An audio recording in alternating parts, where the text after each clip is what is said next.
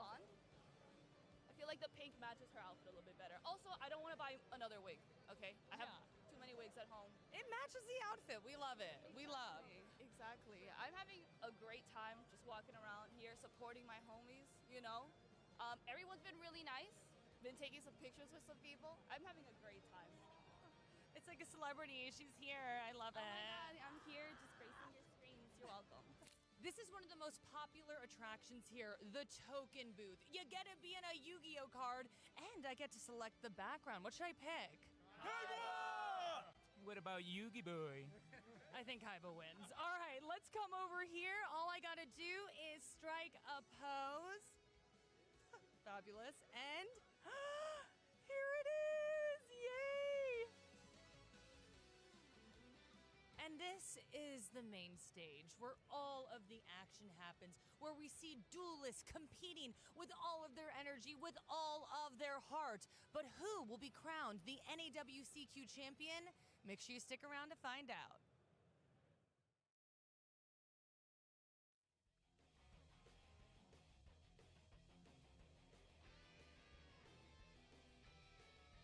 So far here in Indiana at the Indiana Convention Center, and now we have one more round before we announce our top 64. All is on the line for so many duelists remaining at this event, and we got the Council of Stevens yes. to bring us in for the final round of Swiss. Well, it's make or break time for a lot of duelists, and that means we need as much help on the desk as possible, so of course we're all here. And thank you for joining us, because this is the make or break moment. This is particularly what's called a bubble match by some of the competitors out there. It's sort of win and in, don't win, you can still make it, right? You always hear those questions. Can X3 top? Can X3 top? Maybe. We are going to have a top 64 here, but every duel counts. We did have a, was it 8, 0, and 3 duelists Oh, that just won that last Yeah. one. So there's also a lot of draws that can kind of affect that bubble, too. There's more than one way to get 24 points. Yeah, exactly. But typically that's what you're looking for, and it just means that this is a high-stress match for a lot of duelists competing. So heart goes out to anybody who's on that line right now, because the loss feels so rough. But hey, you still got to show up and play a lot of Yu-Gi-Oh! This weekend, and we still get to celebrate the top 64 after this. But for right now, it's do or die for a lot of the duelists out there. Yeah, and I'm really excited to see, you know, sort of the longevity of a lot of players. You know, 9 grueling rounds yesterday, 3 more this morning, and then they're also going to be going to top 64 single elimination.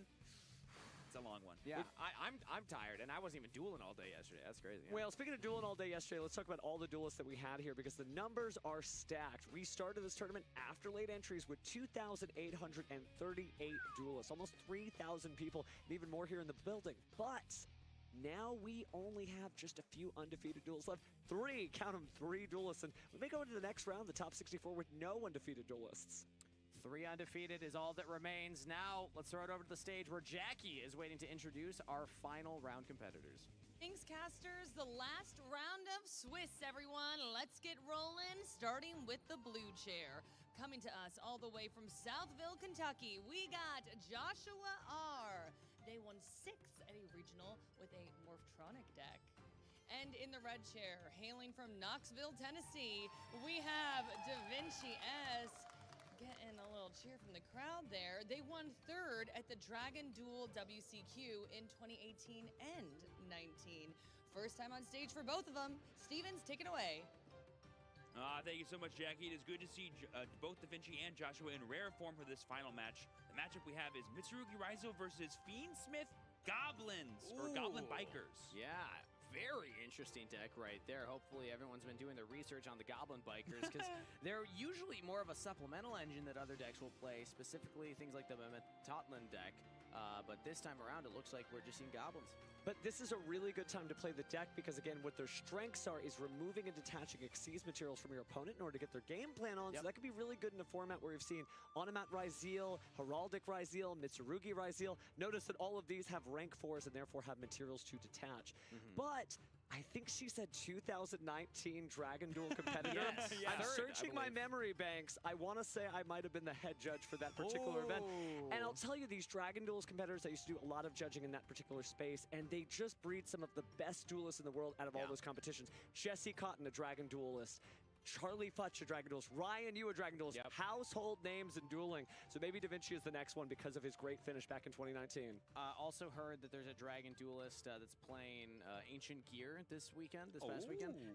10 years or so after their dad was playing Ancient Gear back in, it's like 15 years ago, actually. So fun little narrative there. So the Dragon Duelist is currently playing Ancient Gear, and their father played Ancient Gear way back in the day. Yeah, that's the story I heard about. So there's all kinds of cool stories at the Dragon Duel tournaments, and I love that we have these duelists that spent time down there and now have continued to develop now that they've entered kind of the big leagues, as we call them here. So shout out to Da Vinci, but Joshua, his opponent, will also be tough to take down because the deck he's piloting is one of the kind of more tournament favorites, I'd say. Yeah, Mitsurugi Raizo is definitely the deck to beat of the weekend. Flip that around. Joshua on the Goblin Bikers and Da Vinci on the Mitsurugi Raizo. Oh, yes, of course. And then, like Steven mentioned earlier, too, Joshua having those really powerful going second tools by just playing more copies of the Goblin Biker cards can be a really nice way to sort of break apart whatever powerful boards Da Vinci sets up turn one. But I am interested to see how the Mitsurugi side of Da Vinci's deck will sort of play into everything.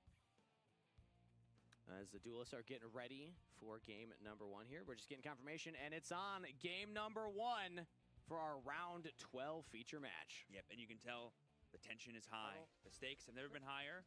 This is the final round of Swiss before we get to top 64. First roll's a 7 there for Joshua. Da Vinci is rolling 9. It's big enough. I will choose to go first. Go on.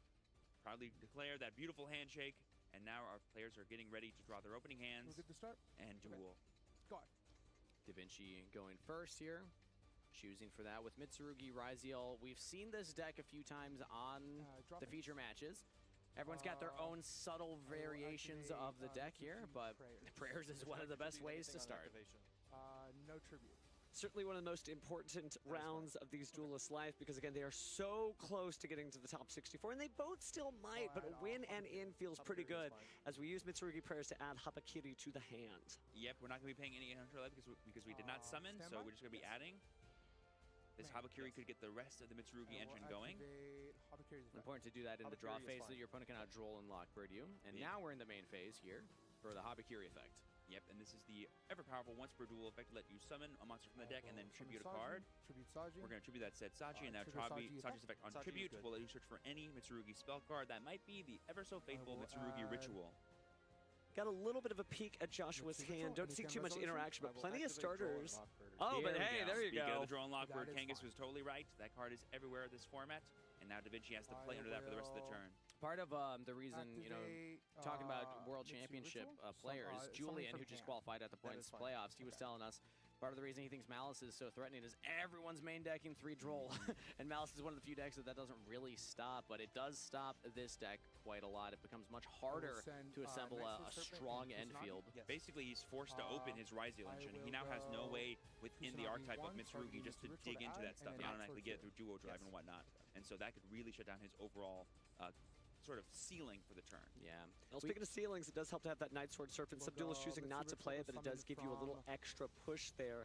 Now activating Mitsurugi Ritual, so it looks like we're going to go ahead and tribute to special summon Ame no Murokuma no Mitsurugi from the deck here. Another really important thing about Draw and Lockbird here is that because he is under Droll, that Habakiri will not summon itself back by being tributed because he's not able to add a card as well. Yes. You cannot fulfill the entire effect, so you can't do any of the effect. Here we're going to see a Link summon. This could be for SP Little Knight. It could be for some kind of end board piece he's going for. The Serpent will get banished because he was summoned back using its own maybe effect. Fiendsmith engine? Oh, Dynamundo, okay. yeah. That could threaten some board wipe potential by bringing back the Murakumo during Joshua's turn. Ooh, and there we see the Dodo Warrior coming down from Da Vinci here. He's playing sort of a mixture of sort of Automat cards, Mitsurugi cards, and Raizo cards. I haven't seen this build, and that's the excitement of the deck. As I said it at the beginning, everyone has their own little variation of how they like to play it. Yeah, it's one of those things where the deck name alone does not tell the full story of the duel. You have to really peer into the deck list by seeing the person play. And even then, if it's card for card, they have completely different styles. We've seen so many different mirror matches throughout the tournament. And then, of course, even with the Automat, engine, sub-engine, you're not always locked into playing all of the cards. You can just run 3 Warrior with one of the Go Glove. Did I say that right? Go count the Dwarf. Go Glove. Yep, I got it. Yeah. I'm going to just use my fingers every time. But you can just use it as just a sub-engine to get into your rank 4s. But we're still under the Droll, so we can't go into the Ryziels. it's just going to be the Baguska. But that's He's a so really tired. great, strong turn when you think about it, how conservative is the Dynamondo, the Baguska, that is Yeah. really defensive considering he got hit by the Droll and Lockbird. That's a great point. And here we're starting out with Joshua with Fiend Smith's track. He's going to be threatening a lot of stuff to Da Vinci. It's going to be a really nice starter for him here. Notably, this is also, depending on what else is in your hand, a lot of it's going to be links. So you're, yeah, you call it Fiendsmith Lurie. I think arguable you could call it, but Fabled Lurie. Hey, there was some Fabled support this year. It's There still was. a Fabled card. You can do some of the Fiendsmith stuff with just link monsters. It does kind of get locked with Lacrima with the Baguska, so You're going to miss out an effect there for sure. yeah, we'll see how much Josh was able to do with just the Fiendsmith engine. While under Droll and Lockbird, because Yes. after resolving the track, Da Vinci did hit him with that as Chainlink 2 to his Lurie. Oh, he did. Four in hand, Luckily, right? the Fiendsmith cards, if you don't get drolled on the engraver for the track, you're actually fine, because Yeah. you don't do any more searching, but But his Goblin cards the are shut Goblin up now. cards, yeah. So we see Requiem coming down, going to be activating that Lacrima probably to be getting the rest of his Fiendsmith cards like Engraver. Classic we've seen time and time again. Fiendsmith Engraver. So would Yeah. imagine you're trying to push Oh. through just to be able to get through the Baguska, and then you would play any Goblin Biker cards you might have in your hand, right? And so here we're probably going to go into a Necro Equip, I'd imagine, and then you can use the Engraver effect in just for Graveyard, because engrave, correct? Baguska will only negate the field effects of monsters. Yep, and then we can get access to a rank 6 if we need one. Or a Link 2, probably, because Baguska really shuts down any of the rank monsters. They'll still go to defense mode, so we won't have enough like light fiends to go into a sequence play, but maybe we could do like an SP depending on what they have. Going to activate Engraver by putting back these Lurie. Yeah. Bring So back there's Bird only going to be for 2 cost. light fiends in the graveyard after this all happens. You're fine. Kind of difficult there for sure, but looks like we're going to go ahead and bring back Fiendsmith Engraver, and now this is where the choices begin. We might just summon SP Little Knight to I like out think this Baguska. That's yeah. one of the classic Oh, because outs. it does include a fusion monster there from the extra deck. Exactly. So SP Little Knight, There it SP is. Little Knight. Ooh, and we can use the Dynamundo arrow to Oh, summon that's it too. sick. That's fun. That is fun. And now we can actually kind of stymie the Dynamundo We too by being have able to get rid of the Baguska here and be triggers Dynamundo, dodge it. Oh, wow. Great card. And he has a monster card Fantastic. in his hand too to prevent the SP from responding to the droplets. If not, oh, let's see. Because you Response? can't chain a spell card. Ooh, great break, a grand breakout. All right, sort of a get out of jail card there. So we're going to go ahead and activate Goblin Biker Grand Breakout. Getting that Beautiful. monster off the field. And that means it's going to resolve because it's not face up on the field. Exactly. So it's no longer negated. We can get through the Baguska. We never normal summon. It's only the Dynamundo that we have to worry about now. All right, Goblin Bikers, do your thing. Yeah, this will be really interesting to see here. So I believe grand breakout. Does it summon or does it add to hand? I I forget which one believe it it does. adds to hand. It is unfortunate though that we are getting. Oh, rid no, of it does special summon. Okay, we are breaking out, yeah. It has to, otherwise. Oh, yeah, we the would not Joel be able Lockford. to. What are we doing here? And I forget, Droplet doesn't target, correct? So he can That still is correct. Droplet this card. He can, So he it's can. worth noting that like we're currently in Chain Link, I believe 3 here to activate the Grand Breakout. That's right. Got rid of SP. Now we're gonna go Droplet, negate that monster, And and then SP. Baguska will be banished. That monster, by the otherwise way, this is would allow mean you- merciless. Yeah, it allows you to special summon a Goblin monster from your hand on summon. And in your main phase, you can detach material from a monster if it's in the graveyard, and then special summon it. Oh, but there is the Goblin Biker's Gone Wild, being able to be normal summoned by using its effect. That allows it to be normal summoned, and because it has been normal summoned, I believe now that Baguska is gone, he has the ability to special summon one level 4 or lower Goblin monster from his deck. Use the effect to summon the goblins in my deck. Definitely cool to see goblins at this high level of play. Usually you see goblins paired with the Memento deck because there's that intersection between Memento and Goblin and the rest of the Goblin Bikers. But here, this is just Goblin Bikers going crazy. They're going wild Anything right that's now, as it says on the card right there. And you're under all under Droll still. You did roll, yes. Being reminded that Uh, Joshua tried to you're fine. search. Da Vinci says, no, you cannot. Here. But Joshua job, does mate. still have multiple monsters on the field. Dynamundo is really... There's nothing in Da Vinci's hand. It's only the What's scent Dynamundo. effect I when actually it's just sent saw a to the little graveyard? card in When it's sent Joshua's to the hand by the name of graveyard, I can Ghost target Bell a and card Haunted with Mansion, so if he attached activates to that it. Dynamundo, Oh, he's in for a rough no. awakening, He I is. think. But what a great choice, too. It is a level 3 monster itself. I did change also that see the Memento Speedroid Terror Top there, so this is obviously a nice little rank 3 toolbox trying to pick apart a rank 4 toolbox. I will chain Ooh, and there's the Ghost There it Bell I was is. talking Oh, about, making wow. Dynamundo useless. Da Vinci now has no cards in hand, no cards on field, and Joshua has an army of goblins Yep. ready and raring to do some damage. Dynamundo tried to tribute itself to special summon the Mitsurugi from the graveyard, the Amino Marakumo, but not going to pull that off. But that was the right play for sure. Da Vinci doing just exactly what the game plan was, and most of the time you're only seeing the Ghost Bell and Haunted Mansion in Vanquish Soul decks. Yeah. So how could you predict that unless you kind of saw the commonality of the fact that it's level 3? But it also hits a lot of other decks in the field right now. I actually do think Ghost Bell is a very effective card to be main decking, at least side decking. So I'm happy that we're actually seeing it in a feature match, because I've talked to some duelists. Some say, no, this is like a legitimate card you need to worry about right now. Some people think about DD Crow, but DD Crow would not do much in certain situations, and this Ghost Bell and Haunted Mansion just perfect to waste that effect. So we're going battle phase here. We're swinging 24 with the Gone Wild and 16 with the Doug Charger. I did, SB. You're right. I'm sorry. Oh, good. Okay. You were right. Both players' responsibility to maintain an active game. You state. know They what did that good. is, Da Vinci? That is a third place Dragon Duelist at a WCQ right there. Let's go. Oh, yes. He is keeping track of every lingering effect on the field, the Droll, the SP, all of it. Sees the whole world under the tournament policy guidelines and definitely corrected his opponent there, but that's okay because he was just going to do a little bit of damage. We're in main phase 2. We weren't going to be able to do any damage anyway or attack. So let's see what we do with this Link summon. That's looking like... Oh no! wow. Wait, did we put back the Requiem? No, but we can use these to make sequence, because it's a light bean still. You're right. Yes. You are right. And now we have another Light Fiend in the graveyard as well. Yes, so we can still end on Desiree Now here we pretty can get to the confidently. Desiree, yes, because the moon is that third Light Fiend.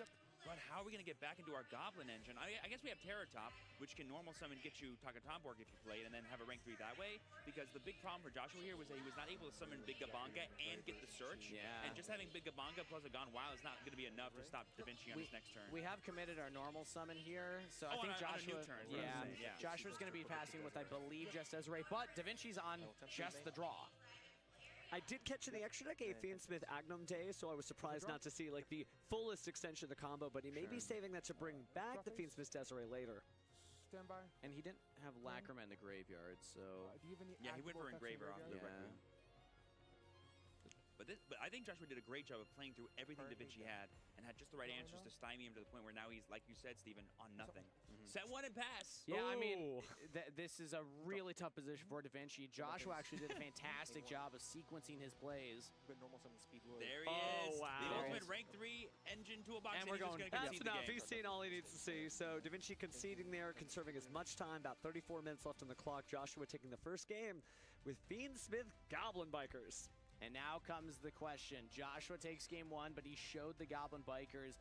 Does Da Vinci have a side deck that will allow him to effectively shut down what Joshua's trying to do here? Because Goblin Bikers are not the most common core engine, like you had said. They're usually a supplemental engine for something like the Memento deck, but in this case, it does seem like it's a wider Goblin engine that he's playing into. I mean, it's like even worse for Da Vinci because like a whole section of his deck actually plays into the Goblin Bikers when they go second. You know, the more Xyz monsters you summon and leave on your turn going first, the more special summons and effects they now have access to. I do wonder how much that's on his mind and how much you just say, okay, I'm just going to set up the Mitsurugi and then pass on that. Because Mitsurugi alone is still strong. You have a lot of layers of interaction, and you don't have to go into all of your own Xyz monsters. Da Vinci definitely an experienced duelist there, so we'll have to see if he's keeping all of those Goblin Biker effects in his mind. You know, maybe he was just thinking of as a progressive engine of cards that just attacks, builds big monsters. We didn't see any detaching Xyz materials, and it has been a long day, so he may forget. But I would imagine a duelist of Da Vinci's experience definitely knows what these cards do, and I would be curious to see if you're right, Steven, if he brings out just the ritual monsters. And I did notice, too, that Troll and Lockboard was more than enough to turn off the Goblin side of Joshua's deck and make it less, you know, impactful in overall explosiveness, but with how consistent the Fiendsmith engine is under Droll, usually after you use your first tracker, your first engraver, you can still play pretty fine under that kind of stuff. And so it's going to be really hard for Da Vinci, I think, to find that right balance of, okay, how do I interrupt this play / stop him from playing it? That might be tough to do. Yeah, good point. But side decks have been sided. Yeah. Duelists are now shuffling their deck, so we're getting ready for duel number 2. It's back against the wall here for Da Vinci. You're down 1 in this best of 3 series, and that would put you at 9-3. We're talking about that bubble. Not guaranteed, not really known what your future holds if you drop this one. And if you're Joshua, you got to feel super confident. I mean, you broke Swerve. You know, you went second in game 1.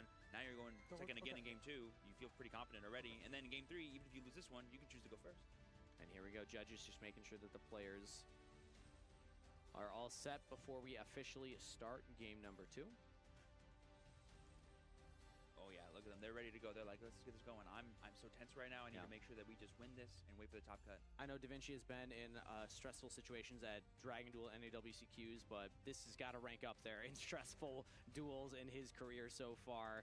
But here we go. Game number 2, Joshua versus Da Vinci. I mean, if he's been up on the featured match before, this might just be his childhood playground. Maybe, yeah. You know what? Maybe I'm building this too much up. And he's calling his cucumber up there. But he does seem like he's taking this serious. There's no joke in here. So let's see what he does on his draw phase. Yes. Main? Yes. All right, it's going to be interesting to see how we lead off here. Last time we led off with Mitsurugi. Do we have non-Mitsurugi cards to start off with here? Ooh, and that's right, the one right there in the X Dryzeal.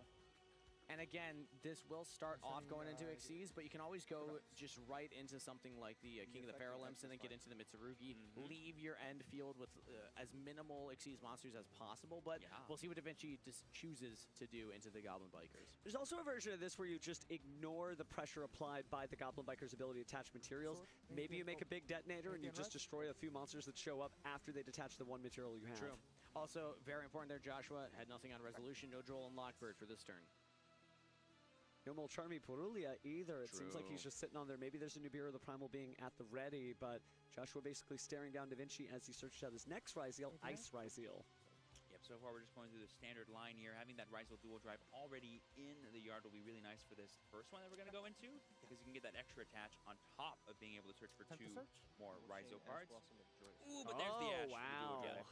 Interesting timing. Almost always when you want to use your interaction, especially if you only have one form of interaction in your hand, is stopping the Duo Drive search is usually critical. It doesn't stop your opponent from playing. We have normal summon ice, but it at least makes sure that it can't get to something like that cross, which really can just shut down a lot of decks, especially things like Nibiru if that is additionally in your hand. Well, Steven, you were talking about mitigating the amount of Xyz materials on field. That Ryzeal Duo Drive sure does have 3 materials. It's got a couple. Yeah. So plenty of things for the Goblin Bikers to sort of take off. I love the idea of them just like going by like, I'm just going to take this Xyz material off. You can just yank that one off. Be like, I'll take that robot. I'll take that robot.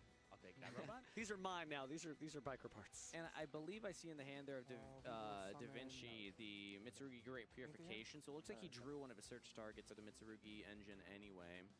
So far, besides that King of Feral Imps line like you talked about, I don't see any other way for him to get into the engine. But that's something to also think about too, is because the Ash Blossom's already been used in the Duo Drive, now we can feel like Habakiri is going to be pretty safe later on in the turn. Yeah. Da Vinci considering his next move here. Looks like we are going to maybe perform another Xyz summon as he picks up and puts down the Ice Ryzeal. Maybe not.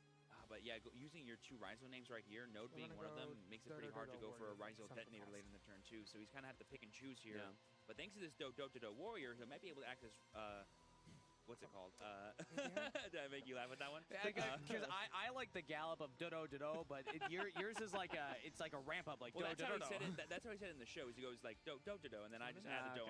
Well, there's the King of the Feral Imps, by the way. There's a little bit of information kind of giving away. Oh, and it's Nibiru the Primal being. Oh my goodness. Oh my goodness. That's the big old token. This is why you Ash that Duo Drive. They can't get to the cross. They can't stop Nibiru from coming down. An incredible 2-card combo to stop your opponent's turn. I will say though, this is a gigantic token. I think it's like 12, 37 plus 23, so it's 5K attack for sure, and then defense is probably like, I don't know, at least 4K. Well, props to you for doing math live on air. It's always dangerous. It's always dangerous. They're all guesstimates. They're not exact. They'll say them later. I struggle doing math off air. But speaking of later, I think we are just past the turn. Da Vinci's going to go ahead and pass it on over. Yeah.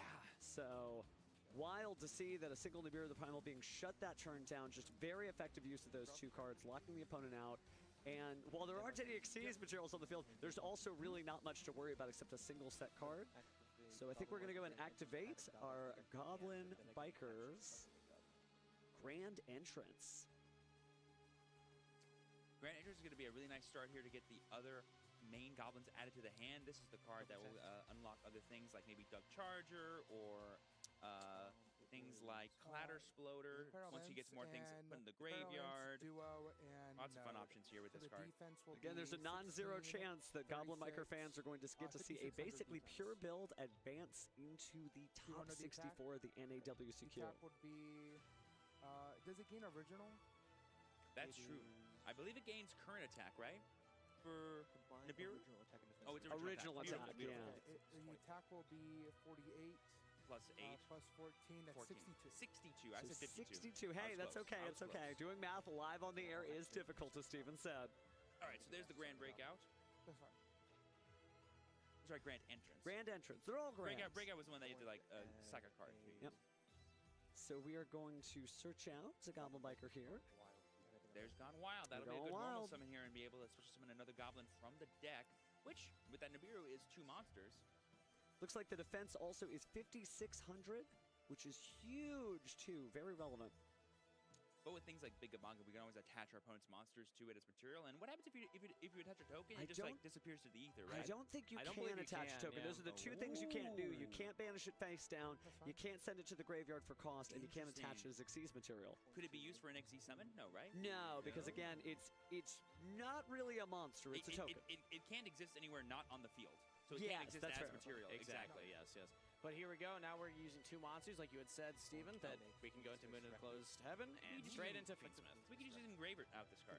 You Exactly, can, yep. absolutely, because you can send it to the graveyard. It's just you cannot send it to the graveyard for cost. Ooh, the Ash Blossom and Joy Spring, though, slowing That'll things hurt. down. That'll hurt a lot. Summon Speedroid Terraton. Oh, wow. But there it is. It's Doesn't time. matter.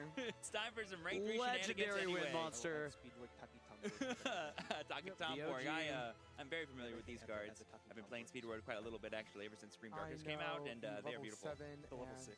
The level 6. And then one unknown. The last you and your wind monsters, you're Steven. fine. Something about him. I do love There's me some nothing wrong with Speedroid. Wind Monsters. Don't be like that. No, I'm not saying there's anything wrong. I'm just saying he has a particular taste. That's fair. That's fair. You're allowed to like Wind. Yeah. It's a very underrated There's no attribute, and animosity there. I love the underdogs. Yeah. But there's the I'm big a fireman Gabonga! myself. Biggest Kabonga. That is a quarter-century secret rare if I ever saw one. Gorgeous. Showing up here with style. On summon, that'll get another goblin card added to his hand, and now we have some materials on the board to activate some of our other effects as well. Nice to see the full showcase of the Goblin Biker effects, right? We only get to see a little preview here and there until Da Vinci eventually conceded that game, but now Joshua has shifted into turbo as we get the Doug Charger. And then he searches. And we still haven't done our normal summon, correct? We still have the Gone Wild in our hand. That is correct. Oh, have we not normal summon? I don't believe so. I could be wrong, but I'm pretty sure we yeah, have not. The Terratop Is a special summon, It is that's a special right. summon, yeah. Mhm. Did we? What did we use to make the moon? It was that Gone Wild or no? No, that wouldn't be a light fiend. No, to make the moon of the closed heaven. Oh, maybe we did normal Yeah, summon then. because we had Yep. Nibiru plus another monster. I think that was our normal summon per turn. Whatever that monster was, I don't remember. My brain is Teflon. All Yeah, I know believe is- we used. I think we used Grand Entrance. Yeah, to because search he had initially. he had to have had a normal summon, right? Yeah. So this one is Goblin Biker Grand Bash, so we have gone through all the Grands. This one, Goblin monsters you control. It's a continuous spell, first of all. They all gain 300 attack for each Goblin monster you control, so a little buff. But more importantly, you get an additional normal summon. There it is, and now we're an additional normal summon in the Gone Wild. Yes, so we were close. You just needed one more piece to get that normal summon. I was like, the Gone Wild is still in your hand, right? Like I knew it was in his hand the whole time. So not to make you do math on a Sunday morning, but 900 attack boost to each of those goblins. Those are already big enough numbers, but not quite bigger than the 5,600 defense yet. How many more would he need, Steven? Well, that's another one right there. I'm so not there's even gonna try. 1,200. You are the math, Steven. Don't blame me. I didn't go to He math would need school. a Goblin Biker Leak Monster for sure, which I don't think exists. 1,500 is the max you would be able to. Well, no, you could put the Xyz in the extra monsters on. That's true. 18 boost. Yeah. But 18, unfortunately, would require him still to have around a 3,300 or something like that. So there you see the Clatter Exploder being read there by Da Vinci. It's kind of an interesting card. Basically, it's a reborn for goblins, and then during your main phase, quick effect, you can attach one XP per monster, and if you do, How much defense does that token have? special summon it from the graveyard. 5,600, if I remember. Yep, 5,600 is right, Judge. But are there anything in the rank 3 toolbox that can 3,900. out this Nibiru token? Well, there's know. always the SP SP? Little Knight. But then you can't attack directly. Yeah, that wouldn't really feel good because you put all these monsters on the board with all this high attack power, but not be able to actually do any damage. You also have the additional effect of Grand Bash. You can target your goblins and basically modulate their levels. Or make one level become equal to the other Yep, level. Josh You was can make them both explaining that level right 6, there. yeah. I'm going to make that level 6. Oh, are we gonna go for Crazy Beast? I Crazy believe we Beast can are. destroy cards, right? For a goblin's crazy. Have we beast. Yes, there Yeah. he is. A beautiful common. We love that card. I played that card a lot in Malice, and I know very well how crazy it can be. I think Da Vinci's about to find out as he reads through the card effect there. I don't believe it has a way to out the token. Yeah, you can target one spell or trap on a field, Yeah. attach your materials from any monster on the field, and then attach that target to this card. Oh, okay. He's going to take the... Doug and the One from each there. Yep, you can attach from anywhere on the board to use the Goblin Crazy Beast's effect. Oh, and he took the Great Purification. That kind of shows that the opponent had very little here, so if you're able to keep playing, you just need to get through your own Nibiru token. I mean, we saw Nibiru tokens win entire matches on day 0. It's definitely possible. I imagine if we just go SP, clear the token, the Crazy Beast can also come back from the graveyard by attaching a Goblin in your graveyard to it as material. So we can get it back on the field and then still clear the token and at least have interaction. You'll have the SP banish. You'll have still that back row kind of attach effect from Crazy Beast. Yeah, and I think or IP. Okay, sure. Ooh, interesting. I mean, yeah, we don't necessarily need to deal with it right away. We may as well make Da Vinci, because if you leave that token on there, it turns off some of the Ryzeo cards that he could draw into. Like, X becomes not a searcher anymore. So he could be saying, hey, if you try to attack me, I can just IP, get rid of it. And then, like you said, Goblin Crazy Beast will come back anyway. None of these cards lock you in X, Y, Because it comes back at any end phase, right? Not just your own, I believe. Will attempt to leave For which effect? For Crazy Beast to come back, it can be any end phase, right? Not just your own. I believe it's just activated effect in the graveyard, not an end phase effect. Yeah, exactly. It just says if this card is in your graveyard, you can special this card. Yeah, so Joshua feels safe to go, I'm going to have IP here to interrupt whatever you're trying to do. This token, while it is scary, will not beat me. Battle protection? You need something else. Da Vinci did get another turn, though. It looks like we were just going to pass here, and so he drew and was just trying to play through. So I think the vibe is just to basically clear out whatever it is that comes his way, and then win next turn. So this is Da Vinci's moment. Back to the wall. I can special summon him and put a Goblin underneath it as material from the grave. Da Vinci did ask an interesting question there as he was changing over turns. None of these cards lock you into Exceeds? Yeah, no, they're just fun. They don't have that Ryzeo restriction. All Goblins 300 attack per Goblin I control. So right now this guy is at 3K. 3,000. So we are going to switch the Yeah, token you can to just go attack battle mode. phase, threaten the IP here. Yep. We're going end of main, and And he allows. So because if you IP go into SP, then main phase continues, and Da Vinci can keep going. I think that Josh was saying, yeah, do it. I'll take the damage, but you don't get a battle phase to really do the rest of the damage here. Now it's main phase 2, Da Vinci can continue to play, and we still have the quick effect of Goblin's Crazy Beast to at least take a back row. If he sets any, Yeah, which you can do really funny stuff. Like if they prayers, you can take it, and then they can't like get it back in their hand. Oh yeah, you can do that. A lot of creativity here. Yeah, it is a quick effect. Like they'll be able to. Oh, and it looks like nothing for Da Vinci. Set and pass. Effect. Effective Platter Exploder in the graveyard to summon itself back by detaching. Think you detach your own Goblin, or do you send the Mitsurugi Great Purification back to the grave? You probably just give I them. think the Goblin. The Goblin, You that want makes your own sense. goblins in the graveyard, right? And it's great because you know you were waiting to do that in case they do something like a prayers, and now you don't need the double materials because Crazy Beast has to send 2. Not going to be able to do it anymore, but I think at this point you're safe. And it looks like Josh was eyeing up that big Gabonga to summon back thanks to the Cloud Exploder, because he can summon any goblin. Special summon, and then 2 Gone Wild, target your set to attach it to my Goblin Disease material. Oh, it's any set card, including a monster. Da Vinci cannot believe his eyes as he picks up the Cloud Exploder. Now, it won't be able to attach to the big Gabonga because it's not in play yet, but it will be able to attach to Goblin's Crazy Beast. And Maybe we just took Go Go Go Glove. Oh, did a dwarf go to go glove? I thought that was what going on because earlier when the Do Warrior was used, it sent another copy of Do Warrior to the graveyard. Yeah, and that's the difficulty of running this slimmer engine of the Automats is that sometimes you draw that one of that you don't want to draw. Yep, and now during the end phase, Big Gabonga will activate to allow you to attach Goblin from the deck to its material. Any Goblin from the deck as material. Couldn't have said it better myself, Joshua. Wow. It looks like Joshua's actually fought back here. Da Vinci had a strong setup, but the Ash Nibiru combo from Joshua has allowed him to get a turn. It was stopped by the token that he couldn't get over, but now he's getting a second turn. Joshua surely will be able to do something to clear out this Nibiru token. It seems like that's the only threat. I mean, besides access to his Fiendsmith engine, I don't know anything in the Goblin Xyz package that could out it other than an SP, but like we said earlier, if you SP, then you can't attack your game, and then Da Vinci gets another turn. Which is the argument for why last turn, if that's your only out, you gotta bite the bullet. We'll see.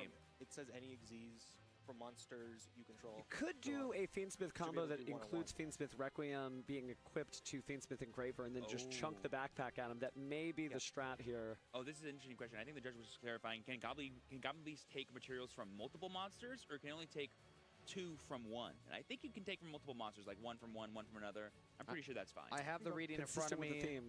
You can target a spell trap on the field, detach 2 materials from a monster or monsters on the field. There you go. Perfect. On the field, so you can take your opponent's materials Exactly. and That's detach how, them. like, that one card can out an entire detonator. Yeah.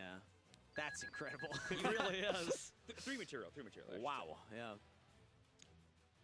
All right, so I did see a Moltrome Brulia in hand there as we're picking up the extra deck. I think we are maybe going into Fiendsmith Paradise here. You know what? I did see a Bawaku just kind of flash there in Joshua's extra deck. That could be a card. It's just a normal Link 4, requires a Fiend. He has plenty in play. Just go into that main phase, discard a card, blow up the token. Well, wouldn't be a bad call. Into hand to add a goblin that can detach to summon a goblin from hand. Okay. So this will be an add and an additional summon because he does now have Xyz monsters in play. This will get him some extra material that he could use here. I feel like Joshua has pretty much sized up this game. It's just about finding the path to victory here, but Da Vinci may get one more turn after all and could bring this all the way back. Well, we haven't ruled out to summon 6 goblins on the field for that 1800 attack boost, you know. That is true. It is not out of the question. But remember, it has a bigger attack than its defense, and if he couldn't get over 5,600 defense, I have faith. He's got some work to do. 62 is really big. Like, Also, just going to say, Grand Bash, I don't know how many he's running, but that attack boost is not, you could play multiples. Ooh, okay.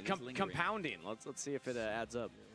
What's your graveyard? Unlikely. I'm going to imagine it would be SP Little Knight here, in all seriousness, to try and clear that token. It's the most, like, resource efficient way to get rid of it. Whereas you go for something like a Link 4, like a Bow, you're committing 4 cards to get rid of 1.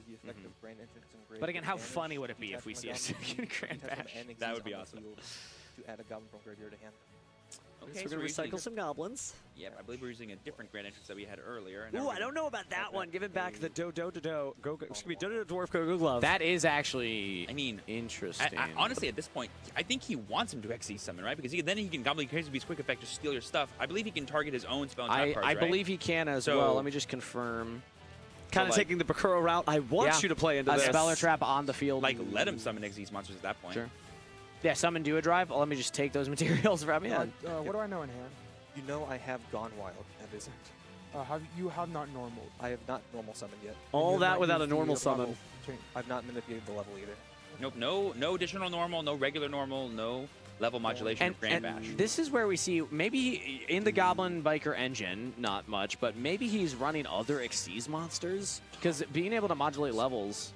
Big Gabanga is a light fiend. It is a light fiend. It is a light fiend. It is? So you can go into the Fiendsmith Agnum Day.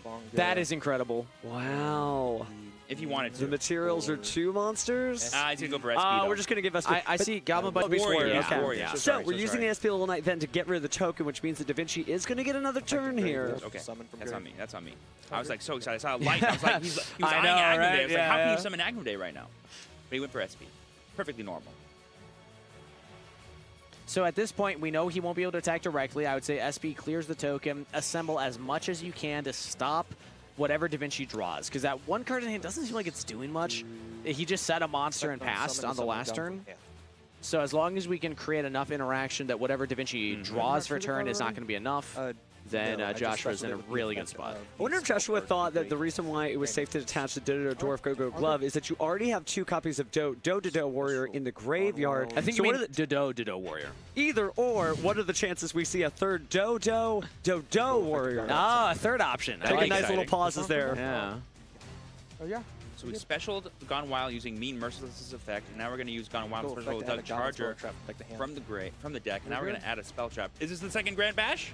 Do we have one? That'd be awesome. That would be incredible.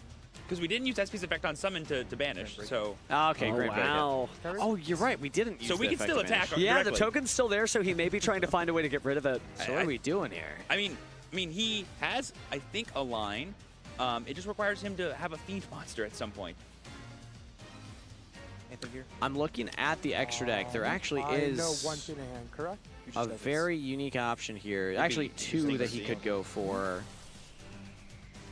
No, actually, not. Now that I'm looking, I think just one other option. I won't spoil it for anybody. Let's see if he's able to do it. So here we have a Link 4 potentially. Hey, you're right. There it it is going to be. There it is. Boom. Right. What was the Fiend that he used? Was it? Oh, it was Mean Merciless. Mean Merciless is the Fiend. Yes. Okay, great. Some of the goblins are fiends. Some of them are beast warriors. It's kind of like a Interesting combination, yeah. So there is the About that I was talking about, but the reason he summoned SP was it was his only generic Link 2, and thus he can save a monster, get the mean Merciless in the graveyard. Very good resource management there from Joshua. Wow, so we're discarding the Grand Breakout to get rid of the token. And hang on, how much damage do we have here? Because I believe Crazy Beast is 3K. Nice. I think this is I enough. think I think it's boost. enough with the 900 boost on everybody. That should be enough. 25. 25 plus 32, plus, 33, 58. Yeah. And the About 3K is, that's That it. should be game. That's Goblin GG. Bikers have gone wild. Woo! Joshua takes it 2-0 against Da Vinci playing Goblin Biker Fiendsmith. Goblin Bikers barrel down the highway to victory. Joshua walking away with a 2-0.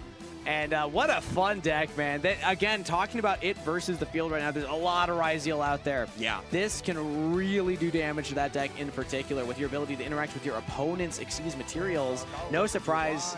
Yeah. Yeah, there we go. He knows what's up. They've gone wild. They have gone wild. They've Been wild. They've been wild. Past tense. Wow. Signing the sacred slip there. Joshua advancing likely into the top 64 with Goblin Bikers. Fiendsmith. That's incredible.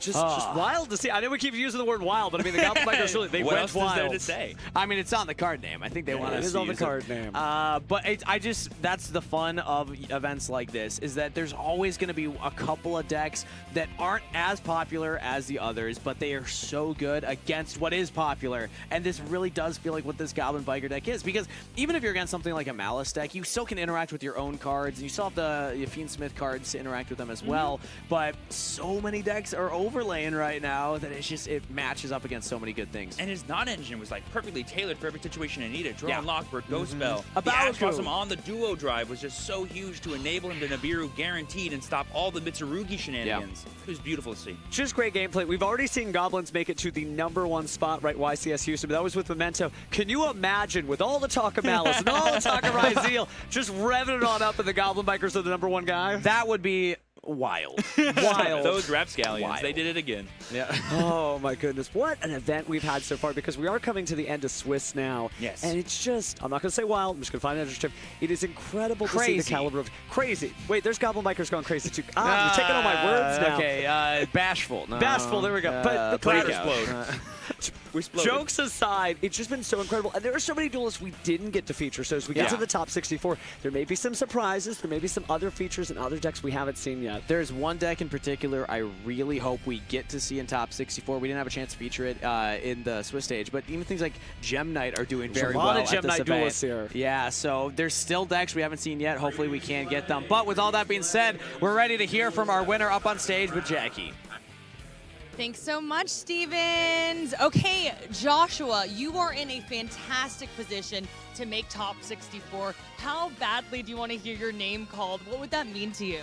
Well, it's one of those things that's a little unreal to think about because I've never really had this happen before, so I'm just hoping that it goes pretty good. Okay, and yeah, first time on stage, showing off that Goblin deck. Were you nervous at all? What were you feeling like? I was a bit nervous, but I was pretty excited. I was hoping just to get out there and just do something and hopefully show the deck off a little bit, and I think it went pretty well. So why the Goblins? Like, what do you like about the Goblins? And I just want to know, you're playing some unorthodox cards, so I feel like you have an affinity for this deck. Well, I really like it because it's just a deck that goes from 1 to 2 to 3 really quick, as in it suddenly has from nothing to everything. And I really like the explosivity because most people will not expect it until it's already happened. And I play some of the weirder cards because I need to, I wanted to fill out some of the space for it, and some of the weirder cards help you close out game states that normally you can't. Like the Grand Bash was one where you can use it to defeat people in just 3 summons if you have Mean Merciless and a Gone Wild, and that helps like get game states going where you can take away with it. Crazy Beast itself is actually a really, really good card in this deck because it combos really well with the Gone Wild because you just keep attaching stuff to it. Okay, valid arguments there. And the Nibiru, how did you feel when that resolved? I was hoping there was not anything else. It's like, please don't have Mitsurugi prayers right now. But when he went for King of the Feral Imps, I was like, this is either bait or it is something that is very important. So I was keep waiting because he didn't summon Star or anything to set the cross. So I wasn't really under any threat until he resolves Duo Drive. And I had a card to stop the Duo Drive. So I just let him keep going until he committed until the Feral Imps. And then I just rocked him there because I thought that was just the best course of action in this game state. Like, he didn't talent me, he didn't thrust me, he didn't do anything really that was putting me in a bad position. So I just let him commit, and I got him for it. Okay, Joshua, we have a little crowd here. Is there anything that you want to say to them, to the people watching at home? You guys are awesome. Joshua, thank you so much. Gonna send it back to our casters. No, Joshua, you are awesome. Because by the way, you know, when he's looking at all the cards and he's figuring stuff out, you think, okay, this is some guy just stunting with Goblin Bikers. He really knew what he was doing, and that's a really thoughtful choice. So watch out. If he makes the top 64, he might have another thing coming. But speaking of another thing coming, we may have some upcoming events for you. Well, I know we've been talking all weekend long about this event in WCQ and the Future Worlds, but there's also some YCSs going on as well in Vancouver, Canada, between August 16th and 17th. And then after that, we have the Yu-Gi-Oh! YCS Championship in Limoux, Peru. I believe it's Lima. What did I say, Lima? Call it even. September 27th, 28th. We do have October 4th through 5th. We'll be in Anaheim, California for the YCS. October 11th through 12th, Sao Paulo, Brazil. And then on November 8th through 9th, it might be a little chilly, but see us in Pittsburgh, Pennsylvania. Bring your coats. You don't have to leave your home to duel. You know, you could just watch at home, just like you're watching at home on Twitch and YouTube. You can go in Discord and enter the remote duel Yu-Gi-Oh! Championship Series. Real duels, real duelists, real prizes, right from the comfort of Discord. Any of you guys doing anything on September 27th through the 28th? We can get Team Steve back together? Maybe. Yeah, maybe. Not against this. All right, we'll keep see, your eyes we'll out for it. see. Yeah. A lot of fun Yu-Gi-Oh! Coming up ahead of us, of course. But for right now, we're going to send it over to our side feature match as well, so you can watch that before our top 64 announcements. The judges are tabulating everything right now as the rounds are coming to a close. Every duelist is going to be waiting to determine if they made it into that top 64, so you won't want to miss it. We'll see you after this. Yeah, sadly.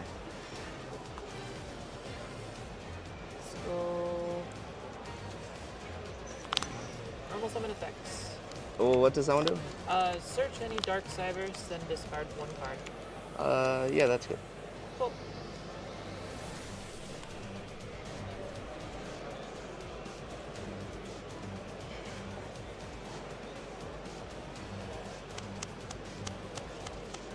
Thinking, sorry. No, you're good. Yeah, take your time.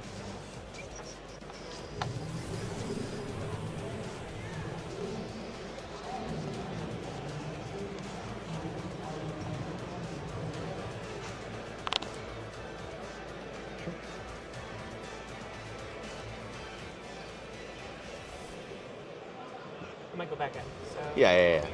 Discard that. Anything on res? I'm going to attempt to do this on resolution. I will chain ash. Yeah. Yep. Alright. Yep. Roll my turn? No response.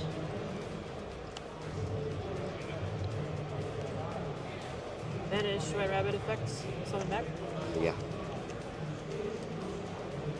Effect on summon is set trap from there. Yeah, that's it.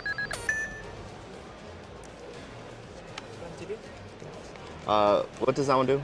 This one will add one Malice monster from my deck to my hand. If I use it the same turn it's set, then I have to banish a Malice monster for cost. Okay. If I control a Malice Link, I can optionally non-target banish any card on the field. Okay. Alright, good here? Yes. Awesome.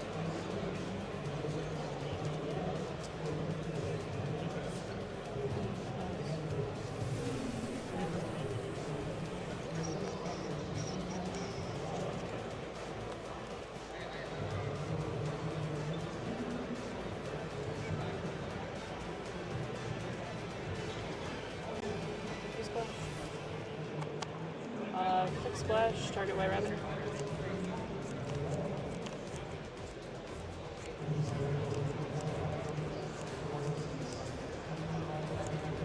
Thinking.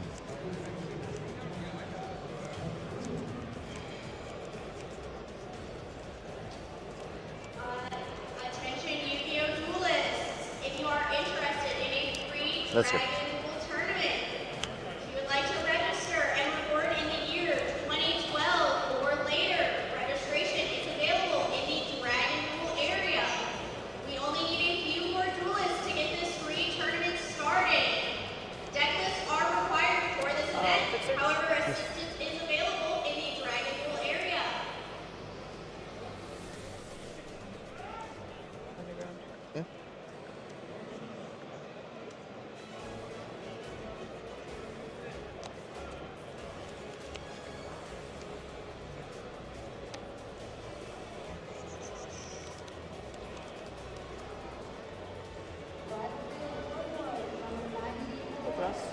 No response.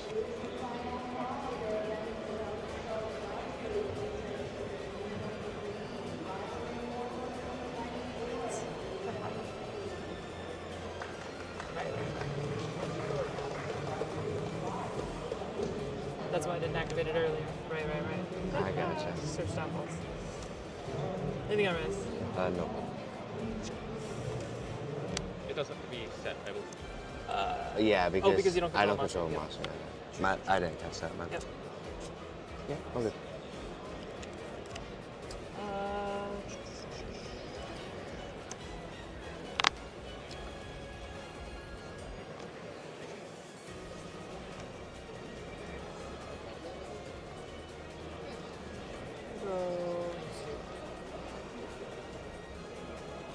Wicked. Square. Undergo.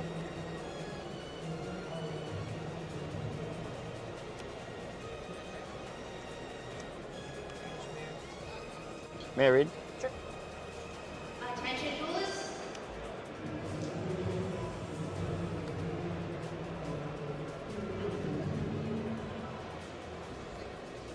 Yeah. That, if you're activating, that's good. I'm just reading if that's Okay. okay. Yo, you're good. Okay, I'll go affect mirror. No response. Awesome. There's the ransom. Attention, duelists. For any of you wondering what the Dragon Duel tournament entails, this is a Swiss tournament for our duelists born in the year 2012 or later who are interested in getting Have to you know normal the summoned game this of one? Yu-Gi-Oh! Yeah. Okay. This tournament So, entails affect the ransom is special. ability Yes. for them to play against duelists I of will their optionally own banish. age Okay. and get to know the structure of a Yu-Gi-Oh! Tournament. If you have any questions, please come to the Dragon Duel stage where we can give you more So, information and help you New with your chain, deck I will list. go Wicked 1, banishing for cost. And then Chelsea Cat 2 is special. That's good.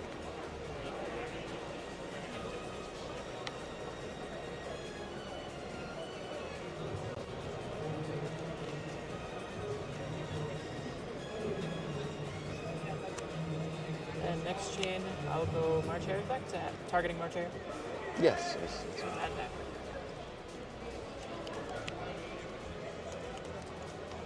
So, I'll let you cut here. Yeah. I'll go affect Jesse. Yeah. Manage to draw 2.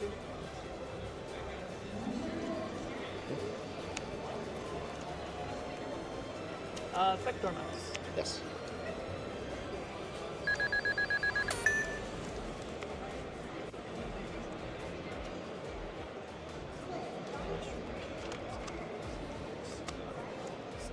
Use like all their effects basically.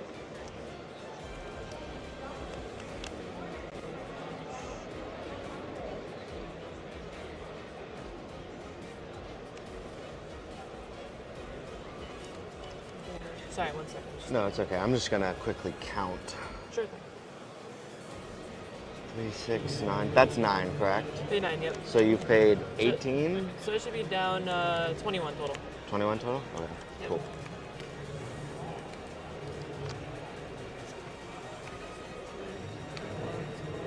Yeah. How do you get down to 21? So banished, and then Marcher. 9. Oh, you got it back to So, Marcher? Yep. and then this as well, right? And that's 9, yep. 9, so that's, Gotcha. Okay.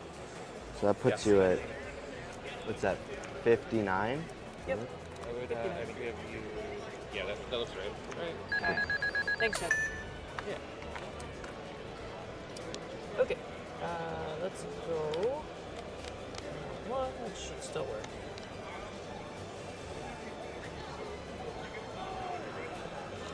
Crypto. Yeah.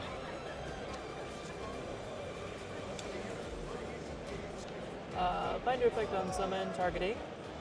Cryptor, targeting.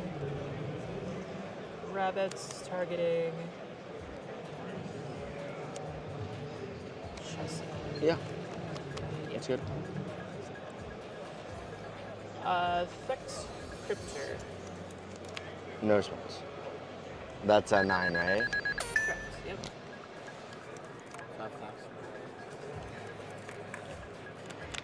Effect Cryptor, targeting mirror. It'll shuffle back and then... Non-target banish, any card in the field. Sure. Awesome. Effects of White Binder. Special and draw one. Optionally, draw one.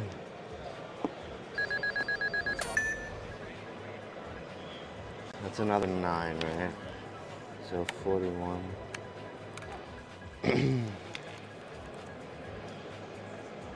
So effect back up to special? No response.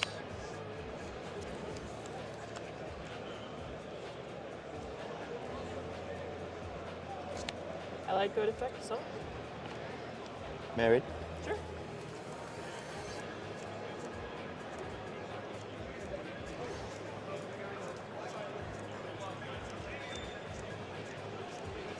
That's where the infirm comes at? Awesome. Yep, that's fine.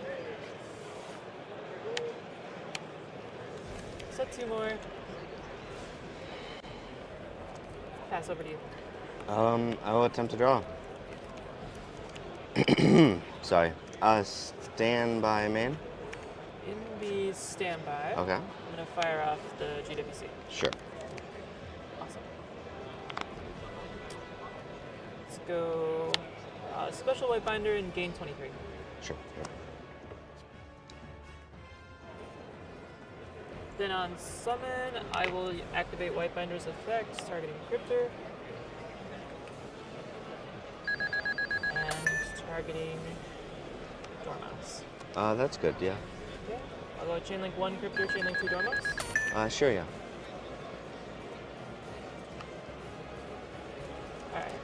Alright. Do either of these pay?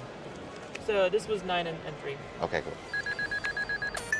So that's 61 and then 52. 52. That's right. Yep. Awesome. Nothing else in the standby. Okay. So now that's a negate, that's a banish, you have that banish. I'm gonna scoop. I'm gonna. Gotcha. Red wins. Confirm.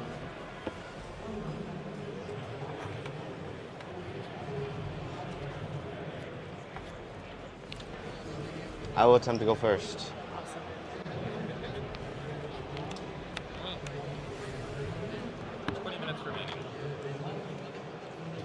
In the draw phase. Okay. Really? Understood. Yep, no response. Okay. Standby? Yep. Main? Yep. Normal summon effect. To set. To set? Yes. No response.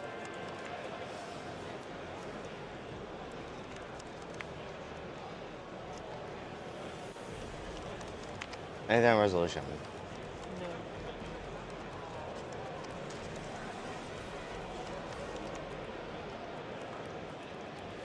On activation, this allows me to add a primate spell or trap. Hard ones, right?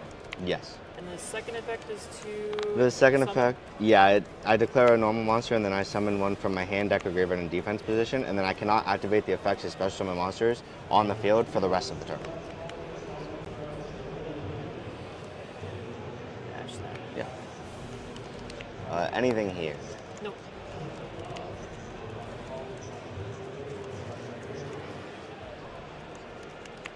Effect add field spell.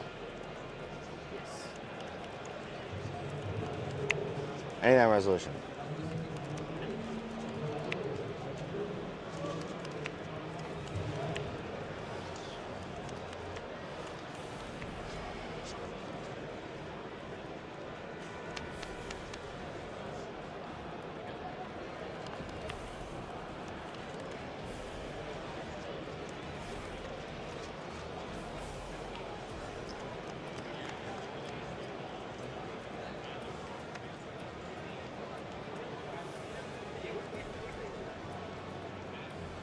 Thinking here.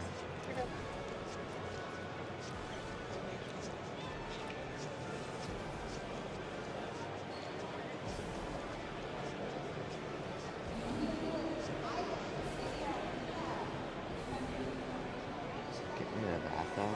Thinking. Thank you.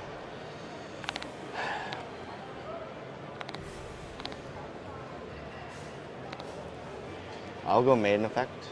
to place True Light face up in my Spinal Trap zone.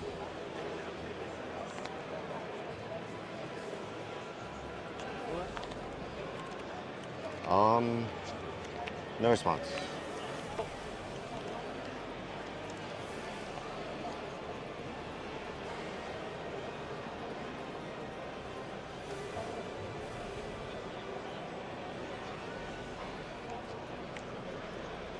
Anything here? No.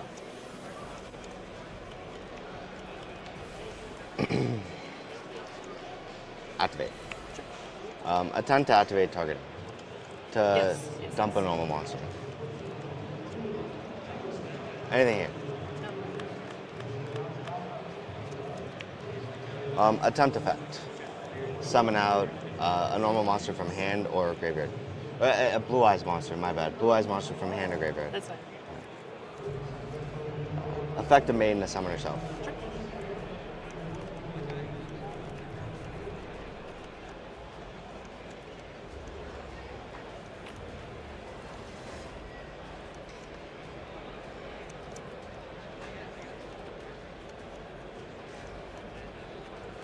Effect a True Light to set a spell or trap. That's fine.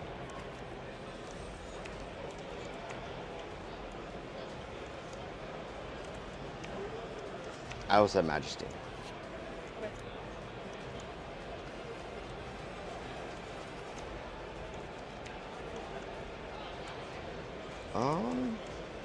Yeah, that'll be my last time going.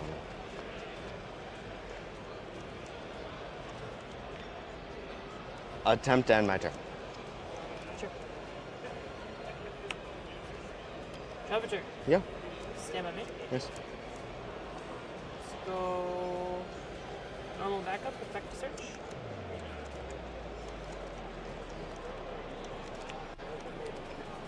Veil. Sure thing.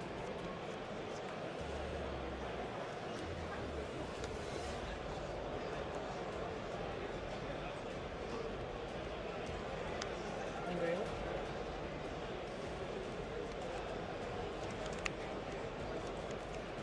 This does have another effect. If you target it with a card effect or for battle, it can special summon Blue Eyes White Dragon from the graveyard or a level 1 spellcaster. Got it. Just like the old. Yeah, it does not target. Let me make sure. Yeah, it does not target. And True Light can summon a Blue Eyes.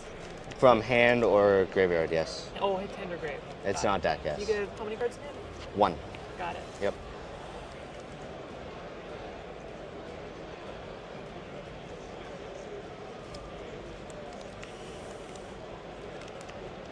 Sorry.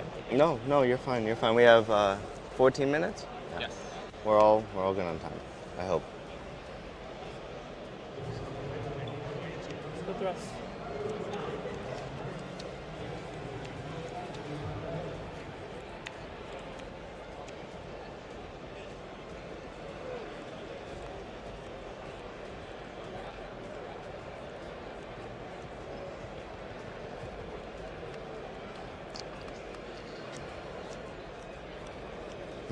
Thinking.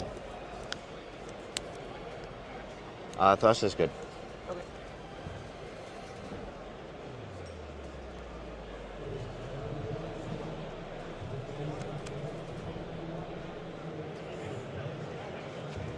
There's an effect to protect as well, right? Or is that from Spirit, I think?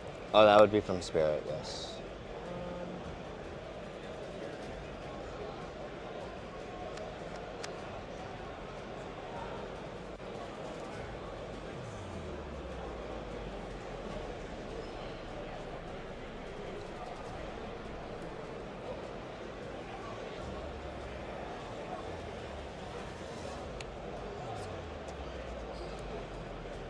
Anything on rest?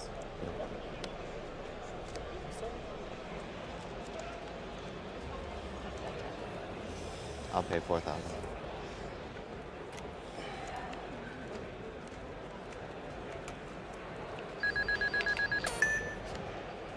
To draw two. No response.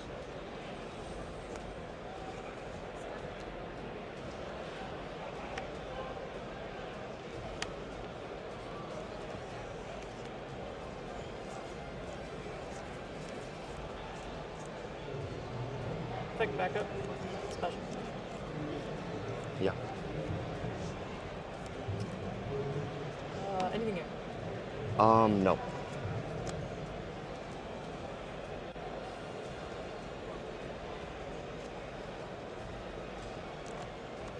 Use your graves.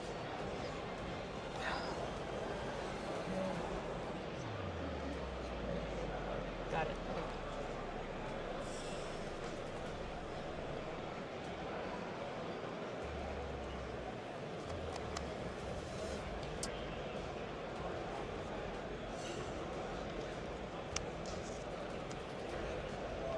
Dark.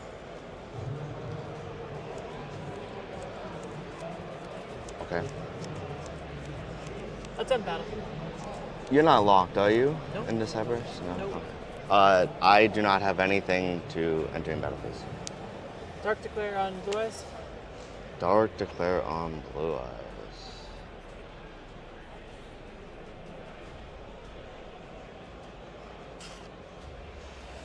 That's definitely, yeah, that's definitely possible.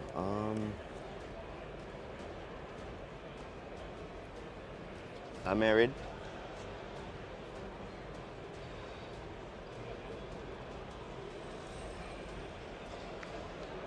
I don't have a response. Yeah, I don't have a response to that. I'll take 11:50. Yep. Effective dark. Yep.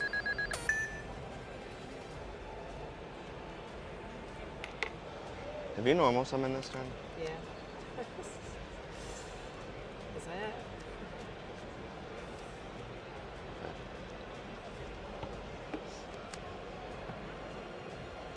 Main 2? Yes. Pick mark.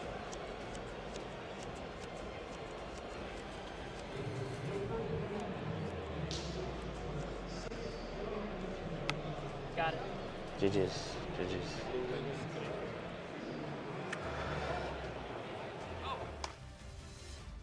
Kangas here at the WCQ. Brought some cards with me. Let's see if chat can guess them before the duel is here. All right, I have Pascal here. 60 seconds to guess the card before chat. Go. Is it a quick play spell? No. Trap? No. Monster? No. Exceed? No. It has to fall in one of those What categories. is that if it's a quick play spell? Monster, trap, and any of those, no? Well, no, if it's not a monster, not a trap, what is it? A spell. Not a quick play, so what other kind of spell? Okay, normal spell. No. Continuous spell? Yes. Is it relevant for a certain meta deck right now? Yes. Fusion archetype or XYZ archetype? Well, yes or no questions. Mm-hmm. Ask it in a yes or no way, not a either or. Okay. Is it a fusion archetype? Yes. Moonlight Masquerade? No. Fusion archetype. You said it's a continuous spell. It is 5 seconds. You're close. What other continuous spell does that deck play? Last guess? What's the other continuous spell? I'm pretty new to the deck, so I don't know. 5 formation tanky. Have you seen this? Yes. 1 card starter for the deck. It's crazy. Have you played into this? Yeah, I'm familiar with the card. Yeah. So, yeah. All right. Well, thanks for playing, Pascal. Yeah. Hopefully Twitch got it. All right, Jib, you got 60 seconds to guess the card before chat. Go. Is it a monster? Yes. Is it extra deck monster? No. Is it a main deck monster? Yes. Is it a level 1? No. Is it level 2? No. Is it level 3? No. Is it level 4? No. Is it level 5? No. Is it level 6? No. Is it level 7? No. Is it level 8? Yes. Is it a synchro? No. Is it Oh, it's a main deck monster. Is it from the anime? Yeah. No, the card is not. The card is not from the anime. It's a level 8 monster. Is it a dark? No. Is it a light? Yes. Light level 8 main deck monster, not from the extra deck. Chat has to have had it by now. Not from the anime. The card is not from the anime. Is it Neo Spirit? No. Oh, That's a good one. That was a shot in the dark. Yeah. Not from the anime, but kind of light level 8 monster. Okay. 10 seconds. Light level 8 monster. Is it Blue Eyes? Spirit Dragon. Oh no. What's the other one? Blue Eyes? Oh no. What is this guy's name? Is it like? It's a Blue Eyes monster. It has to be a Blue Eyes monster. Come on, Jib. I'm giving you extra time. Level 8, not from the anime, Blue Eyes. I'm just gonna throw out a Blue Eyes name. Is it Blue Eyes? Blue Eyes Spirit Dragon. Blue Eyes Jet Dragon. Technically, Kaiba rides in it in the movie, not the card I though. wasn't gonna say Jet Dragon. I was thinking of like the one that like it like banishes a back row, like the old one. Oh yeah. Spirit Dragon. Yeah, the main deck one. All right, well, thanks for playing, Jib. All right, we're live with Joseph here. You have 60 seconds. Guess the card before chat. Go. Is it a spell? No. Is it a monster? Yes. Is it a 4-star monster? No. Does it have an effect? Yes. Is it a 5-star monster? No. Is it a 6-star monster? No. Is it a 3-star monster? No. Is it a 2-star monster? No. Is it a 1-star monster? No. Is it a 9-star monster? No. Is it a 10-star monster? No. Is it an 11-star monster? No. Does it have a rank? Yes. Ah, god dang it. Does it have to be summoned using... does it have an alternate summoning condition? No. Is it a rank 4? Yes. Is it played in Ryzeal? Yeah. No, actually, no. I don't think, not commonly. Is it a number monster? Yes. Is it Baguska? Yes. That is played in Ryzeal. Oh, okay. Sometimes. More Lunalite. Have you played into Lunalite today? I've played into Baguska and Lunalite. And let me tell you something about Baguska. Mirror Logic Aggregator still negates this card. Big surprise. That's a good point, actually. All right, well, thank you for the tips as well, Joseph. Thank you. All right, I'm live with Akira. You have 60 seconds. Guess the card before chat. Go. Is it a monster? Yes. Is it a normal monster? No. It's an effect monster. Yes. It's a star level higher than 4. Yes. Is it a 7-star monster? Yes. Is it Castira Fenrir? Yes. I play Vanquish Soul. Oh, okay. So this is fresh on your mind. Okay. Yes. Well, I picked the wrong person. We're going to cut that and go find a different... No, well played, Akira. That was really fast. That might be a record. All right, we have Ruggles here. 60 seconds to guess the card before chat. Go. Beautiful. Is it a monster? No. Spell? Yes. Is it a continuous? No. Quick play? No. Normal? Yes. Was it printed before 2010? Yes. Can it... Oh, does it revive a monster from the grave? No. Does it destroy a spell or trap card on the field? No. Does it destroy a monster? No. Was it from the anime? Yes. Is it polymerization? No. Oh, is it miracle fusion? No. I feel like we're getting warmer. Is it... Oh, man. Is it printed before 2005? Yes. So Think old school. Destroy cards? Ooh. Oh, man. It doesn't destroy monsters. It doesn't destroy monsters. Maybe it bounce? Does it bounce monsters? No. Does 10 seconds. Increase the attack and defense of a monster? No. Doesn't revive? Nope. No. Oh, this is tricky. I promise you own this card, and you probably have fond memories of it. Does it look at the opponent's hand and rip a card? No. Last question? Oh, man. Last question. I guess we gotta go for one of them. Kangas. We will go with... Is it Pot of Greed? Close. It's just as iconic. Change of heart. It doesn't destroy a monster. It takes the monster. I think that's classic. Thanks for playing, Ruggles. Thank you. That was awesome.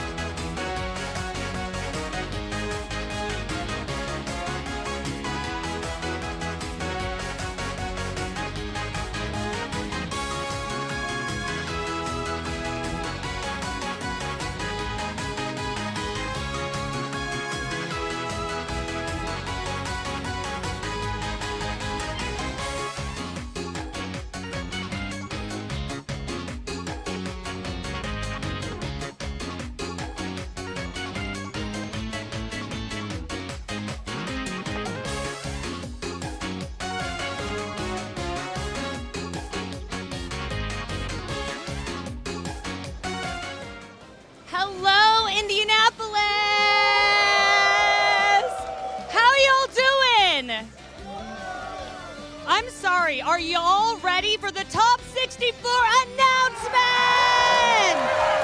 I can't hear y'all. Are you ready? Yeah! All right, Kingus. I think they're ready. Let's send it to the stage.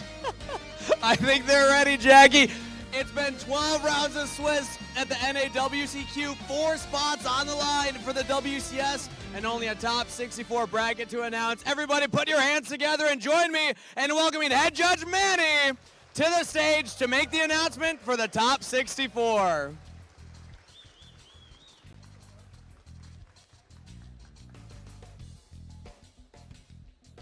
WCQ Duelist. After 12 exciting rounds of Swiss, I have your top 64.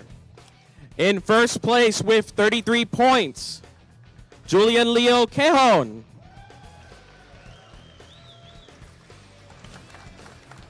In second place, Christopher Jordan LeBlanc.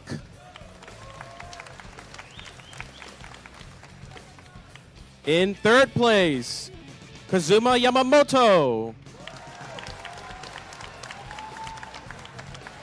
In fourth place, Craig Shun Hayashi. In fifth place, Alexander Charles Turner. In sixth place, Julong Wu. In seventh place, Trent Burras. In eighth place with 31 points, Yu Hao Yi. In ninth place, Brandon Lee Freeman. In 10th place, Tyree Samuel Tinsley.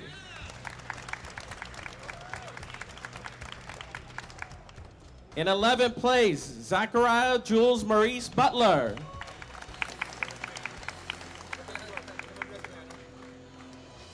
In 12th place with 30 points, Gabriel Dries Breitwolf. In 13th place, our current world champion, Ruben Andres Petaranda.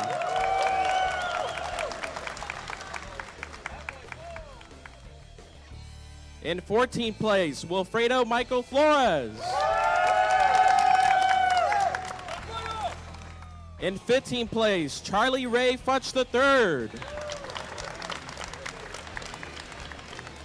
In 16th place, Stephen John Logan. In 17th place, Juan Jose Chala Zalada. In 18th place, Andres Felipe Diaz.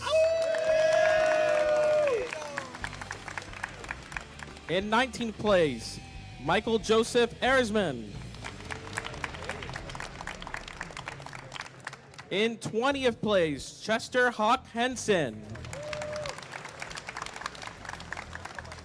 In 21st place, Aditya Sharif Darap.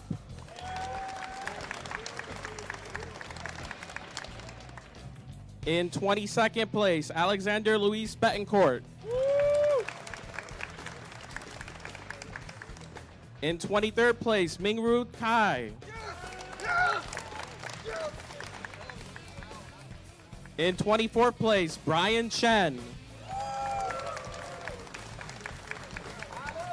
In 25th place, Bruce Edward Michael Menard.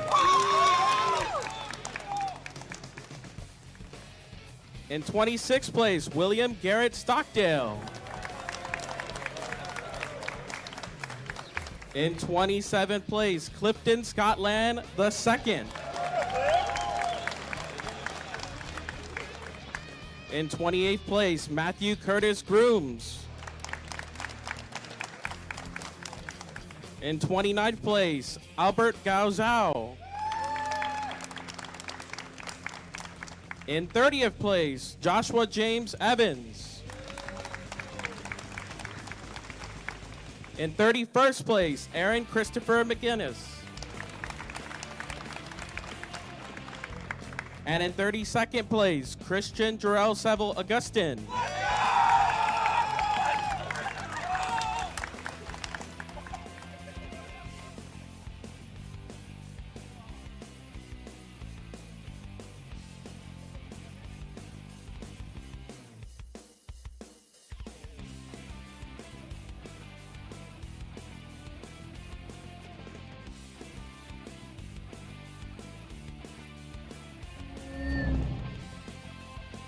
In 33rd place, Joshua Darren Riddle.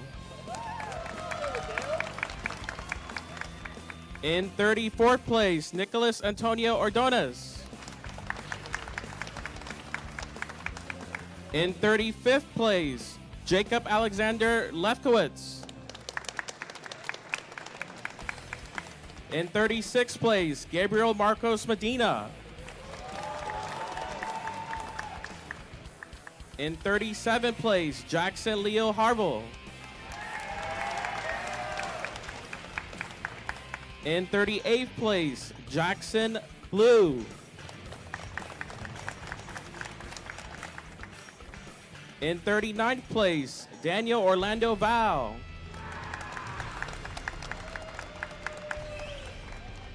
In 40th place, Chase Alexander Dodemic.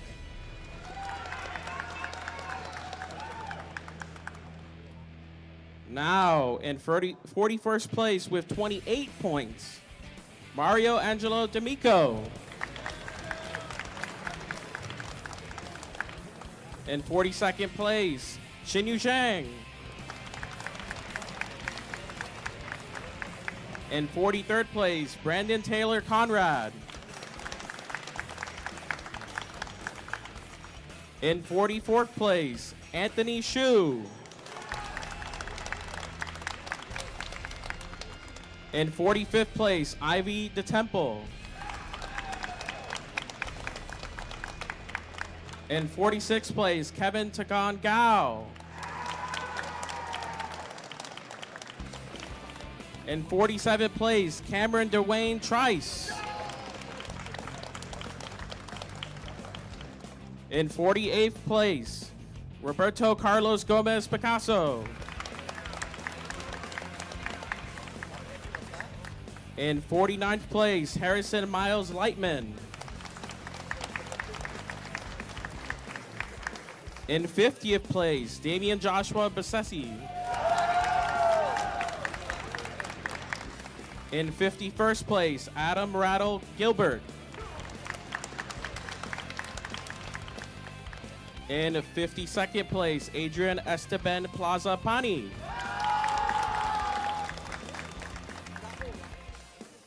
In 53rd place, Delroy Corey Branch. In 54th place, Andrew Trung Ching Wen.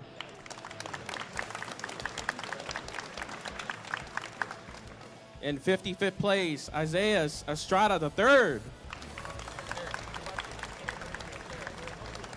In 56th place, Sean Andrew Scheitner. In 57th place, Emilio Sebastian Bagara Rodriguez. In 58th place, Timothy Alexander Billiard.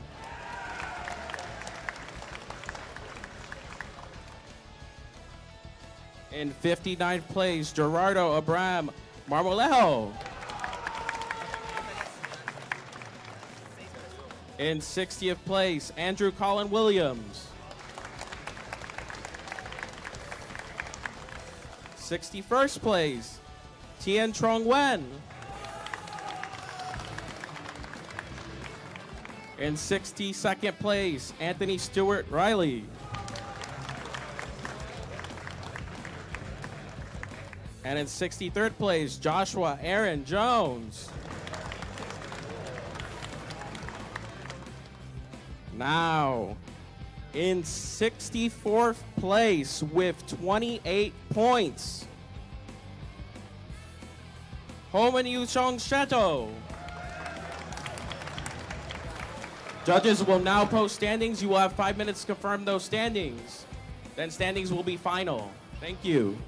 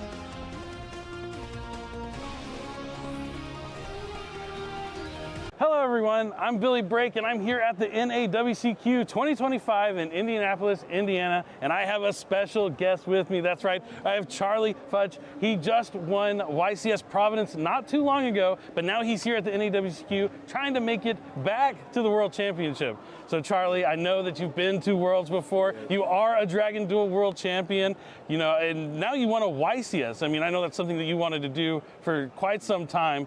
Take me back to like that moment in YCS Providence when you finally got that victory, that win, the moment that you knew you were going to win a YCS. How did that feel and what did it mean to you? Truthfully, it meant everything. It just made me feel like the work and the time that I was putting into the game just paid off, which is kind of how I felt. It was a good event. It was a good event. I was very happy. I was very confident.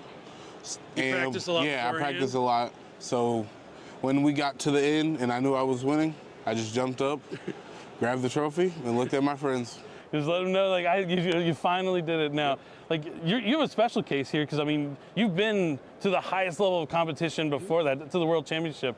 Can you compare what it was like winning, like, the Dragon Duel World Championship to the YCS? Like, is there any comparison between those two? I wouldn't say they're in comparison because they're two different events, but it is good to feel like the time that you put in panned out or it worked. I do still think my Worlds win is still over the YCS just because the experience, the crowd, the fire, I was there. I watched you on event, stage. my mom coming on stage, like all that tied into it was perfect. Obviously, the YCS win is second by far because I worked hard and that's what I've been looking for my entire career. Definitely. I mean, but it has to feel good. Like, it gives you that validation. Like, you know, it's been years like since that World Championship, completely different format. Game feels a lot different, but you're still able to get to that top tier and, you know, win a YCS and get that trophy. And you got your free trip here to Indianapolis, which you're from around here, right? Yeah, I'm from Indianapolis. Okay, cool. So yeah, talking about Worlds and, you know, making it to winning the YCS, were there any moments in that YCS that maybe you like doubted yourself? Maybe you didn't think you had the right deck, or there was like a little bit of doubt? You said you were confident, so maybe not? I was confident in my deck. A lot of times, like either if it was Swiss or Top Cut, if I was in like a really rough position, and like I think I was on the bubble after day one, so I was like every play I make counts, every turn counts, every interaction counts. Yeah. So like I didn't really want to make mistakes, so I doubted myself. I think I had bricked like game 2 or something against the deck, and I thought my tournament experience was going to end. But I pushed through it, luckily. And yeah, sometimes you're dealt like hands that like they're not like the best hands, but you got to work with what you got, right? Exactly. Yeah, it's always like the next card drawn. You got to put yourself in that position to win, right? Always. There's always a win con. Always a win con. Just got to look for it or believe. Yeah. And I've been seeing you like at the YCSs throughout the years since, you know, COVID and how we came back to in-person play. Like, you've been there. You've made multiple top cuts. You've been close to making it, and then finally, you know, getting that finals win. It was excellent. So we were talking about how you just won Providence. Now I know we are at the NAWCQ, so it's not exactly a YCS, but you do have a chance to win 2 tournaments in a row, which is not like an easy feat. It's a tough thing to do for sure, even though it's a similar format. A couple of new sets have come out in between then and now, but what would it mean to you to win back-to-back like North America events? It would mean everything. It just the time that I put in every time. Yeah, talk about that. It's like a lot of people watching at home, they see the stream, they see like players like you, the top level, doing these excellent plays, and like they're like wondering maybe like how did they know to do that? But it almost seemed like instinctual, like when you kind of play. Like, talk about how much time you have to put in to get to that level. Yeah, it just goes to preparation. You have to play Yu-Gi-Oh! And if you want to be good, theory, right? Yes, and you have to play more Yu-Gi-Oh! And then even then, when you think it's enough, you still have to play more Yu-Gi-Oh! Yeah, I used to always say, like, people like you, when you encounter scenarios, you don't want the first time that something like interaction has happened to be in the tournament. You want to have already seen that through the practice, right? Yeah, you want to do things like that, so when you're in the tournament, it's it's secondhand nature to you when you make the proper play. Definitely, and that's why you see like how fast sometimes like the players of your skill level play like in feature matches because you've been there before. You've done, you know it. You got it down. It's like breathing. It's second nature, as you mentioned. Definitely good stuff, and probably why you were able to walk away with that YCS win for sure. Thank you. Yep. Coming off that win, going into the NAWCQ, did it change like how you prepared for the tournament? Are you a little more confident going into it with that win, since you can still use that same deck that you won with the previous tournament? Or did getting that win, like maybe you want to come out with something different potentially? Or is that, like, how did it change your perspective going into this tournament? Yeah, for sure. Me winning the last event definitely is a confidence boost. But I just go into every tournament with the same preparation, the same mindset to just win. I play to win, so that's the goal. Nothing's changed in that. Nothing's changed in that role. My preparation did maybe change for this event just due to the format and the adjustments that the format happens, like things that happen. Yeah. I've been playing a lot of Yu-Gi-Oh! Like I've been going to regionals, a whole bunch of stuff, just to try to play as much as possible so I can know all the right interactions for national. Nice, yep, that's what it takes. I love that. You got to play to really be ready, and makes a lot of sense. Is there what is like the most important lesson you learned from winning the YCS in Providence? Was there anything along the way that maybe you didn't know before? It's kind of a tough question because like obviously you've played 3 world championships already previously going into this, so like you've learned a lot along the way to get to this point. But was there anything in that win tournament that might have changed things on your perspective for you? I wouldn't say it changed my perspective, but I will say it made my theory true. So validated. Yeah, validated it basically. People like when you speak now, people listen maybe a little closer. They might listen a little closer. Or like things I say, they'll like repeat it now because like they've also had their interactions where I was correct in whatever the theory I said. Definitely, yeah. There's proof in the pudding a little bit. Exactly. A little more weight with your words. I like that. I like that. That's good. So, Charlie, how has winning a YCS impacted your life? I mean, we already talked about you being the world champion from the past, but we talked about the validation, of course. But is there any like impacts it had on your life, maybe outside of like testing and theory-wise? Maybe not outside of testing because obviously the goal's the same for every tournament. But I will say it is cooler to be acknowledged for like succeeding in a tournament or an event or just doing well.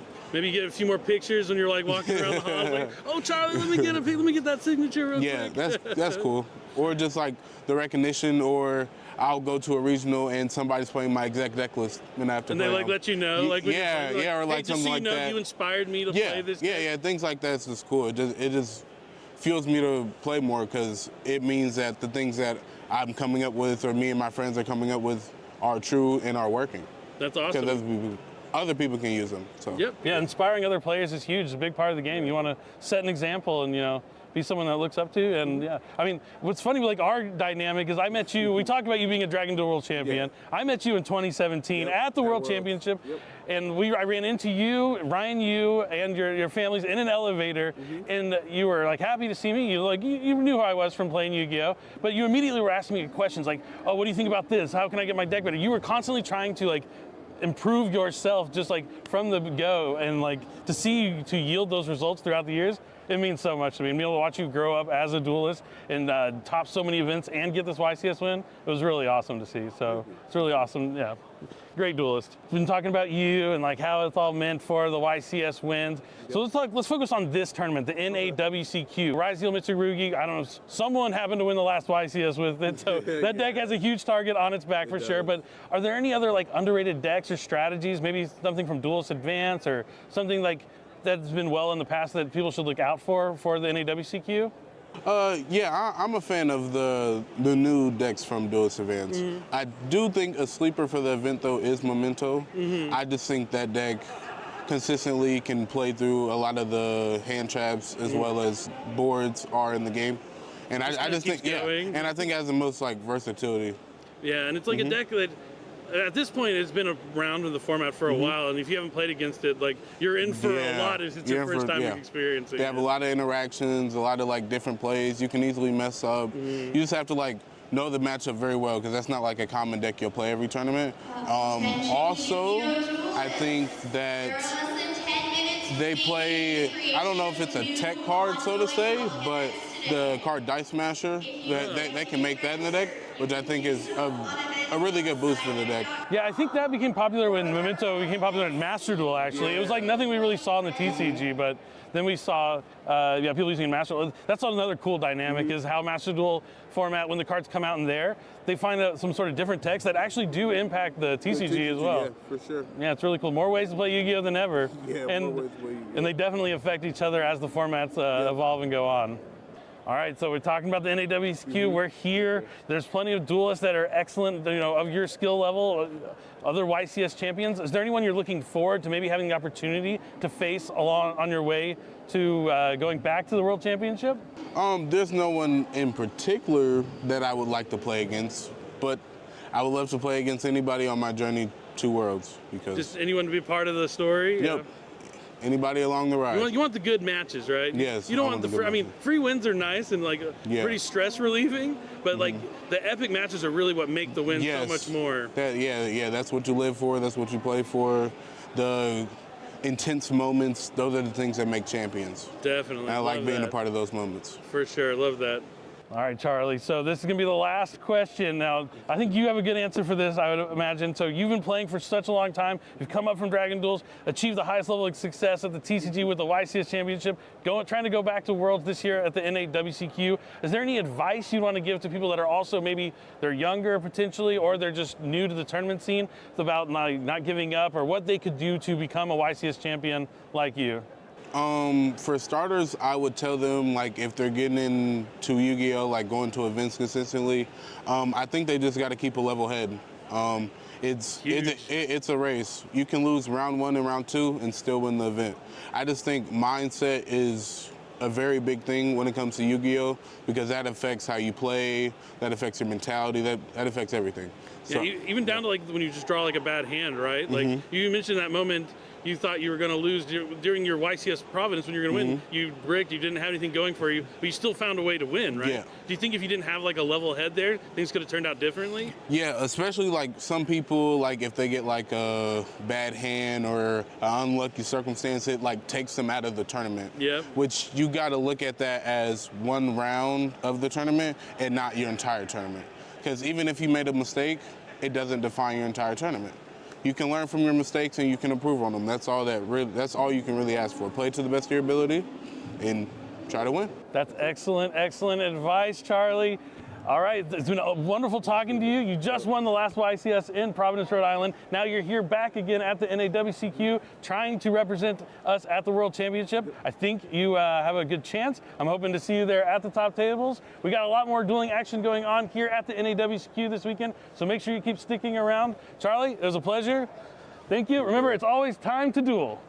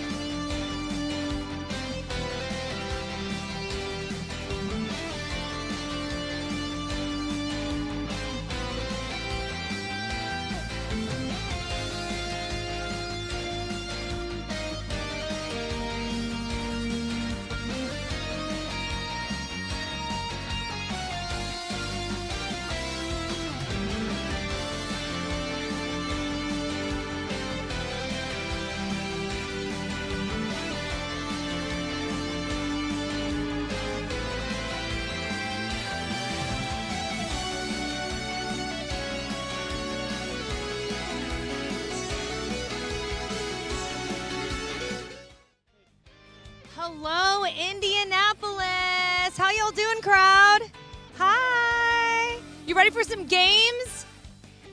Okay, well, they're going to play a game.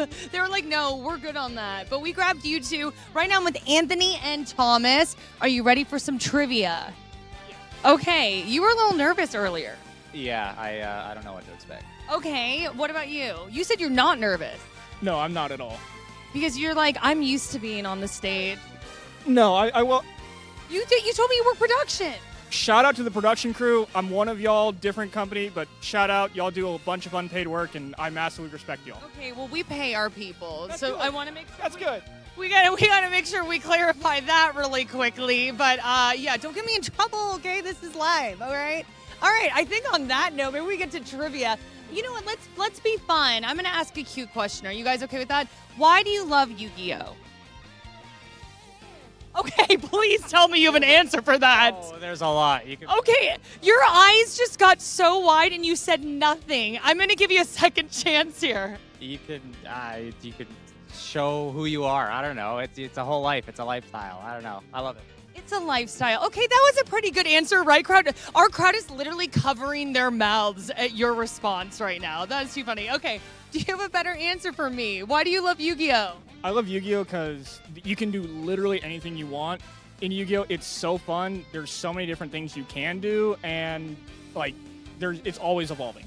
Yeah, it's a way to express yourself. I like that. Okay, we ready for some trivia, crowd? There we go. I love that. This guy's on his phone, but he looked up for a second and gave me a woo. Hey, we're bringing you up next. You hear me? Okay. If you're on your phones, you're coming up here next. Got it?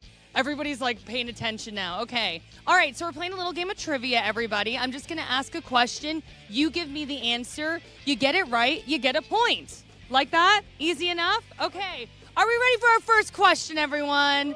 There we go. What are the names of the 4 tokens that you special summon with Scapegoat? Okay, I see you're looking around. Someone in the audience is like side-eyeing. Someone raised their hand. Okay, do you think you know? Okay. Pink scapegoat token, green scapegoat token, blue scapegoat token, and yellow scapegoat token. Okay. Yeah, there's not a green one. I think there's blue, red, white, and orange. Okay, crowd, what do you think?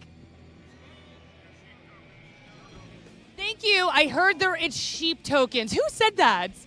Yay! Congrats to you. A couple people. All right, we love that. Okay, so 0-0 right now. All right, next question. What quick play spell is this? Target one spell, trap on the field, destroy that target. Okay, your hand went up. Actually, your hand kind of went up, but then you put it down.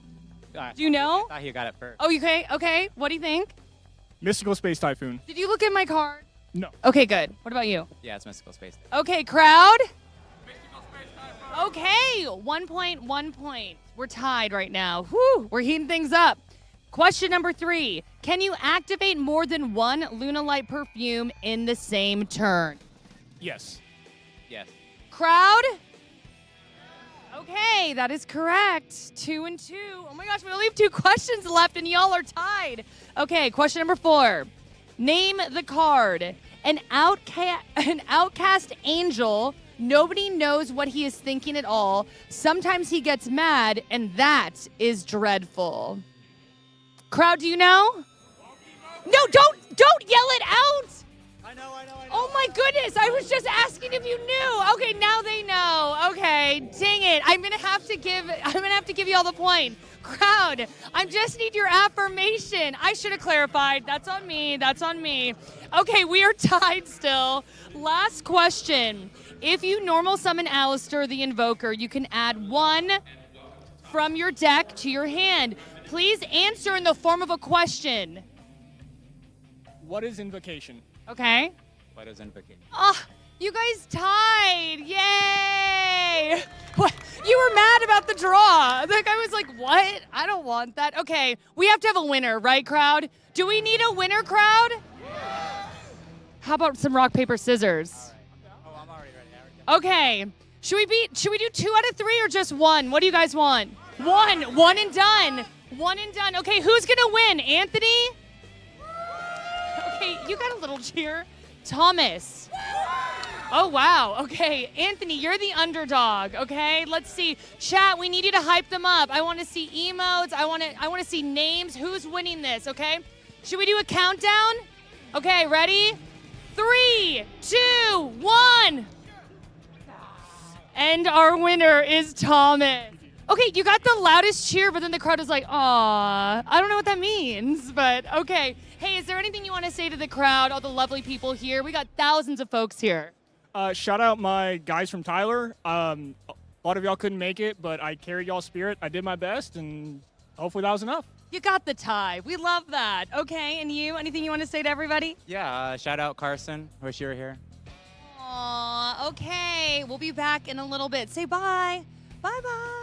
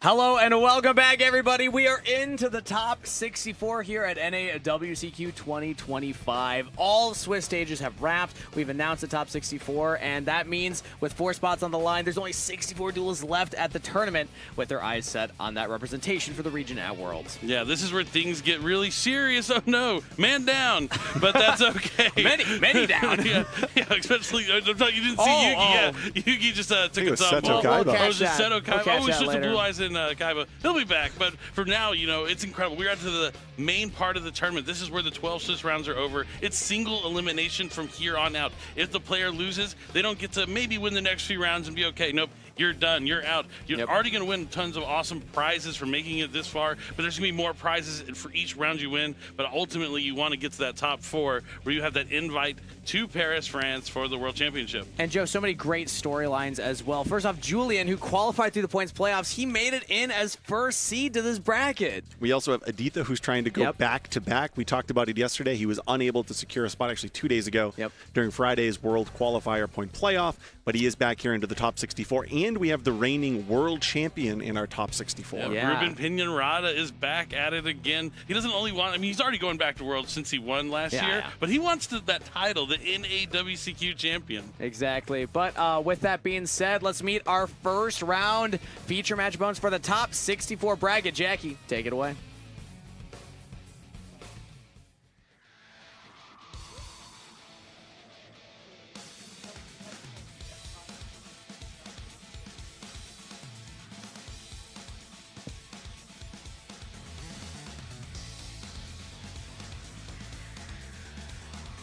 And we begin with the blue chair.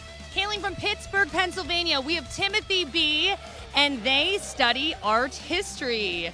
And now to the red chair. Coming to us from San Diego, California, we have Trent B. They have been to 40 states, and this is their 40th.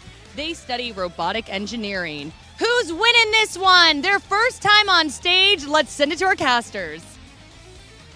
All right, thank you so much, Jackie. That's right. In top 64, we have a Vanquish Soul mirror match. This deck has been all over the place this weekend, and coming out of Duelist Advanced, a set that just came out last week. They got the addition of 3 brand new cards that have really bolstered the strategy and brought it back to the forefront.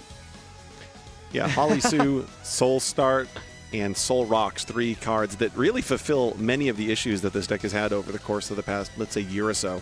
This deck had a consistency issue. Well, now all of a sudden, now that Mad Love can search Vanquish Soul Start, you have a new variety of starters. You have additional interruptions with Holly Sue in the opponent's turn, and some interesting extra deck options with Soul Rocks. Exactly. That Holly Sue being able to activate on your opponent's turn to start getting things like Rosin to, destroy cards in the column, or even if you have the right amount, you can go straight into the bigger ones. So I really think the Vanquish Soul is only going to get better as more sets come out as well. It's such a robust strategy. You can pair it with so many different things. And what I think is really cool is, yes, this is a bit of a mirror match, but when you look at the deck list, different builds of the deck. So we will get some unique looks here from both these duelists. Yeah, I mean, you touched on something that I really like about the Vanquish Soul strategy is that you can pair it with many different things in many different ways. A lot of different tech cards. Yeah. Because the Vanquish Soul strategy relies on revealing specific attributes from your hand, there's lots of different ways you can incorporate cards. Like, you could use Rescue Ace cards if you need them for the fire. You use stuff like DD Crow or the Bestials for the dark reveal you're going to need as well. So there's so many different ways you can attack it. And both of these players have gone 2 separate routes, but both found a way for have success throughout the main event to make it here to top 64. One of the cards that I think is really interesting is we sometimes see Vanquish Soul players actually play the Kaijus that line up with the correct attributes as an out to Lunalight decks. Looking for those type of monsters that'll usually in the side deck like Lava Golem actually slot in fairly well because, for example, Dogran is a fire monster. Definitely. It's really cool to see all the different techs you can include in a Vanquish Soul strategy. The one thing about Vanquish Soul, yes, it's very strong. We've seen a couple on feature matches. I would be surprised if it was a very popular deck at this event. I'm expecting enough tools to play it that it should be on your radar, but I'm wondering how much they're expecting the mirror match for the top 64 and if they're prepared for that, because there's a lot of we're playing the turn together when it comes to these decks. Honestly, one of my favorite duels, maybe my favorite duel of the weekend, was watching, I forget who it was, but we had a feature match where on the opening turn, the Vanquish Soul player, who went second, might I add, on his opponent's first turn, had a completely full field and whittled down all of their opponent's resources just because they drew Holly Sue in combination with the right attributes to do the summon from deck, start to do destruction with Raisin, take control of your opponent's monsters, really the myriad of effects that the Vanquish Soul monsters grant you. And I know a lot of folks, the Vanquish Soul cards, it can be quite complex because it's a combination of attributes that you need in your hand, but the big thing with Holly Sue is you just need to reveal any Vanquish Soul monster to special summon it at quick effect speed, and then there's various effects based on the attributes you have. The big one you're looking for is Earth and Dark. You can take control of an opponent's monster, so if they go for like an integral normal summon, even like Malice can struggle if they summon Dormouse and don't have a set card, you just take that Dormouse and it's like, well, good luck. What are you going to do now? Yeah, not only being able to take control of a monster, if you special summon the Rosin from the deck into the right column, you also have another form of interaction that you're going to have there. That's the Fire and Dark combination, Yep. And then Rosin also being able to access Heavy Borger. You're able just to keep summoning all these monsters from your hands during your opponent's turn. I've heard a lot of players kind of comparing it to how like the Tier Limits format that a lot of players are kind of fond of now. Maybe they didn't enjoy it while they were deep in that format, but being able to play on your opponent's turn with cards from your hand is an excellent strategy, and it's been successful in a lot of different themes. Yeah, both of those decks incorporated the Bestials as well. I also love this moment here with both these duelists just having a conversation with each other, taking it in. I mean, this is what it's about. It definitely is. But now the players are here. I mean, this is where the nerves, like, you want. It's a long event for the main event of Swiss, where you're having to go through 12 rounds. It can be draining, but now that you're in top 64, this is where the nerves are going to set in, especially when you're on the feature match stage. You have to overcome those nerves. I think one of the things as well is, although Vanquish Soul has been around for a while now, the new cards have really shifted how the strategy works. We were just talking about that a moment ago. But heading into this weekend, this was really one of the first weekends where you really got to showcase this new strategy. So maybe heading into this weekend, you knew the rumblings that Vanquish Soul was going to be a top contender, but you now have the confirmation. Game number 1, right around the corner here, underway now, as it is going to be Timothy versus Trent with the Vanquish Soul mirror match. 7 for Trent, and lower than 7 for Timothy means that Trent will go first. But a reminder that with the addition of Holly Sue, there can be a lot of play still on the side of Timothy regardless. And we can just start playing? Yeah, I'm excited that we're going to Vanquish Soul start this duel right now here in top 64. I see what you did there. All right. Oh, yeah. The game has begun. Main phase. That's another, play on words, too. The game, good. the fighting game. But Pot of Extravagance, this is an interesting start here. It's VS, VS, VS. There's a lot of stake your soul on the line. 6 cards. Well, maybe not souls. The Shadow Realm has nothing to do with this one. So what do you think about utilizing Pot of Extravagance in a deck like this? I think it's something you can use because, like, outside of like Rock of the Vanquisher, you're and then the new Vanquish Soul rocks as well. There's not a lot of cards that you necessarily need from your extra deck. You rely on mainly your main deck Vanquish Soul monsters. We said the interactions with Holly Sue, the interactions with Vanquish Soul Rosin, and of course the Vanquish Soul Snow Devil. So unless you get really unlucky and activate Extravagance and lose all 3 Rockier Vanquishers, it's just a free 2 cards. Yeah. And Reinforcement of the Army, a great starter for the deck as well. We drew 2, and now we're going to search for Rosin, one of the original Vanquish Soul monsters. Normal summoning, activating the effect to search for a non-warrior Vanquish Soul monster and add it from your deck to your hand. This is where you want to start with Vanquish Soul Rosin when you're going first. It's going to be able to make sure you get access to that brand new Vanquish Soul Holly Sue that really brought this deck back to the forefront of the metagame with the release and Duelist Advance. One thing about Pot of Extravagance, just to note, is Drone Lockbird's not that great against Vanquish Soul unless they open Mad Love. With Mad Love, they're kind of required to go into the field spell. But having cards like Pot of Extravagance in your deck does add additional forms of weakness because you have to start your main phase 1 with it. Definitely. That's something to consider. I mean, clearly we see that Trent's been able to make it into the top 64. And I love Pot of Extravagance. I'm not speaking against it. But it is something to consider in your deck building. The extra deck cost in and of itself is not that high. Return my deck, but there are some other issues with playing cards like that. But now with that Vanquish Soul start, we can get another Vanquish Soul in hand, but we're going to use the Holly Sue here to special summon. And that was Mad Love revealed, correct? Yep, it was. Yeah. Yep, that's what he added off the Rosin, or off the Vanquish Soul start. And now he's going to be able to link summon Rock of the Vanquisher by sending Rosin to the graveyard, and then the Rock of the Vanquisher is going to add that Rosin back to the hand. I didn't notice if Brent actually checked that banished face down pile for Rock. So I had a moment there where I was wondering if he was going to look at it and have that freezing moment of like, wait a minute, it actually happened. Worst case scenario. Yeah, reminder here that he has a Fire and a Dark name with the Dr. Madlove and the Rosin. Rosin and Madlove? Yep, there we go. So we already saw those 2. And now we can special summon during the end phase from our deck. Importantly, we're in end phase, not main phase, so things like Nibiru can be dodged here by the Vanquish Soul deck. Another, benefit of this deck is Nibiru is a very powerful hand interaction many people are playing. And then less effective against Vanquish Soul based on how they choose to use their combo. Yeah, it's amongst one of the worst interactions against Vanquish Souls, but I think that's actually something that's fascinating because in games 2 and 3, you technically can summon 5 times in this deck if you want to make a little bit of an extra greedy play, which is something you may actually see in games 2 and 3 when Nibiru is likely not in your opponent's deck. And it looks like we just revealed 2 other fire monsters with our Zhaolong to grab another Holly Sue. I didn't see what the other fire in hand was that he revealed. One was Rosin. Dogron? Was it Dogron? Yeah. Ooh, interesting. Yeah, I didn't want to reveal it earlier, but I mentioned you could play the Kaijus in this deck, Dogron being a fire monster, being one of the most key attributes for your Vanquish Soul effects. Yeah. Yeah, no problem. So just to be clear for the viewers at home, he didn't just use Fualos. He discarded because he had too many cards in his hand.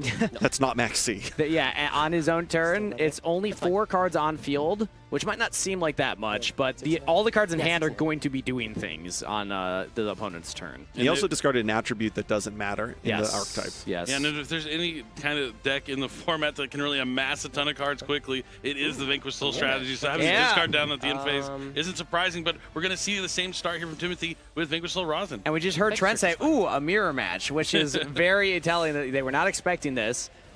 Now that is a surge. Importantly enough, Rosin cannot chain to his own effect, but there's nothing that Trent is forcing him to do here. So we will just get another Holly Sue. Beautiful quarter-century Secret Holly Sue. Ooh. Starlight Rare now, but oh, very my similar. apologies. You're right. I'm just so pre-programmed that it was a long 25th anniversary for sure. And now, but we are back to the Starlight Rares that look absolutely beautiful.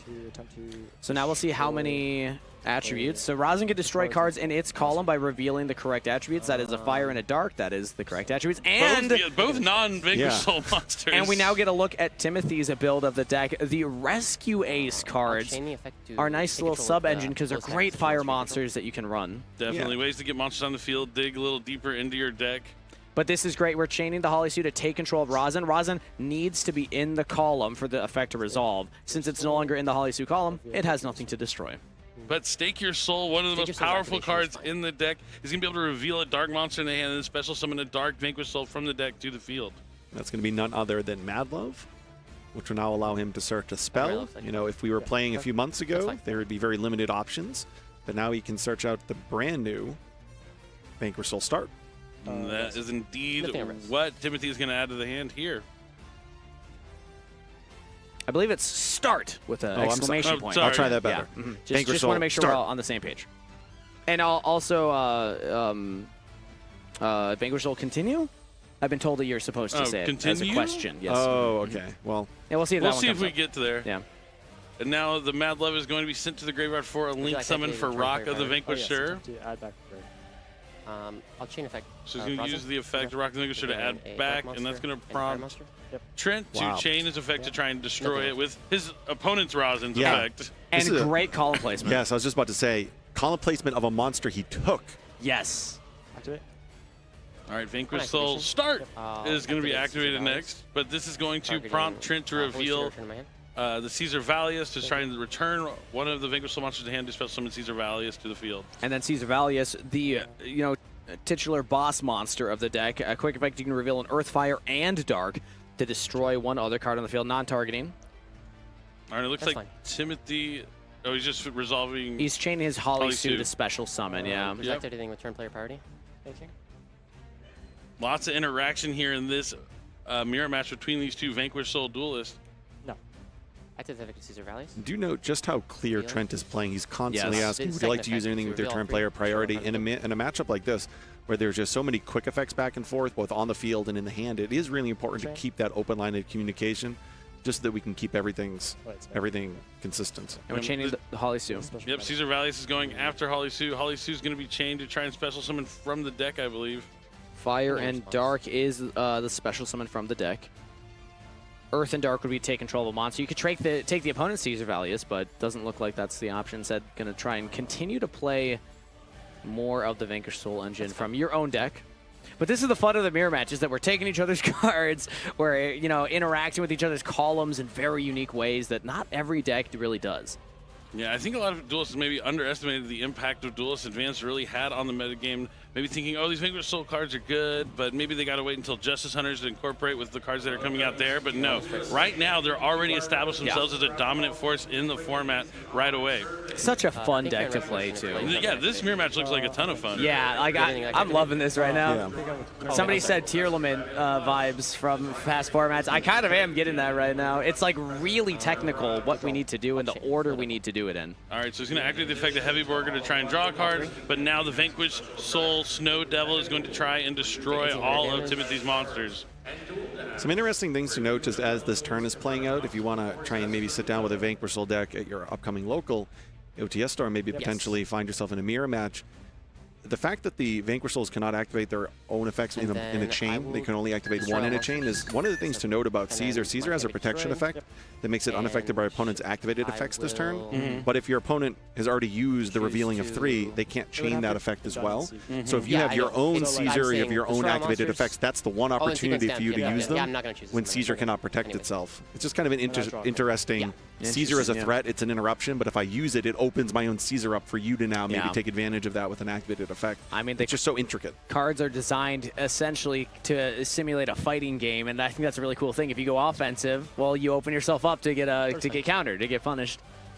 All right, Timothy also drawing reinforcements of the army here, already using his normal summon, but going to go ahead and get another Vanquish Soul Rosin out of the deck. Initially? An Impulse, and I'll just show you what you know. Druid's Worm?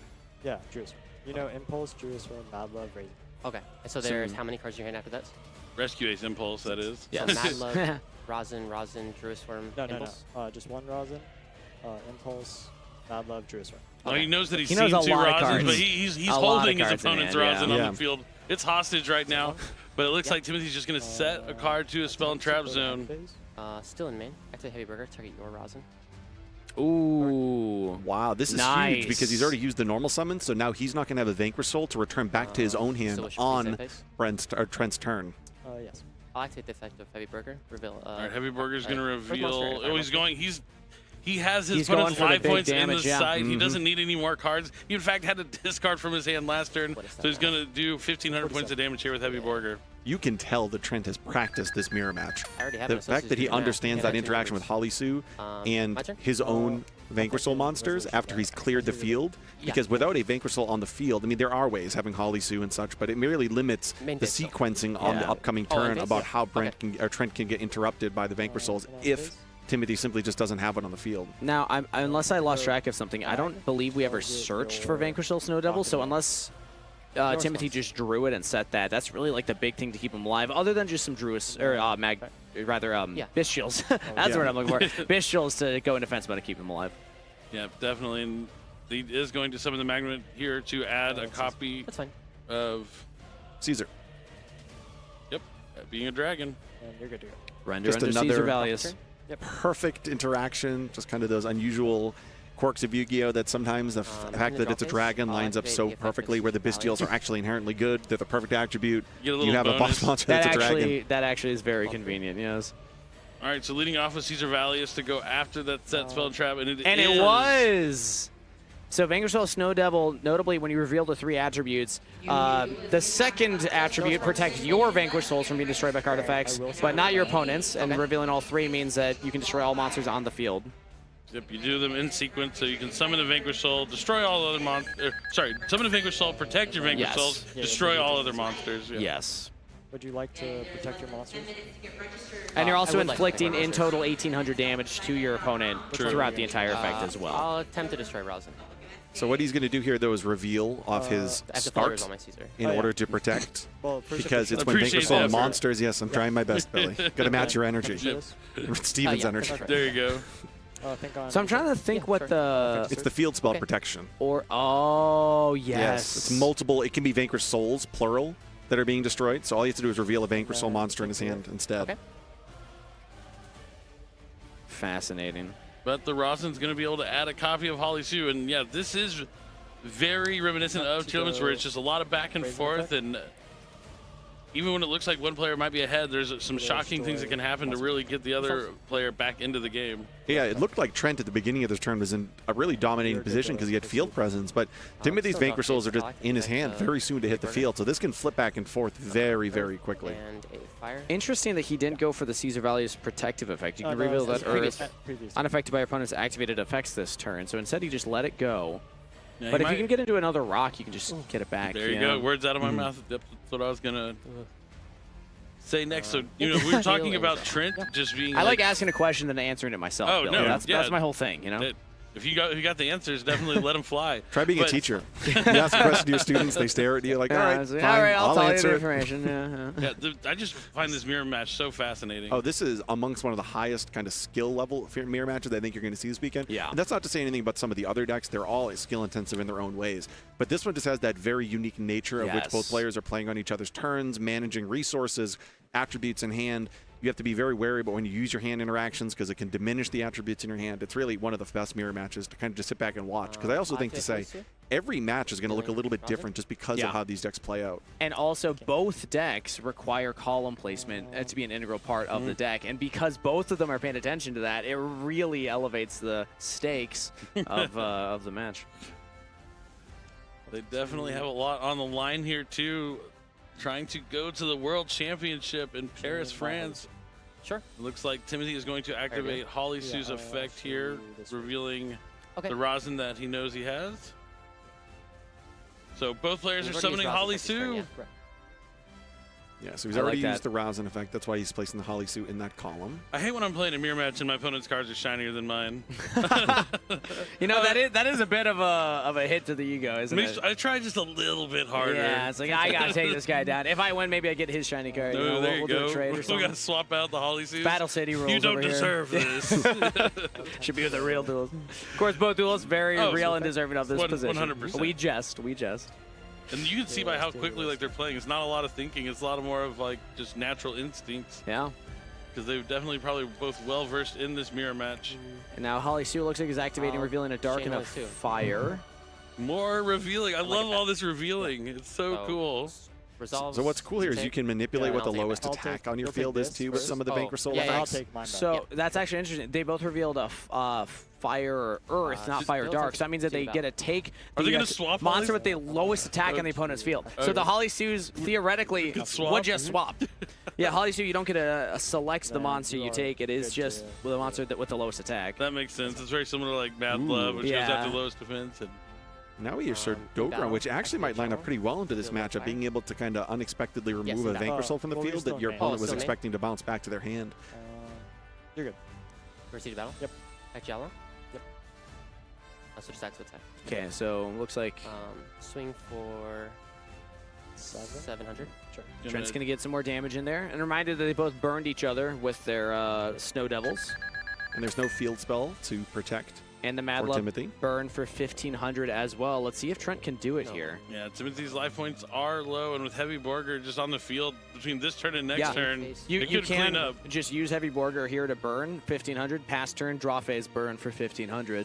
One important thing to note, the Pot of Extravagance is a clear indicator, at least it reduces the likelihood. I won't say 100%, but he's probably not playing that Nash Knight combo that we've potentially seen this weekend, where some of the Vanquish Soul players electing not to play Pot of Extravagance actually have effects in their extra deck that can enable them to do burn damage through some Nash Knight into Masquerade combo. So it is important to note that kind of when you're thinking about how much damage am I willing to take, I know the Heavy Borgers are there going to deal 1,500. You can use that Pot of Extravagance as information for what might be in the extra deck to kind of understand how low of life points you're willing to go. Definitely a good point to pay attention to. What did you add back? Caesar values. Yep. And then All right, so now we're going to see the Impulse be activated here to summon Rescue Ace Fire Attacker from the deck. This will let Timothy draw 2 cards and then have to discard 1, but maybe dig into some answers here into the deck. Oh, that was not good. He drew 2 more copies of Rescue Ace Impulse. I don't know if y'all could have seen it on the screen, but that is not what he wanted to see. That is rough. Do you like the inclusion of Impulse? I like Rescue Ace. I'm not like the duelist we had yesterday who said it was the best Impulse. Yeah. I'm still going to prefer Dominus Impulse every time. But Rescue Ace Impulse is a really cool card. And you know one of the last decks that we saw it played in, like in this fashion? Tearlaments. I know. It's crazy. The parallels. I really love the idea, though, that this deck can go pretty long because of how grindy it is, and then it can filter out the Molcharmies from your hand that you draw on turns 2, 3, and 4 after they're no longer as valuable. Use non-effect on summon. Oh, yeah, non-effect on summon. Yeah. What was the effect? No, it has to be fire. Oh, it's sorry. Earth, dark. I love Vanquish Soul players talking to each other about, no, these are the attributes you need. Yeah. So yeah, then I will attempt. I was just wondering if he discarded a card because it just happens to be the same card he just previously used. Yeah.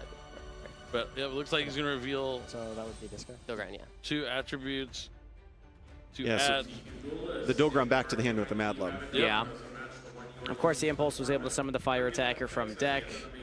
Help you try and cycle through some cards there. That interaction is pretty cool. And probably why he's including the Dogran in the main deck. Being able to use it multiple times is excellent.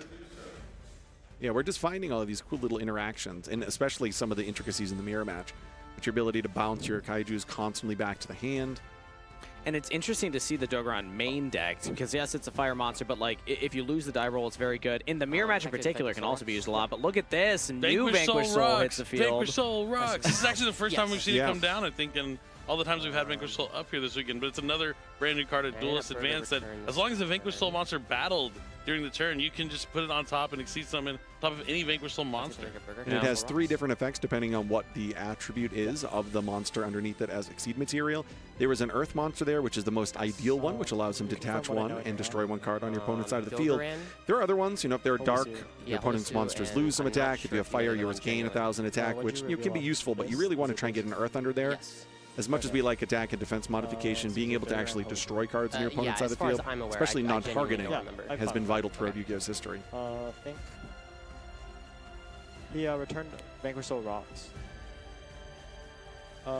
It's not a cost to return for effects. Okay, they're checking to see if you can return Vanquish Soul Rocks to the extra just deck. Returns the extra deck instead of the hand. Okay. But yeah, since the card did not go back to the hand, it looks like the Vanquish Soul monster does not summon, so Heavy Borger is stuck in the hand there. Interesting. This could be the window Timothy needs. And that's the first time that this really mattered, because Rock of the Vanquisher has never had the ability to be returned to the hand under any circumstance. Because it's not a Vanquish Soul. But Vanquish Soul Rocks, on the other hand, actually has the text of Vanquish Soul. Have to draw. But yeah, if that Heavy Borger stayed on the field, the game could have been over just instantly. Yeah. But now Timothy with a small window. So rough for Trent, but let's see if Timothy can capitalize. Again, in a fighting game, sometimes you miss input. It happens to the best of us. Then you get comboed back, and here we go. Let's see if Timothy can find that combo. All it takes is one opening after all the footsies. Yeah. I would have liked that better if they were playing Pantera. Yeah. Yeah. So Rosin's coming down and is going to add Xiaolong from the deck to the hand.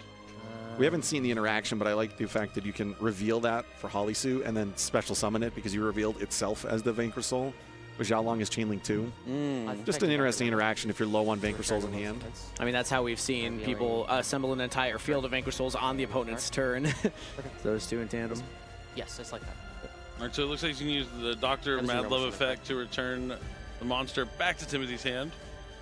But he does have the Holisu to get his monsters back onto the field. Is he going to reveal that third copy of Rescue Ace Impulse that he drew? I'll show you Jalo. No, it looks like he's going to keep it in the hand and reveal the monster he just added. That's smart stuff. But then that's going to prompt Trent to chain his Caesar Valius to try and return Mad Love to get that Caesar Valius onto the field. Yeah, I've not been keeping track of the attributes currently in Trent's hand. That's at least a dark. We have the Heavy Borger up there also. Chainlink 1 to special. Chainlink 2. Right, yeah, so you can do this too, where you can reveal the Jalong to special it, and then reveal it for the cost of Holisu as the fire. Yeah, I'll Chainlink 2 Caesar. And now he's going to chain the Caesar. He does have the 3 attributes he needs to destroy a card on the field. But now he's going to chain the Holisu. Wait, it's not the same chain, is it? Okay. Yep. So I believe this is... So it's Xiaolong Chainlink 1, Caesar Chainlink 2, Holisu Chainlink 3. And Holisu's not going to summon from deck, so that means we revealed a dark and a fire. And then, what do you want, Pop? And another Xiaolong.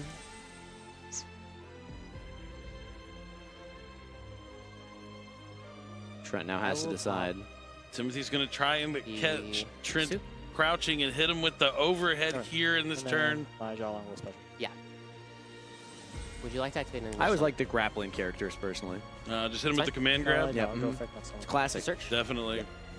So now the Xiaolong is going to reveal 2 attributes in the hand, 2 fires, I believe. 2 fires to indeed. add any Vanquish Soul. So that Impulse is not the worst thing in the world, because it just is a fire monster. Yeah. And again, it's hard to keep track of all the attributes in both the duelist hand, but Timothy, depending on what he has here, could be a big push right now. I don't believe we've used the protection effect of a Vanquish Soul start yet. This is only game 1. I just want everyone to know. And I think we're running into maybe the most amount of cards to be revealed from players' hands in a feature match. Yeah. It has to be, right? This is incredible. And they're playing so quickly, like just masters of this. I'm having a lot of fun watching this. And again, I always love just taking yourself out of the immediate moment and thinking about the people at home watching. There's got to be a couple of Vanquish Soul fanatics out there that are so happy with what's on the screen right now. They're like, yes! Maybe one of you duels out there just picked up Vanquish Soul and are unsure of how the mirror match works. Well, buckle up. Yeah. There's a lot to learn. Study hard, because there's a lot of interaction between both of these decks. So that Holisu was just added to the hand by the Xiaolong. So we see that ability of revealing 2 fires to add a piece of interaction. Again, that's the huge reason why Vanquish Soul is so much more powerful this weekend. The ability of Xiaolong to turn into Holisu, meaning you don't have to naturally draw it. You can just add it to your hand in the middle of your opponent's turn and then special summon it. It's just this unique added effect. It looks like we revealed an earth and a fire, so we're going to take the Xiaolong. I think we're just trying to keep him off of 2 bodies for a potential Xyz play. That seems to be Trent's game plan here. Target. Vanquish Soul start is going to be activated, and then he's going to target the Xiaolong so he can add a Vanquish Soul that's not a fire from his deck to his hand. Yeah, and he's free to do this. Holisu would be one of the best ways of counteracting that. It's not a destruction effect, but he's already used that Holisu. Maybe Caesar Valius if you have the right attributes in hand. And use Xiaolong's effect on its own effect. I believe so. I just love how these players can maintain so many cards in hand. You know, when this deck gets going, it constantly just said, look at both these players basically have full grips of cards. Yeah. But that's just by virtue of the archetype. So you constantly need to be paying attention to what cards you have in your opponent, that your opponent has in their hand, because the attributes matter so much. Yeah, and there is, I believe, still a Druid Swarm in Timothy's hand, correct? I think. Yeah, there it is. It's right there. It's coming out. I mean, we're 25 minutes into the round, but both these players are playing, you know, very quickly. Like, this has not been a slow game by any means, but it has been very back and forth. Nothing else on that. All right, 2 bodies on field for Timothy. What else can be done? This is probably like one of the first moments where he's had to actually stop to think about what his next move can potentially be. And it does look like the Xyz summon might be coming down, or a Link. It'd be a Link, yeah, with the 6. Oh, yeah. And then Xiaolong being a 5. I couldn't remember if it was 5 or 6. So yeah. Yeah, so the Holisu being 5 and Xiaolong being 5 is why you're able to bridge into that rank 5. Yeah. So we might be able to now see some of the benefits that Timothy has from not playing Pot of Extravagance. He might be able to leverage the versatility of his extra deck to go into some Link monsters and Exceed monsters that Trent just simply can't fit into his extra deck because he needs to allocate 3 spots for Rock or the Vanquisher, which he would naturally already do, but also multiple slots to Vanquish Soul Rocks just because you don't want to banish it with Pot of Extravagance. Exactly. Heavy Borger's going to return. Caesar Valius come down here. Attempt to activate. Ooh. Chain effective burgers to burn you. Sure. Okay, so that is down to 1,000 lifelines for Timothy. Trent just needs one more Heavy Borger activation. Yeah, so this goes back to Trent, and there's any ability to Heavy Borger, this game will be over. But it looks like Timothy is going to try and push through. He's going to have to clear that Heavy Borger minimum.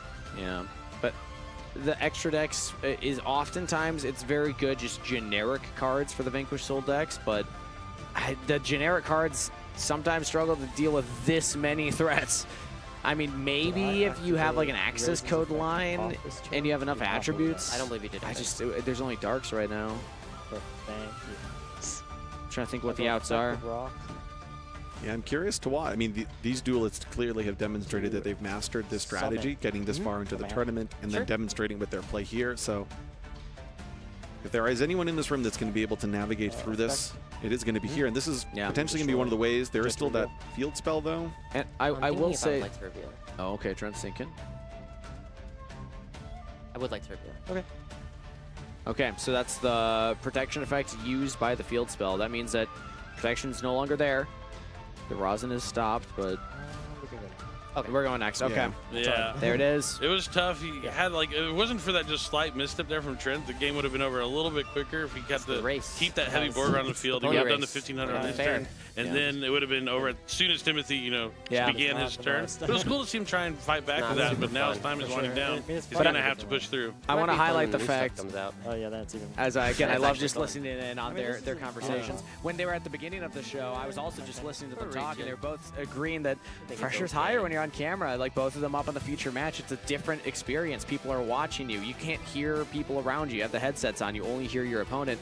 So I think moments like that is where you can understand. Yeah, those little plays where you're like, oh, it's a pretty simple line to go for it. But when you aren't experienced on this type of stage, I try and hold the judgment because it's a completely different environment up there. And like we said, like this was the first time we've actually seen Vanquish Soul Rocks like touch down from a Vanquish Soul player. It doesn't come up too often probably because either you're ending the game, but in these mirror matches maybe some back and forth it will come up. And not knowing that interaction, that if you return it, you won't be able to switch from your hand with the deck that, I mean, it's been out for a while, but Vanquish Soul Rocks has only been out for about a week. I can see you not encountering that in your testing coming up to this point. So not definitely a mistake, but a misstep in sorts.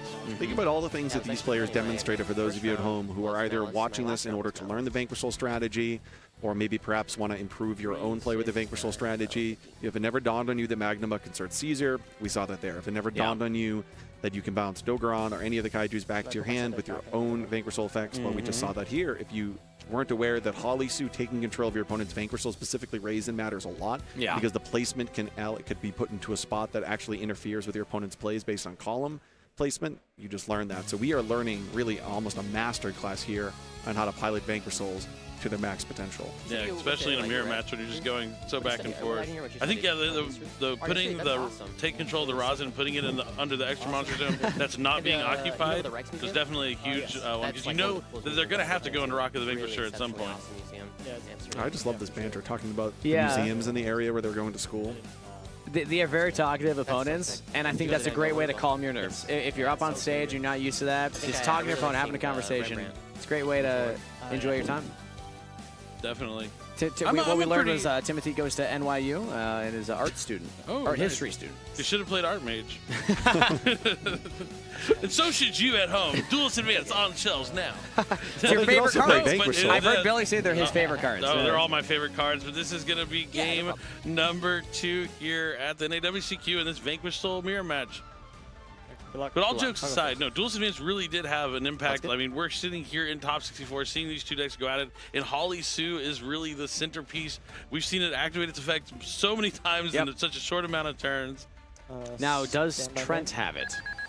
Unfortunately, I think Timothy has Fire Attacker in his hand. That's not really what he wants to see. Yeah, that's something you want to search. It It still does have an effect in hand, though. He does want to see Reinforcements of the Army. It's a lot worse when Vanquish Soul doesn't have access to rosin, so making sure you have that online at minimum is huge.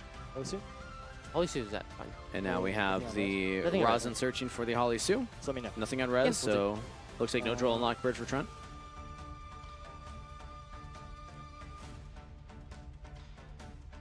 I mean, you have to play Reinforcements of the Army, but it definitely makes you more vulnerable to Droll and Lockbird. So it's always a relief that, okay, I had the starter that's the Reinforcements, not the Rosin right away. It's really glad the opponent doesn't have Droll and Lockbird, because if they had Droll and Lockbird after just summoning Raisin, it's really not that much of an interruption.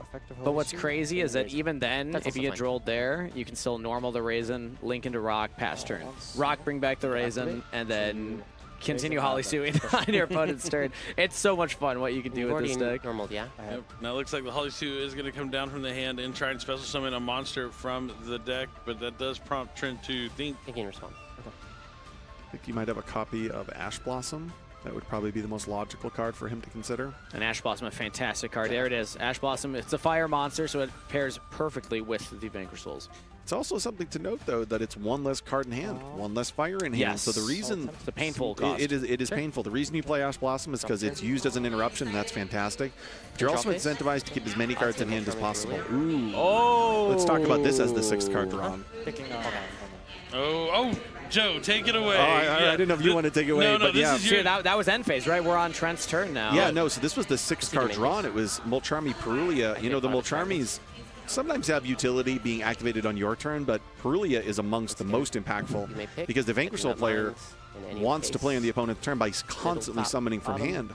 So when you drop Perulia on your own turn, it allows you to push through your opponent's field, and as they interact with you, you just get more and more of your own engine off the top of your deck. So having Perulia in your deck, it's just an obvious inclusion, but it's something that's really important to note that it's actually a really good 6th draw in a lot of cases. And if you happen to draw 2 Perulias, which is obviously already a good thing, you can actually stagger it so that you Perulia your opponent on their turn, limit what they do, and then start your own turn with it. So now their limited board also then is interfered with by allowing you to draw every single time they decide to play on your turn. So just one of the interesting quirks about staggering your Perulias. Yeah, it's definitely a cool thing to note. But Stake Your Soul is also very cool. Revealing a fire monster, so he's going to be able to special summon Vanquish Soul Rosin from the deck. You see him putting it under that Rock of the Vanquisher column. Anything in resolution? No. Gonna add Vanquish Soul Holly Sue from the deck to the hand. Checks for a Droll and Lockbird. Not only will the Droll be good at slowing Trent down, it would have cut off that Molcharmi Perulia at the same time, but no Droll and Lockbird here. Something else to note when you're playing in Vanquish Souls, you do want to summon underneath, or at least, I guess, on top of, depending how you want to talk about it, the Rock, because if they were to have Raisin in hand to be special summoned, and they want to destroy that column, it would be in the same column as Rock. So the mirror match is much more complex about columns, but even if you're not playing the mirror match and your opponent has Rock, if you summon it there and your opponent has to Raisin, it's going to at least destroy their own Rock as well. Yeah, it's convenient in that way. All right, Holly Sue's coming down from the hand, and now attempting to special summon a monster from the deck. So it was Mad Love. What was the other one? Mad Love Jiaolong, yeah. Oh, and Jiaolong in hand, too. Ooh, that's a really good one. Yeah. So let's see. I mean, Heavy Borger. We can go Caesar Valius. Yeah. Effect of Dr. Madlove. Okay, looks like just Dr. Madlove. So on summon, Dr. Madlove, you can add a Vanquish Soul spell, a trap from your deck to your hand. So we're going to go grab that most likely Vanquish Soul start, the field spell. Protects us. What card is that? Start. Oh, yeah. Vanquish Soul start. Thank you. Sorry, I didn't my understand apologies. the No, first thank time. you. No, actually. Hypocrisy. It's fine. The camera couldn't see it, but there was a look of confusion on my face for a brief moment, and then I remembered the bit, so we're all on the same page again. But now that the Vanquish Soul start is Also, in the hand. Stake Your Soul. No, wait, is that one the same? No, I don't know. That's fine. It feels like It it is. should be There important. is an exclamation point. I saw it on the sheet, yes. Stake Your Soul. Stake Your... Well, that had a question mark at the end. You're right. Yeah, there's no It's comma. not, it's not there, a danger. It's not a danger with the, the exclamation points and the question marks. No, you could play Dangerous. You could play in this deck. Dangerous, They're yeah. cards. That That's was what's so one of the cool early about- builds of the deck. Yeah, that's what's so cool about Vanquish Souls, all the different things you can do. But we do see he's adding and revealing, I think. Yeah, so the Raisin came down, and now what he's able to do is kind of reveal what he summoned, what he searched off of that. And take out the Holly Sue. Yep. Now we're linking that Raisin into our Rock the Vanquisher. Pot of Extravagance didn't betray Trent. Special Rock the Vanquisher. Affect the Rock the Vanquisher with turn player priority to add back from my graveyard. Yeah. And getting back that Holly Sue. What did you reveal for Holy Sue? Mad Love Raisin. I heard Mad Love, and I didn't catch the other one there from Timothy. Yeah. Well, he had Caesar as well. Zhao Long. Oh, he has Caesar in hand. Ooh. So Timothy has decisions to make here. You have a time extension. It begins now.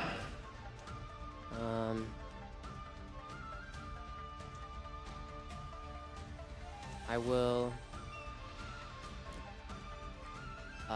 attempt to enter the battle phase. All right, sounds Okay, like, we're just going battle. Yep, Trent's ready to move on to the battle phase. So what do I know in your hand? I think this is one of the most not maybe one of the most, but it is an underestimated option that a lot of players kind of gloss over, which is not just doing everything in main phase 1 and realizing their battle phase is such a resource. Yeah, especially when you have all these quick effects in hand to summon your monsters. So things like Nibiru no longer going to be able to stop you. Activate Caesar. And you were talking about if you're games 2 and 3, oftentimes you do go wider with the Vanquished Souls. So question. Especially in a matchup where everything works in the main phase, essentially. I haven't been drawing. You can no longer. Yeah, draw. I haven't been drawing for that reason. Oh. No, I didn't know. If Oh, yeah, that's right. I forgot about that. That's a good point, Nambo. actually. Yeah. Because he really, the very next move he did was Extravagance, which That's cuts you off actually from drawing for the rest of the turn. very interesting. Yeah, I hadn't thought about that. Rough. Huh. I mean, Pearly wasn't going to do anything in his hand anyway. Sure. We saw it in Heal game 1. He Earth just Monster discarded it in phase because he had too many cards. He just wanted to show that he had it. You know? Yeah, it's not one of the attributes that you really need for He's the like, Vanquished Soul cards. he wanted to show him the unlucky draws. Like, yeah, I imagine if I had this before. I don't even need this against you. Make him unaffected. You think you're cool with your Starlight your Holly? I was just Same wavelength. Same brain cell, actually. There you go. We One share brain it. cell. Yeah. Three It bounces commentators. between us. Two commentators. Joe has all the brain cells. Joe's got a degree. He's good. Sorry, that got me. Okay. All right, Mad Love here coming down is going to add a Vanquished Soul monster from the deck to the hand. You normal this? No, you normal the. We normal the rosin to start the game. No, it's special the raisin on stake. Oh, That was did my we? normal summon, Gotcha. Yep, he revealed the Zhao Long for Stake Your Soul to summon the fire. Oh, okay.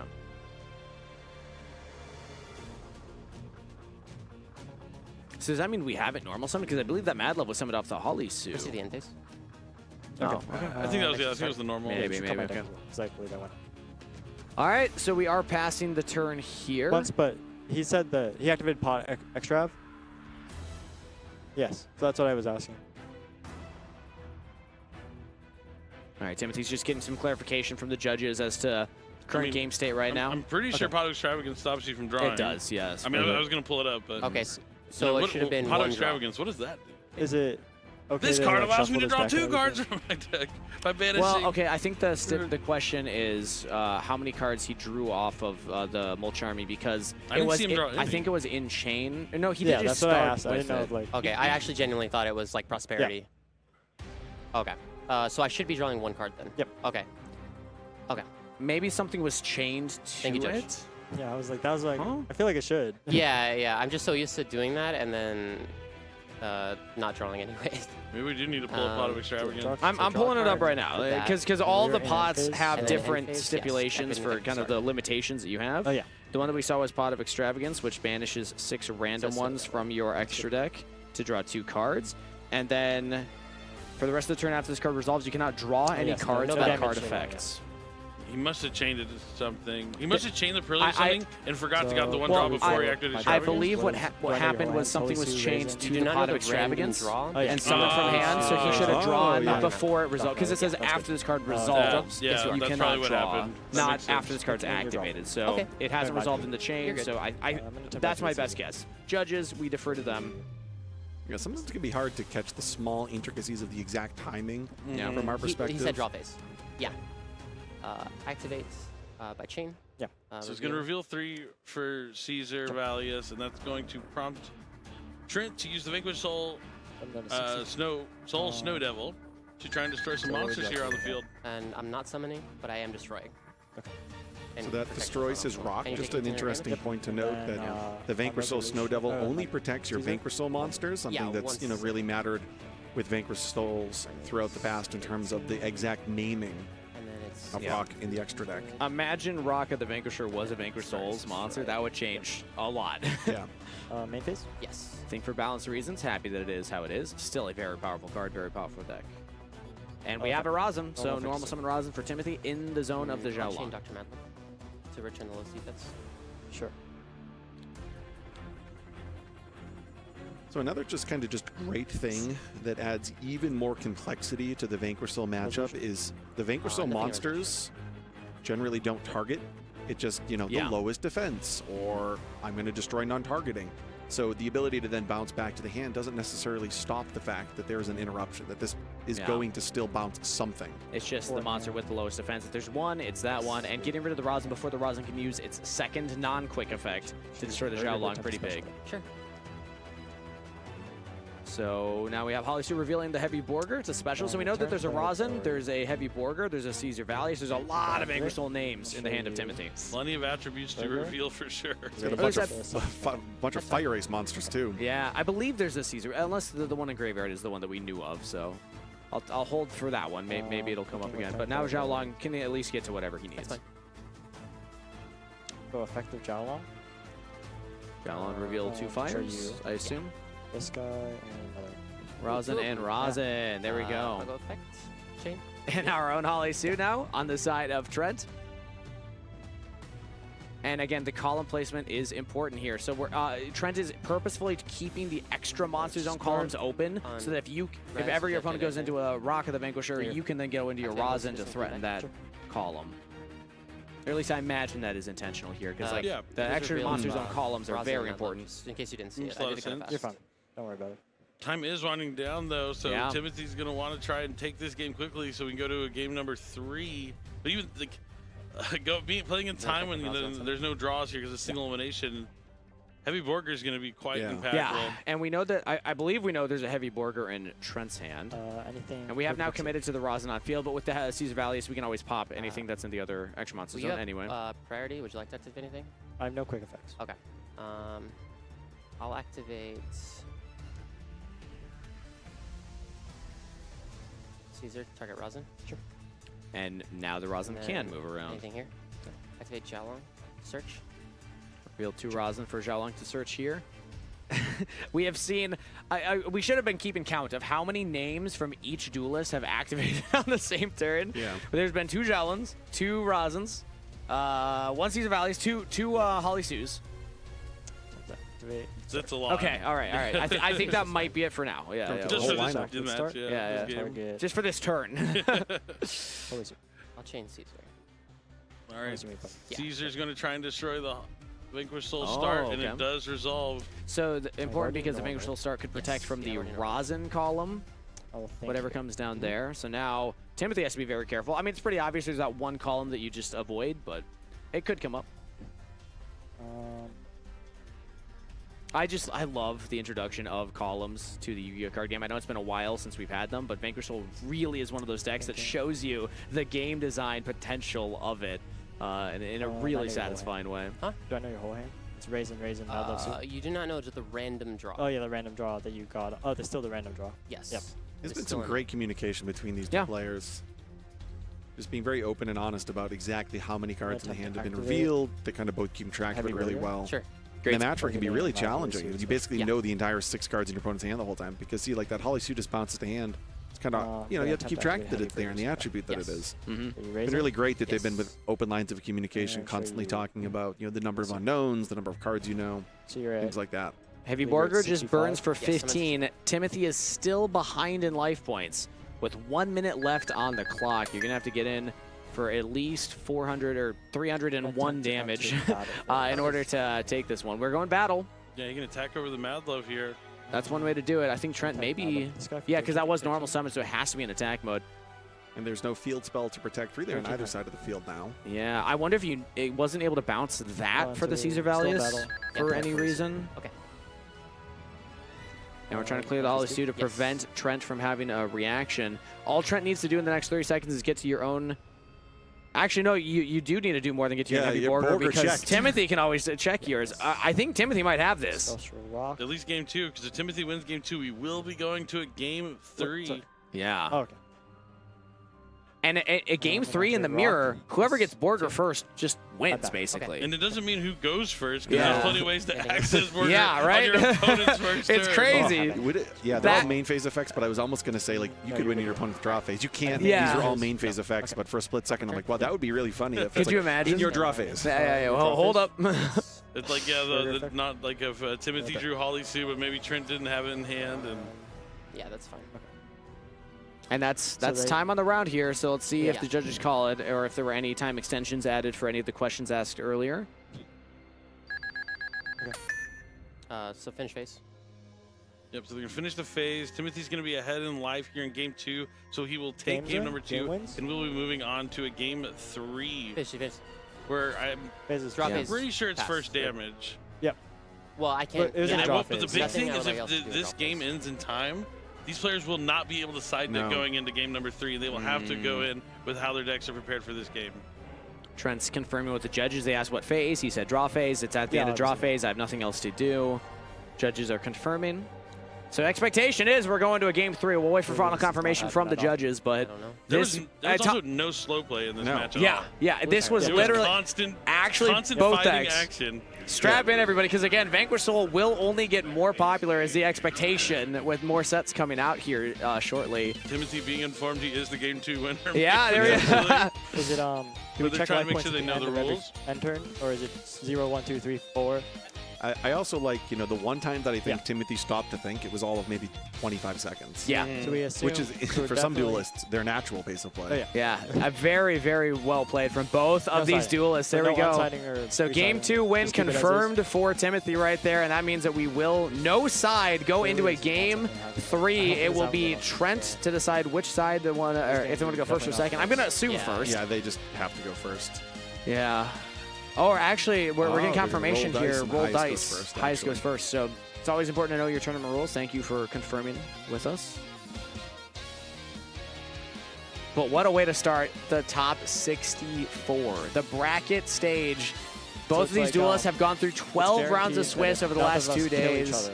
And now in their first round, they're going 2 times. They get a roll dice. Highest roll chooses if they want to go first or second. We're getting 4. The choice will be very clear to go first. Yeah. One thing to note, we actually talked about it a little bit earlier today. The winner of this duel will be earning themselves I could be a 100 life card trooper. At the end of They'll be making it to the top 32. That's very sweet, and that's going to have that WCQ logo on it as well, so it's going to be a little more special. More important than that even is that it is the first ever stamped cards given out for prizing for a TCG event. So that's pretty cool.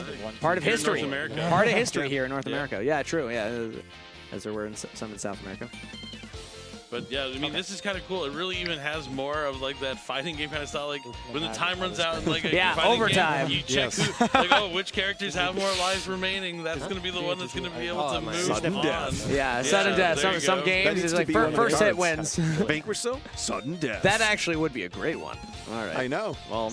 So don't give Billy too many ideas. Like between the things. Well, we would have a question mark or an exclamation point. It's got to be an exclamation point. Yeah. I know, no, but it's shocking. So both. Both. Yes. Sudden death? Yes. Yeah, there we go. Both. All right. They know our contact information if they want to get in touch with us for any of that. Okay. All right.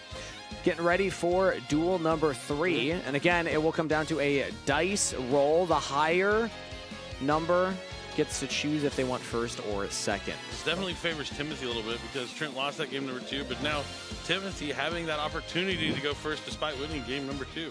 It will be weird, Trent, though, drawing the Molcharmini's going first. I mean, it could help Hurley, we already talked about, but it's just going to have a weird combination of cards in his deck because, he decided to go second because he went second in game 2. Exactly. But if you were to win this roll, he's going to elect to go first. Now, I don't know how many cards in his side deck might burn life points, for instance. I know sometimes you look at the side deck and you see cards like Solemn Strike, Solemn Judgment. Actually, Solemn Warning has regained some popularity this weekend. Oh. Those are obviously not cards, though, you want in Vanquish Soul. Sudden Death. Game 3, Sudden Death fight. Trent versus Timothy. Let's see the dice roll. Yep.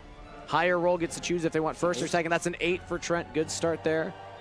Timothy gets a 10. That is higher. I'll go first. All right. Good sportsmanship from both duelists. A fist bump to start the end. Timothy decides to go first. 5 cards for the draw. And again, it just really comes down to who can get that heavy Borger first. And we do have a drop phase Perulia from Trent. We have a Call by the Grave, alternate dark quarter century secret rare though. Yes. Okay, I do think he doesn't choose to activate it though. I do think they will be able to finish out the turn, so it's not going to be immediately when first damage is going to happen. But they will check the life points at the end of the turn, and whoever has higher life points. So there's a chance that we Heavy Burger check each other And we're gonna, in the turn game will 1. continue. But then the person who goes second wins because they would get to Borger. Yep. So they're going to go 0, 1, 2, 3, Oh, and okay. then check it. So they're similar to the old one. yeah. Oh, okay. Well, that's great then. Especially in a matchup with Heavy Borger, we don't want Turbo Heavy Borger to be the determining factor. I mean, I think we're still going to see a lot of that Heavy Burger, but we do see Timothy going first. Yeah. But there is the Mulcharmy Perulia as well. Yes. Yep, And exactly. because this is going to be longer than just that singleton turn, that Perulia is going to have a huge effect. Raisin effect search is fine. Okay. So we will get the Raisin search. Sake Your Soul got to the Mad Love. Raisin now here, getting to the Holly Sue. And that Perulia can get so many draws versus Vanquish Soul in particular. This is a fantastic deck, but one of the weaknesses is you do get hit heavy by that Perulia. I'm curious if these players were told in very clear detail exactly how long this was going to last because he's elected not to use that Call by the Grave. Oh, yeah, for sure. I feel like you would just Call by the Grave Perulia. Activate Rock on summon to add back to the grave. I'll change Ooh, look at Oh, this. DD Oh. Crow. We talked about how there's a lot of cool cards that you can use for those attributes that you That's need. the But Call there's by. the Called by the Grave. That is fair. Maybe he considered this more valuable. And that's really just for DD Crow because it's not like that's a dark monster or a light monster. Because you have the Rosin now, you can get to, you know, Xiaolong, you can get to Caesar Valleys, you can get to Heavy Borg, you can get to everything with Holly Sue and Rosin. Yes. That goes back. We have so many attributes. We have Fire, Earth, and Dark in hand. No Holly And it doesn't Sue. seem like a lot, but like the Rosin can get there. Yep, for sure. Yeah, maybe he just considered, you know what, I'm not going to play that much into Perulia because it doesn't look like Trent drew very much. Yeah. I believe he searched the Holly Sue off the Rosin, so we can always Holly Sue on our opponent's turn when the Perulia is no longer affecting us. Oh, here's going to be that Alt-Art Pot of Extravagance. I like how they're not all the Altards, but No. he has at least one of them here in the deck.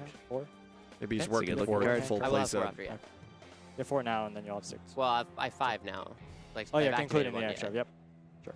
He's drawn Pot of Extravagance every single one of these games. Yeah. It could be the difference maker here in this mirror match. Why you play you're- 3? Yeah, 3 of in a slim 40 card deck.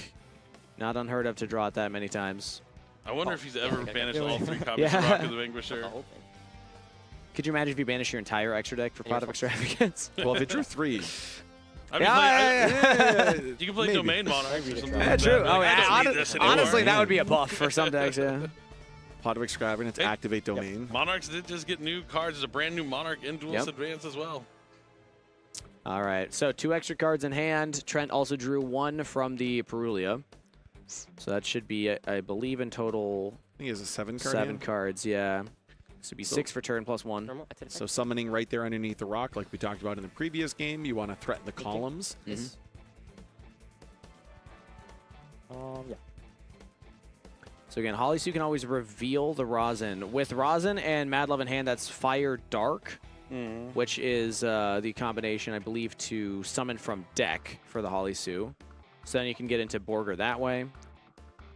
Or you can get into another Rosin to get into, like, Yeah, Borger in hand or something. In a time scenario, you would have thinking that like Timothy would try really hard to get a Borger on the field as fast as Right? he could. But Yeah. Resolution. Not the Active case, but To Trent is getting Destroy, access to Heavy Borger monsters as and fast as possible. Yes, and Borger requires an Should be Earth Rosin and Fire Borger. in hand, so if you have Mad Love Holly Sue, or rather Mad Love Rosin in hand, that's not enough. You need to get an Earth in hand. Yeah. He's going to go to battle and just attack over the Rock of the Vanquisher. wow. Inflicting the first amount of damage.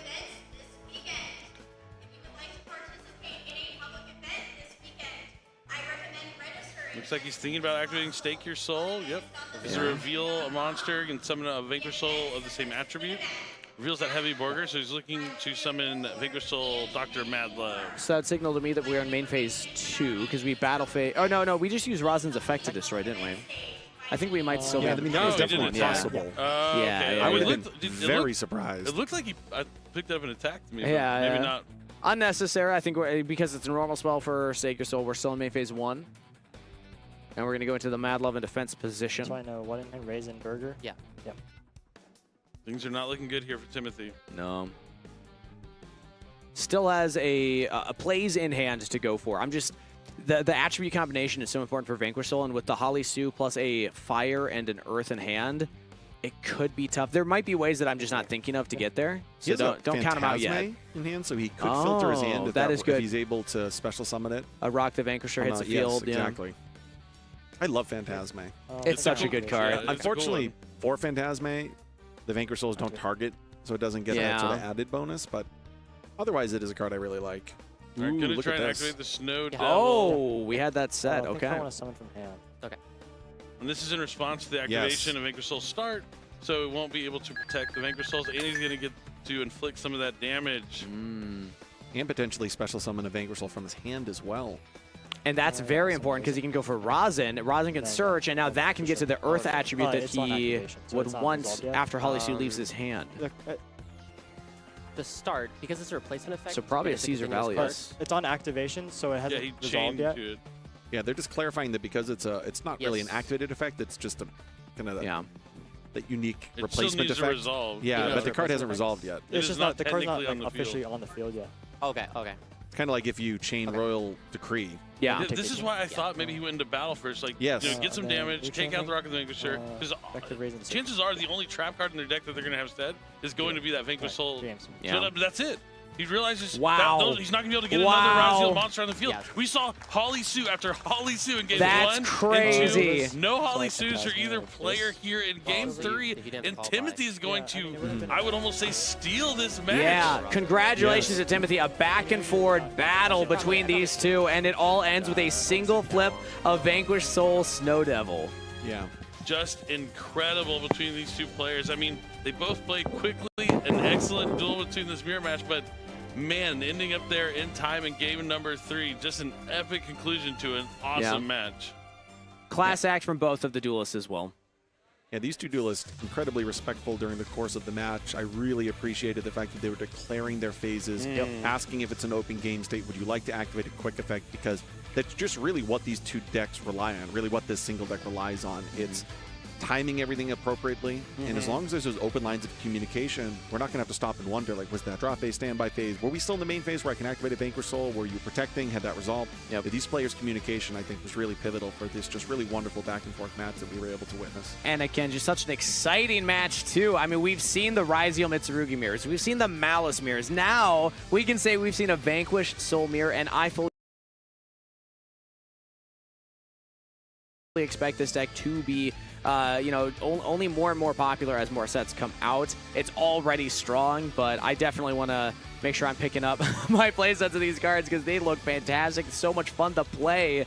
And yeah, I mean these guys really showing us how to do it. Yeah, and we talked about the comparisons all weekend. I mean, this isn't like my opinion, but I heard from other players out there on the floor that the Vanquish Soul deck is reminding a lot of players of the tier limit strategy about how much they can play on their opponent's turn. And watching this mirror match, I'm getting what they're talking about, those vibes where both players are so invested into the game, no matter whose turn it is. A lot of back and forth, but that can create some of the most fun Yu-Gi-Oh! There is to play. You know, Dominic Couch, a really well-known player, didn't end up playing this weekend, but I spoke to him and I asked, what deck do you think you were going to play this weekend? He said Vanquish Souls. No hesitation? No hesitation, 100% Vanquish Souls. So you can clearly see that there were some top players who we've seen on the Future Match Arena before who, although they may not have ended up playing in the event this weekend, considered this a top-tier choice. Yeah. It definitely seems that way after seeing these two players put on a showcase in this mirror match. And they went to time, but played so quickly. And I think this might have been the Future Match setting the world record for the amount of cards revealed. I mean, now that Vanquish Soul is check their tapes, Yeah, we'll check the tapes, but it was pretty close. It was like reveal back and forth, reveal. And think of the implications of this match on the top cut and kind of what the decks we expect to see. We haven't even seen Gem Knight on stream yet, but we've heard that they were doing very well. Now we have Vanquish Soul doing well. We've already seen Mitsurugi Ryziel, all the various Ryziel builds. Malice doing well. Goblin bikers were winning feature matches. So it's so cool the variety of decks that we have right now in this top cut. Yeah, I think you mentioned something that we haven't talked about is Gem Knights are still out there. There are multiple in top cut, very unexpected. But Jackie is standing by with our winner for the interview, so we'll go ahead and toss it to Jackie. Take it away. That's right, Timothy, you survived. You are moving on to top 32. How are you feeling? Oh, the crowd, the applause, they love you. I'm definitely a little relieved. It was definitely a tough back and forth, so a lot of burn damage. and a lot of small plays that I really had to focus on. Yeah, talk to me a little bit about that back and forth. We had that mirror match there. Were you nervous at all, or were you like anticipating stuff? Like, walk me through the whole process. Yeah, so definitely pretty complicated for the mirror match. I was really kind of relieved because I had played a lot of mirror matches today, but his hand was very good in the first game and mine wasn't, so I was a little bit kind of not sure if I could make it, but I'm happy I was able to pull it out in the end for sure. Was there a point for you where you're like, oh, okay, I got this. This is mine. Yeah, as soon as I resolved that trap card in game 3, I think being able to wipe his board and kind of deal some damage and really take control of the match, I think kind of sealed it for me. Yeah. Okay, and this is your first time on stage, so what was that experience like? It's definitely different than I imagined. I kind of thought I'd be more nervous just because I'm up on stage and people are watching, but for the most part with just being focused on the match and everybody kind of watching from a little bit far away, it's not much different. It's definitely a very cool experience, though. Okay, so you zoned in. Are you getting back on the stage later? I hope so. I really hope so. Maybe. I'll try my best. Okay, what's the game plan and strategy moving forward? I think just to focus on, what I practiced in testing and my matchups, make sure I kind of execute all the small plays and just keep it kind of light. I know it's a game, so just try to relax. Okay, great. Just a game. Okay, it was pretty intense. But is there any shout outs? Say hi to your friends over there. Hi. So definitely shout out to my friends over there, Team Priority Phase. I work at my card store, Green Tree Sports Cards in Pittsburgh, and then also shout out to Top Deck Cards and Games in Pittsburgh and Card Quest in New York. Anything you want to say to the chat? No, no. All right, let's hear it for Timothy, everybody. Sending it back to our casters. All right, thank you so much, Chad. Yeah. Nah, I'm good. Yeah, I'm good. Chad, I wasn't doing it for Chad. I was doing it for the locals, local legends back home. Yeah, funny to hear, but man, what an excellent start to our top 64. And, now Timothy's moving on to top 32, but that was quite the match. And he talked about how intricate the mirror match actually is. And, oh, yeah. I don't think I haven't seen one in a while, but with Holly Sue going back and forth, that was some crazy stuff. If you really appreciate just the nature of grinding your opponent out with these small interactions that aren't overwhelming them in one single play, but just incrementally, a bounce here, a pop there, a destruction here, where honestly any small little misstep from either of those opponents over the course of multiple chain links and interactions, you can set yourself behind. If that's the type of Yu-Gi-Oh! You like to play, you should be looking at Vanquish Souls. And again, the fact that we had the mirror match, I think is so cool because, again, I just said it before we threw the interview, the amount of decks. I mean, we can even throw like Orcust Mermail into there, like so many decks being piloted at this NAWCQ that you have to be prepared for so many different matchups. And I feel like that, when you're in an environment like that where the field is so varied, that's when really like the high, I don't want to say high IQ because I feel like everyone here is intelligent enough to play this card game, but that's when really like the high level of play comes out because you have to know so many different decks and how your deck interacts with them. The mirror match, sometimes some of the harder ones because of how these effects can stack on top of each other. And definitely, and they're like interactive effects too, like take control of your opponent's lowest, stat monster, destroy your opponent's monster. It's not like, I'm going to negate that card, I'm going to negate that card, and now you have no cards left in hand, I negated all of them. It's much more back and forth, which also is reminiscent of tier limits. The decks work completely different, but there are the parallels you can draw between the powerful decks like of all time in the Yu-Gi-Oh! Card game. I was playing Sprite back then, though. So. But I remember I'm sorry. You'd either watch or play against tier elements, and you'd think, okay, how many cards in hand? 6 still? It's really 6. This discarded phase? Yeah, Vanquish Souls, I just don't need these. I got 8 cards in hand during my days. We discarded a Mulch Army because of hand size during that duel. That was crazy. It's pretty funny to see. We do want to talk about something exciting that's going on. This is the NAWCQ. We already have 2 people going to the World Championship, 4 more to go, and we are going to have the Yu-Gi-Oh! TCG World Championship 2025 celebration event. That's right. It's going to take place August 30th to September 14th, and it's going to be held at participating OTS in North, Central, and South America. That's right. It's going to be your opportunity to get that beautiful Breaker the Magical Warrior, and Mirror Force. And, of course, they're en français. I was about to say, I thought you knew how to speak French. I thought you should be pronouncing these. Yeah, let's hear Billy's best shot. Come on. Force de Mirror. There we go, yeah. The Breaker one I can't read. Let's just hope Stephen Darling didn't hear that, yeah. You know, I know you've never Or heard Julian. this before, but Breaker. Oh, here we go. Français de Guerrière Magique. Outright. But that's my best shot I got for you guys. All right, round of applause for Billy, everybody. High school French, over a decade ago. I'm doing my best, but I'll be there and trying to get my hands on these cards. I don't think you're invited to Paris anymore, actually. No, I think they're going to... I got to stay home now, unfortunately. Jinx. But no, Breaker is one of my favorite cards of all time. I know I got a lot of them, but, Billy Break, summoned Breaker, broke their a lot of Mirror Forces. Oh, it's happened. Is that what you're named after?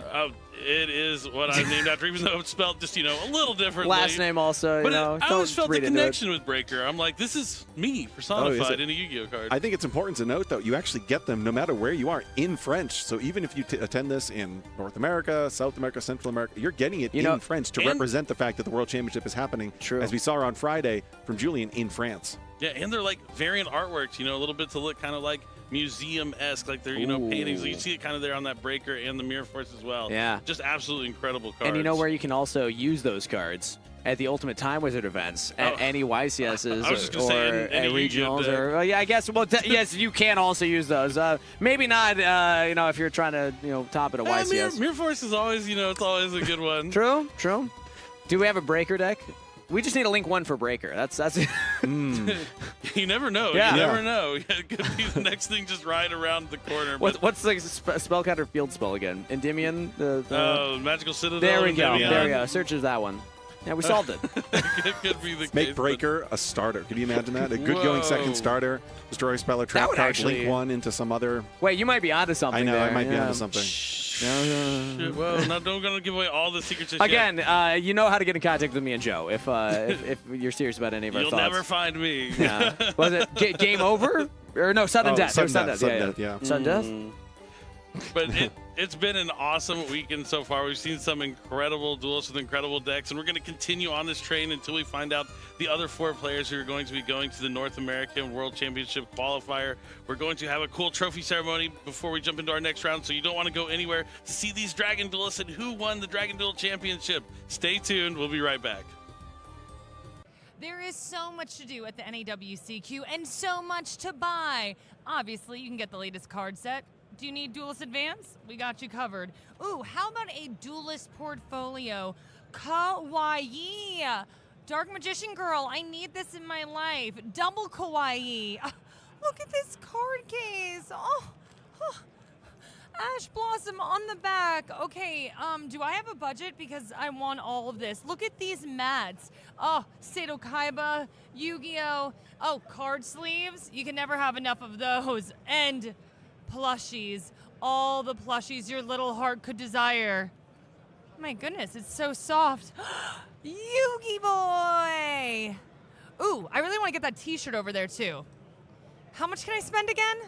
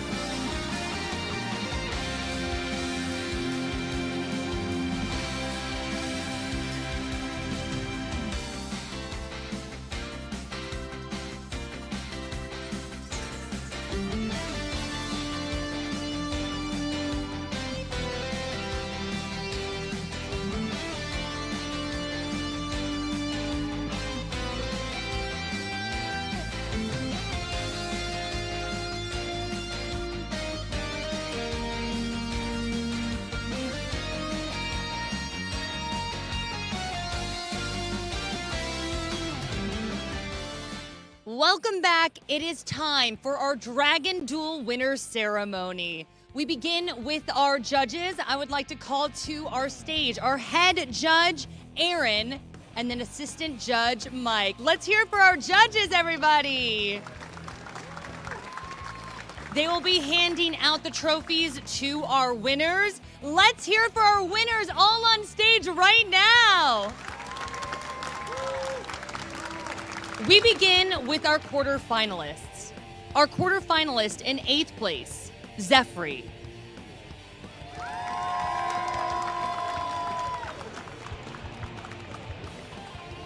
Our quarterfinalist in 7th place, Gregory.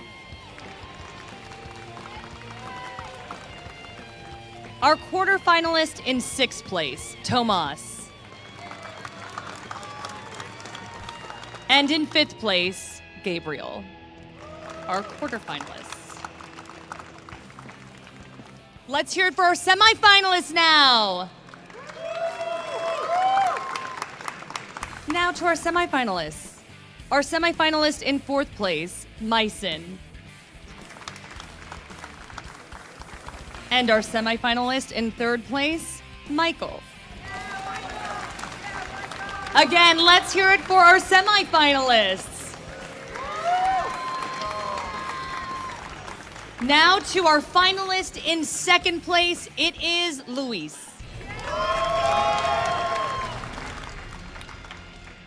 And last, but certainly not least, our Dragon Duel champion, everybody, Andrew C. Our champion wins a trip to Japan at Jump Festa, a day at an amusement park in Tokyo, a complete set of Alliance Insight and Supreme Darkness, plus so much more. Again, one more round of applause for our champion. And another round of applause for all of our winners up here on the stage, our young duelists. All right, let's give them one more cheer, right, everybody? Get loud. Here we go.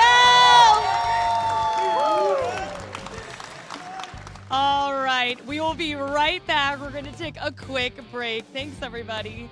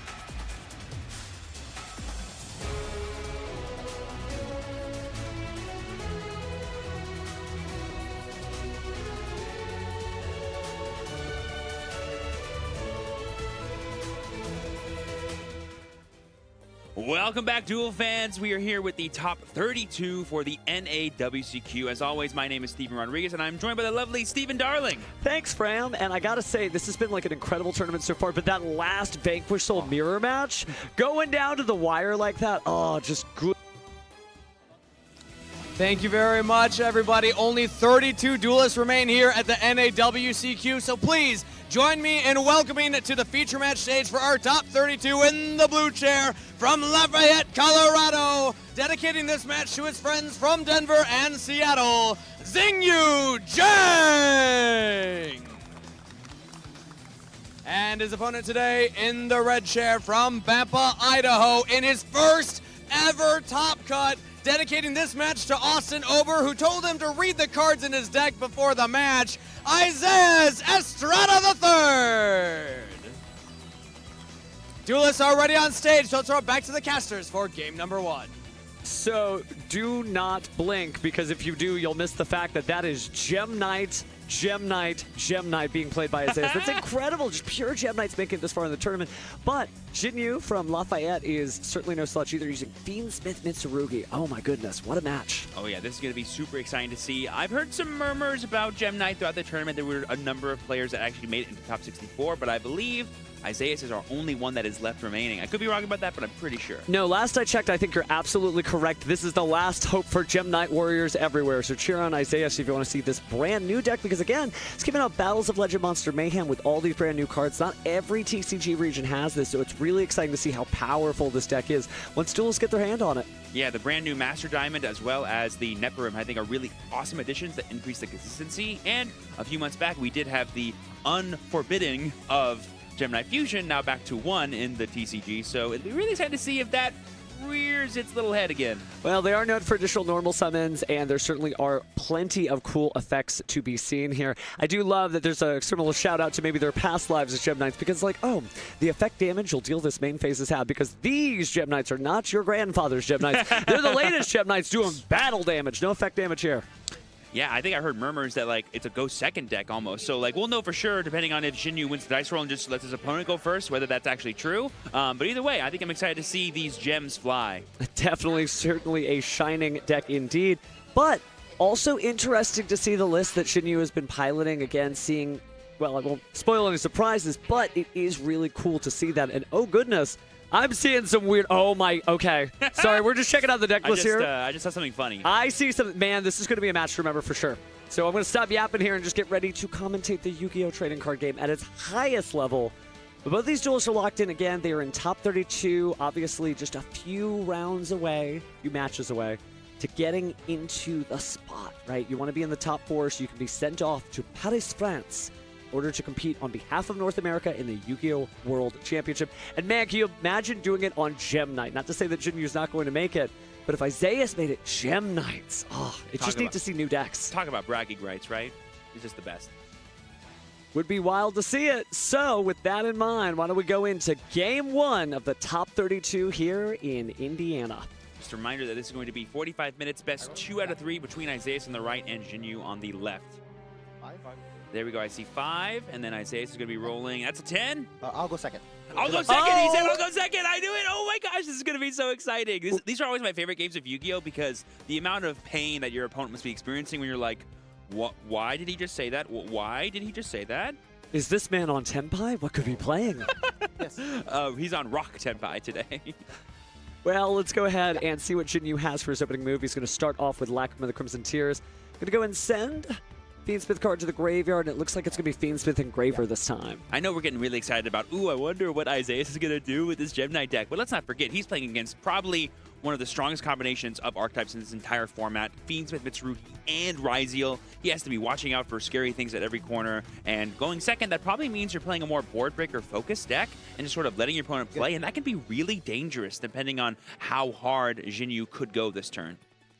Well, getting a little bit of a look at the deck there, but we're going to go ahead and bring out Fiendsmith Engraver in defense mode. So 3 Light Fiends already in the graveyard, feeling pretty good so far, especially if you're going to Fusion Summon later. Yep, so far I think it's business as usual when it comes to the Fiendsmith engine. Isaiah is just, I believe, thinking here in response to the Requiem effect to equip. I believe we're going to let that go through. Oh, no, we're actually using the Engraver effect to summon itself out. And we're going to chain to that. Molcharmy Meows. Not Perfect normally a Molcharmy timing. you see all the time in the main deck, but has been probably a really cool tech inclusion for dealing with decks like Malice in the format. But getting a free draw here off this Engraver feels pretty good. You have to imagine if you're running Molcharmy Meows in a Go second deck, you're expecting to see Malice and Fiendsmith-based decks as the predominant decks in the format. Again, special summoning from Graveyard. There are a couple of other decks, again, that are special summoning from the Banishment, like we mentioned, Malice. So it's a nice all-rounder Molcharmy. You're usually going to get something out of it. I mean, and that also could mean that he's playing all three of them, right? Because if you're going to be blind seconding all day, Molcharmies are the best ways in order to kind of enable the amount of cards you might need to break through the biggest boards possible. Well, speaking of big boards, we did get our Fiendsmith sequence here. We are going to sequence our plays. Looks like we're just going to fuse all three now and go ahead and make Fiendsmith's Desiree. Yep, I believe we had 3 Light Fiends, one of them being a Fiendsmith Engraver. So there he is, the big boy. Once we equip that sequence, it'll have the potential to negate multiple things. But it looks like we were going straight for a Link 3 right there, but I think we decided against it as Jinyu. Yeah, we're just going to go ahead and equip straight to the Desiree the sequence. We're going to set a card, and we're going to pass. There's not that much going on here. Maybe not wanting to play into the Meowls any further, but now it's over to Isaiah. And the question on everyone's mind at home, what is he about to do? This will be, I think, our first Gem Knight feature match throughout the entire weekend. A very popular deck. Just kind of like the Yu-Gi-Oh! Underground scene, right? Not too many people activating these card effects, but let's start off with activating Gem Armadillo. I believe that's just the standard on-summon search for a gem card monster, if I remember correctly, but it will be met with Ash Blossom, so the effect will not actually resolve. Would have gotten you a Gem Knight monster, but not if Ash Blossom has anything to say. Oh, the triple tactics thrust. Classic Go Second shenanigans, am I right? Monster effect activated in the main phase while you control a monster. I'm going to activate thrust, and right now Shinyu's like, if I don't Desiree this, you might just get a card that I'm forced to Desiree. I like the patience here of allowing the thrust to happen, because if a card that he's searching for is really scary, you can just Desiree that. Well, it looks like we might be selecting... Oh, he has Shadow Fusion. Did anyone see that? Did anyone see Shadow Fusion right there? I think the stream definitely did. We may be bringing Shadows back to the top cut. Hey, Steven, is Desiree an extra deck monster? You know, last I checked, I think it is. Interesting. Shadow Fusion, interesting. So Shadow actually an integral part of many duelists' road to the World Championship. Shadow mirror matches were all the rage in the recent speed duel qualifiers on Yu-Gi-Oh! Duel Links. But to see Shadow Fusion in somebody's deck in the top 32 of the NAWCQ, holy moly. And speaking of which, I'm going to go ahead and, I think, burn off some cards here. Activating Forbidden Droplet. This is amazing from Isaias here. Sending the, I believe it's called Nephirim, yes. to the graveyard here, and not allowing him to respond with Desiree to just go ahead and negate the Desiree's effect and have access to this talents that can either draw 2 cards, take the Desiree, do whatever else he needs to, is going to be super big. Nephirim. So Gem Knight Nephirim, of course, you know, when it's summoned, you can go ahead and add a Gem Knight card from your deck to your hand, except Nephirim, of course.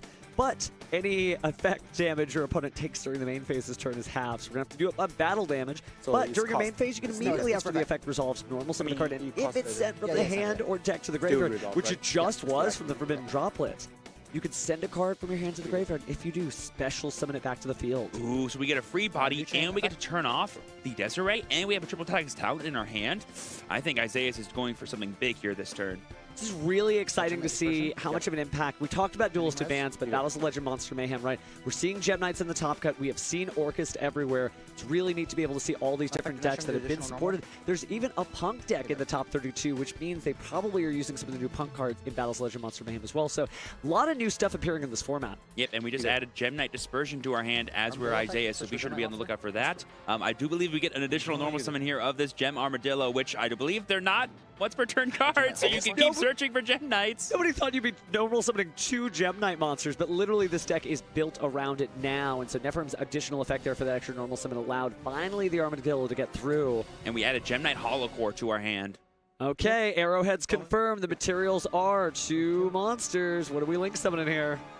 Oh, that's just going to be Quartz? Yep, there it is. Gem Knight Phantom Quartz. This card on summon will let you get another search of a Gem Knight card, and it'll allow you to fusion summon. But we're just going to go ahead and concede as Jinyu. He's like, I've seen enough. I know what the Master Diamond does, even if I don't need to experience it. Being able to summon multiple monsters in a single turn, all from the extra deck. The damage is about to be insane if you're Isaias. And Jinyu's like, right on the wall. Let's go to game 2. He's got a little wry smile on his face. Didn't even have to activate that triple tactics talent. Just really good go second play. And that's scary technically, because if you're in Jinyu's position, you already got to go first, and it didn't even matter. Right? Like, it's like, what do you choose now? You force your opponent to go first, but it's not like Gem Knights, I don't think, have nothing to do. We have additional normal summons. They can link climb with the best of them. I don't think anything actually restricts them to only fusion summoning, so who knows what other access someone like Isaias could have as the games continue here. It'd be really exciting to see. That is an interesting restriction. You know, most restrictions on a Yu-Gi-Oh card are about what the deck does best, and it's funny to see that the Gem Knights restriction are like, hey, no effect damage, or at least half it down. You calm that stuff down. So the fact that, you know, all of these pilots of these Gem Knight decks were able to bring a battle phase-based deck just shows the creativity, of course, but it shows you just a few new cards in your favorite deck can really rocket your tournament record.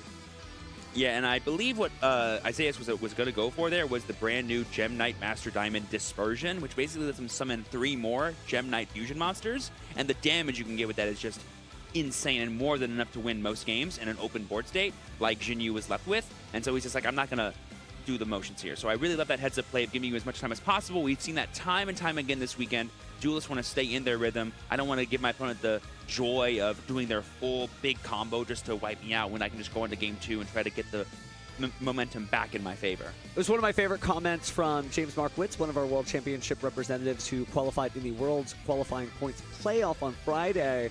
Just not to let your opponent keep having the rhythm. Why just sit there and stare watching your opponent play more cards? You're like, you know what? Stop what you're doing. I don't want to do this anymore. I'm going to go into my first turn. I'm going to figure this out. But I am very curious to see if Shinryu ends up making Isaias go first, just to kind of offset the same rhythm we're talking about. And to be fair, too, it's not like Jinyu got to do that much during his turn. He just did like a very basic Beansmith combo, got to Desiree, and that was kind of the bulk of his interaction besides the Ash Blossom in hand. Isaias was able to play through that. So maybe if you're Jinyu, you think to yourself, well, if I do my other stuff, like my Mitsurugi effects or my Raizio effects, maybe all this Gem Knight chicanery I can deal with. And so he might feel more confident going first now that he knows fully what to expect from some of these cards. Well, it'll be interesting to see because he didn't see the full combo, but it might just mean that Shinryu is familiar with Gem Knights. And a lot of duelists are not familiar with this new deck since only about a month ago when the set dropped. But Gem Knights have made top cuts before and various different shapes and sizes, so it's neat. I know they're a Gem Knight fan just cheering as loud as they can at home. And I'm sure it was really nice to see all those new cards from Monster Mayhem supporting really cool dual terminal decks like the Gem Knights and having them come back in this really cool way here on the biggest stage for the North American competitive season. I think is just super exciting. I know I keep saying it. I know chat's like, oh no, here he goes again. But this is a genuine proof of concept that you can play something that you might call off format, right? This deck isn't what I should use. This is not the fashion I'll wear. But the truth is, if you know what your deck does and you know that it has an interesting interaction against the best competitive decks, it does something different, and maybe your opponents don't know, and that can get you that ticket to Paris. That can get you that top, those trophies, those prizes, the legendary status in the duelist community. So, hey, maybe Isaias is going to teach people, play what you want, play what you think is good. Good jewelry is always in style. Oh, as we can learn from the Gem jokes. Knights. Hey. They rock. Oh, they do rock. I've got Unless more. they're Master Diamond because he can't summon rock monsters. But we'll forget about that. Let's go to game 2 here in the top 32 to see what happens next. All right, let's see what Jinyu chose, first or second. Making Isaias go first is probably a line, but it's dangerous just to let your opponent go first, you know. You never know what they're going to do. Ooh, I do see a Molcharmi Purulia in the hand, a Harpy's Feather Duster, lots of go second cards there from Isaias. So he's assuming that, well, I think that means we now know Jinyu's going first for sure. But obviously he made his side without knowing that. But it looks like Jinyu's going first after all, activating Mitsurugi Prayers and tributing the Habakiri. This feels like a draw phase, prayers to hopefully play around things like Draw and Lockbird. I didn't actually hear him declare anything, but that's my assumption. And looks like we're eyeing up that Saji there to be the summon that we do. Because we're doing both effects, we will be able to... Oh, yep. Saji has been committed to the summon there. Certainly being cautious. This is top 32. If you do not win this game, you are going home, unfortunately. So he's being very cautious correctly. And because we did use both effects, we will be taking 800 points of damage as Zinyu, going to 72. And now Saji's effect on summon will search for a Mitsurugi spell trap card. All right, so let's go ahead and go back into the deck. Usually this is where you see a Mitsurugi ritual, but let's see what he ends up grabbing after all, depending on what his hand already has. And apparently he is going to go for the Great Purification. We've seen a lot of duelists try to pivot towards that. An in-archetype negate just feels really good, especially with Search. I mean, that's Orca's whole game plan. But this deck does it a little bit better, honestly, being able to grab both of these cards here. Yeah, that's going to be pretty cool in here. And I think what Jinyu is trying to prioritize here is he now knows, maybe not necessarily what the payoffs are for Isaiah's deck, but he knows the choke points, the Gem Armadillos, the Nephirims, the cards that are trying to get him to what he's trying to go for, the Quartz, all those fun things. Well, speaking of going for things, we've got Bonfire getting the Ice Ryzeal immediately normal summon, attempting to activate the effect, and we are going to go ahead and Fuwalos here.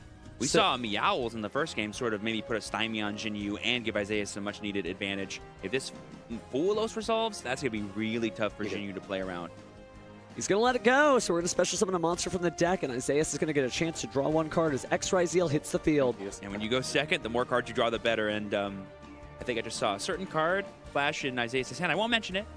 If it comes up, I'll freak out, and that'll be great. It is a classic for sure. I definitely saw the old school art, and it's the inner Yu-Gi-Oh fan of me is just like, no way is that up here, but it is. Type it's it in real chat. life. Type it in chat. Give us a countdown for when it might be played. That'd be fun. All right, but the X Ryzeal comes down. I believe it searched sword, so classic Ryzeal things. But again, every time you summon from the extra deck or the main deck, it's going to give your opponent more and more cards, which. The more Broad Breakers you draw, the scarier it gets. Oh, no, and you know how powerful that monster lineup is. Ooh. So Mitsurugi's, Ame no Murokuma no Mitsurugi, probably will help, right? That sort of inherent Raigeki, a way to clear those monsters out. But is it going to be enough, especially when you're giving your opponent more cards? So no cards this time, of course. It was Ritual Summon from the hand. Yeah, that's big. That's huge. Like, normally you're, like, that's the best card to summon from the deck with Ritual. And so, like, making it, like, not awesome for Jinyu to summon that card from the deck was going to be a scary thing about the Fua, but drawing it actually ended up working out for him in this case. Well, it looks like we're still going to go Exceed Summon, which means we are going to give another card to Isaiah there. It's going to be Ryzeal Detonator. I think that's a fair trade. This might be where it stops. A 2-material Detonator, now becoming 3, I think is worth 1 extra card from a Fua. I would agree with Jinyu for that cost-benefit analysis. Set 2 and pass. We know one of them is Purification, for sure. Yep. Honestly, this is a lot of interaction that Jinyu is representing, but we know of some certain cards that Isaiah's got to draw off that Fua, and here's one of them. Harpy's Feather Duster at the beginning of the main phase to blow up those 2 back row. Just the classic. My Valentine would be proud. Right now, Jinyu may not be in love with Harpy's Feather Duster there. Taking a look at the Great Purification, maybe forcing the activation there. I believe that's to tribute a level 5 or higher reptile, right? Like, can you just tribute Saji to negate the spell trap? No, doesn't look like it because Ame no Murokuma no Mitsurugi hitting the graveyard there. I think you probably trip the Saji if you could. But how he's forced to summon the Murokuma now or use another card later to summon it? Maybe the set card is Prayers, so he can summon it that way and use the Raigeki effect still? Because if he summoned it now, he'd, I believe, lose out on that window to do it later. We'll still having to deal with a lot of cards in the present. Ryzeal Detonator, obviously multiple forms of destruction on that single card. And a little bit of protection too, but we're doing Shadow Fusion. Steven, really quick. Yeah? Is Ryzeal Detonator an extra deck monster? Here, let me lean in real close to see. You know, it doesn't look like an orange effect monster. It looks like it is a black Xyz monster, so if my eyes don't fail me, yes, it's from the extra deck. That means we can fusion summon a Shadow monster using monsters from our main deck. Ooh, baby. Oh, to destroy itself, to make it resolve without effect. A very heads-up play. Very heads-up play. Oh, heads-up from Jinyu and with right no there. Eclipse Twins, by the way. Jinyu just deciding, you know what? No, it ain't worth it. I can't let my opponent have an El Shaddai contract. Who knows what he was going to bring out or send to the graveyard via materials, too. I mean, if he summoned like something like... oh, my God, is that Shatter Fusion? It is. Yeah, that's going to be... Sorry, Scatter Fusion, not Shatter Fusion. Do not break your gems at home. That's a bad idea. That probably devalues them just a little bit. Basically, this card allows you to, I believe, it's a continuous spell that lets you, during your main phase, fusion summon a Gem Knight monster, and you can use monsters from your main deck as long as your opponent controls monsters. I believe the wording of the card. I think it's like up to 2. Yeah, I think there's a limit to how many times you can do it, as well as how many times you can actually send. Yeah, if your opponent controls a monster, fusion summon 1 non-rock Gem Knight. That's very important. Using monsters from your deck as material. Also, you cannot special summon for the rest of the turn except Gem Knight monsters. Which is incredible because using the Shadow Fusion, you kind of telegraph the same effect. I'm going to fuse from my deck, and it is totally dependent on you having a monster from your extra deck.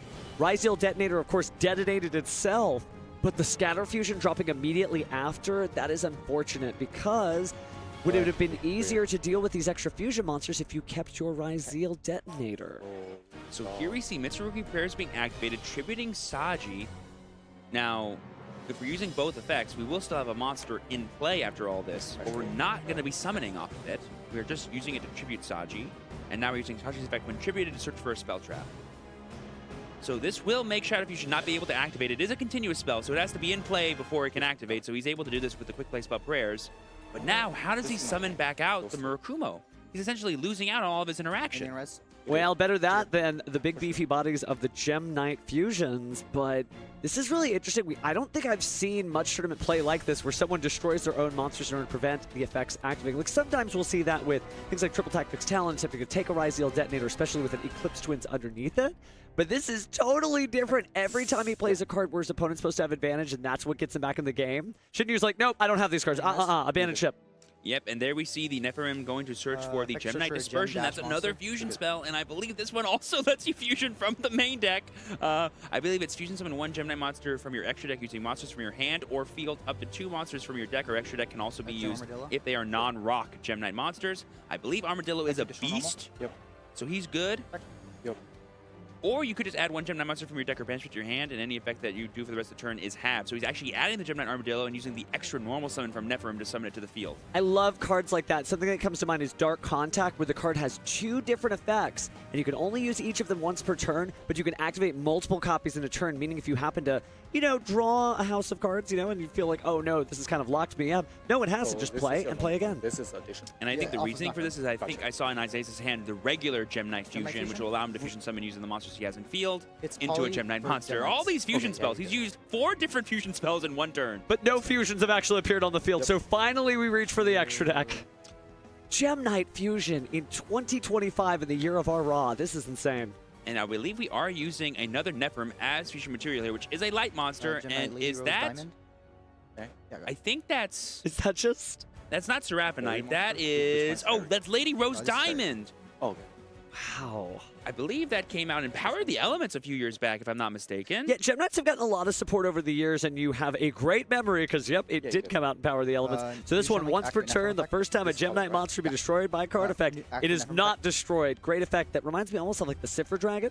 But during your turn, when your opponent activates a monster effect, quick effect, banish a Gem Knight card from your graveyard, target a face-up card your opponent controls, destroy it. Wait, now he's got the detonator. Here we see Nephilim being used with the Gem Armadillo because it was summoned back after it was used for fusion material. This will allow him to go into that Phantom Quartz we saw, which can search for any Gem Knight card and add to his hand. He's going to get another Dispersion, and now he can use the fusion effect still, like you said earlier. He has not used that effect yet. And Quartz can also perform a fusion summon if he needs one. It's so funny how many times we're trying to fuse.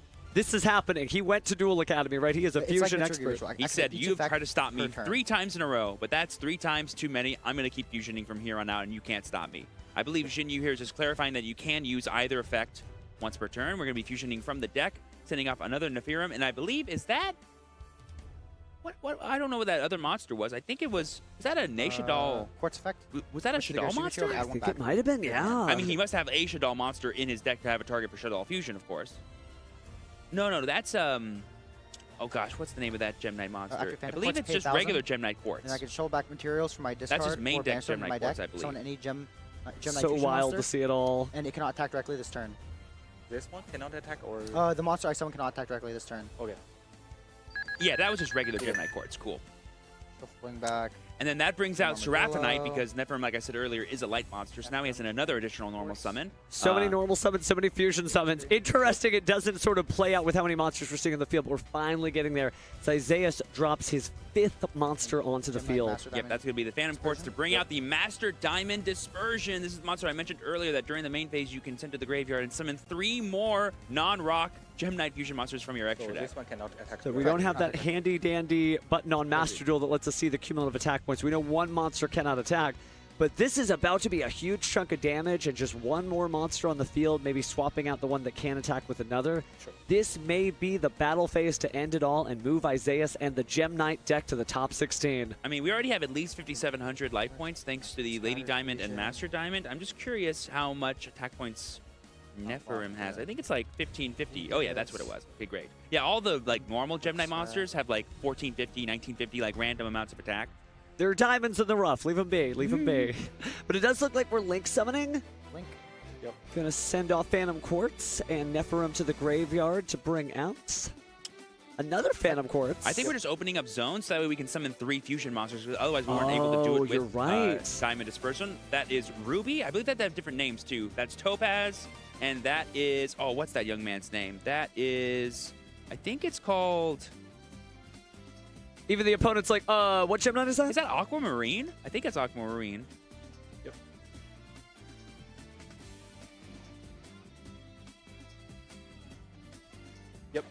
Okay, wow. So battle phase, attack, and that's there it is! That is more than enough damage there. Isaias, our Gem Knight player, will be the victor in top 32, going to top 16. Yeah. You can see a sigh of relief. We're going to have to master our Gem Knight names because a Gem Knight Master is here and advancing through the tournament bracket. This is incredible. Kind of a little bit of a weird story there, but Prismora just finishing things off. So great names, great times, and great dueling action. Oh my goodness, I cannot believe this. I mean, it's almost like Jinyu was just taking it back. The second Isaiah said, I'm going to go second, it's almost like the duel was over right there. He tried to summon Desiree, didn't work. Fiendsmith engine blown out of the water. In game 2, we had the Ryzeal and we had the Mitsurugi engine. Float out of the water too. Attack, activate 4 different fusion spells, and then fusion 3 more times after that to try to actually get the monsters down. Incredible to see. You can see a lot of relief on Isaias' face as he goes ahead and packs everything up there. Just one of those things where you get the relief, right? You know you're a great duelist because you wouldn't be up on that stage if you weren't. But it does feel good to be like, oh, okay, I made it. Wow. It's got to be exciting, too, to be Isaias and be in this moment, be, I believe, the last Gem Knight player in this top cut of NAWCQ and making it to top 16. Just 2 more rounds of victories away from earning that World's representation spot. Could you imagine Gem Knights? Gem Knights making it. You know, because everybody, they're on their chat forums and are like, I think the best deck is this. I think the best deck is that. Well, some duelists did think that the best deck was Gem Knight, and I think maybe they may be right. I mean, one Shaddoll fusion was able to essentially answer an entire Ryzeal detonator. That is crazy. Even though you didn't actually summon anything, it still got rid of it because your opponent was so afraid of what you were about to do. I mean, the aura on it, just like, I can fuse whatever Shaddoll I want using materials from my deck as long as you control that monster. It's almost not like he bluffed him out, but he just kind of sussed him out in the sense it's just like, you want to get rid of it? And he did, and it's so incredible to see what playing a deck that people don't ordinarily play against does. Matchup knowledge is so important in this game. And you know me, I love the fusion archetype so much, but a big common criticism of fusion decks in the past has always been the amount of resources you have to pour into them to summon these monsters. They require not only 2 materials most of the time, but also a whole spell card. So having the Gem Knights be the whole thing of, oh no, I'm fusioning from my deck, that just gives you so many opportunities for value. And you don't need us to talk about this deck. Let's go ahead, throw to the stage, throw to Kangas, and hear from the man himself, Isaias.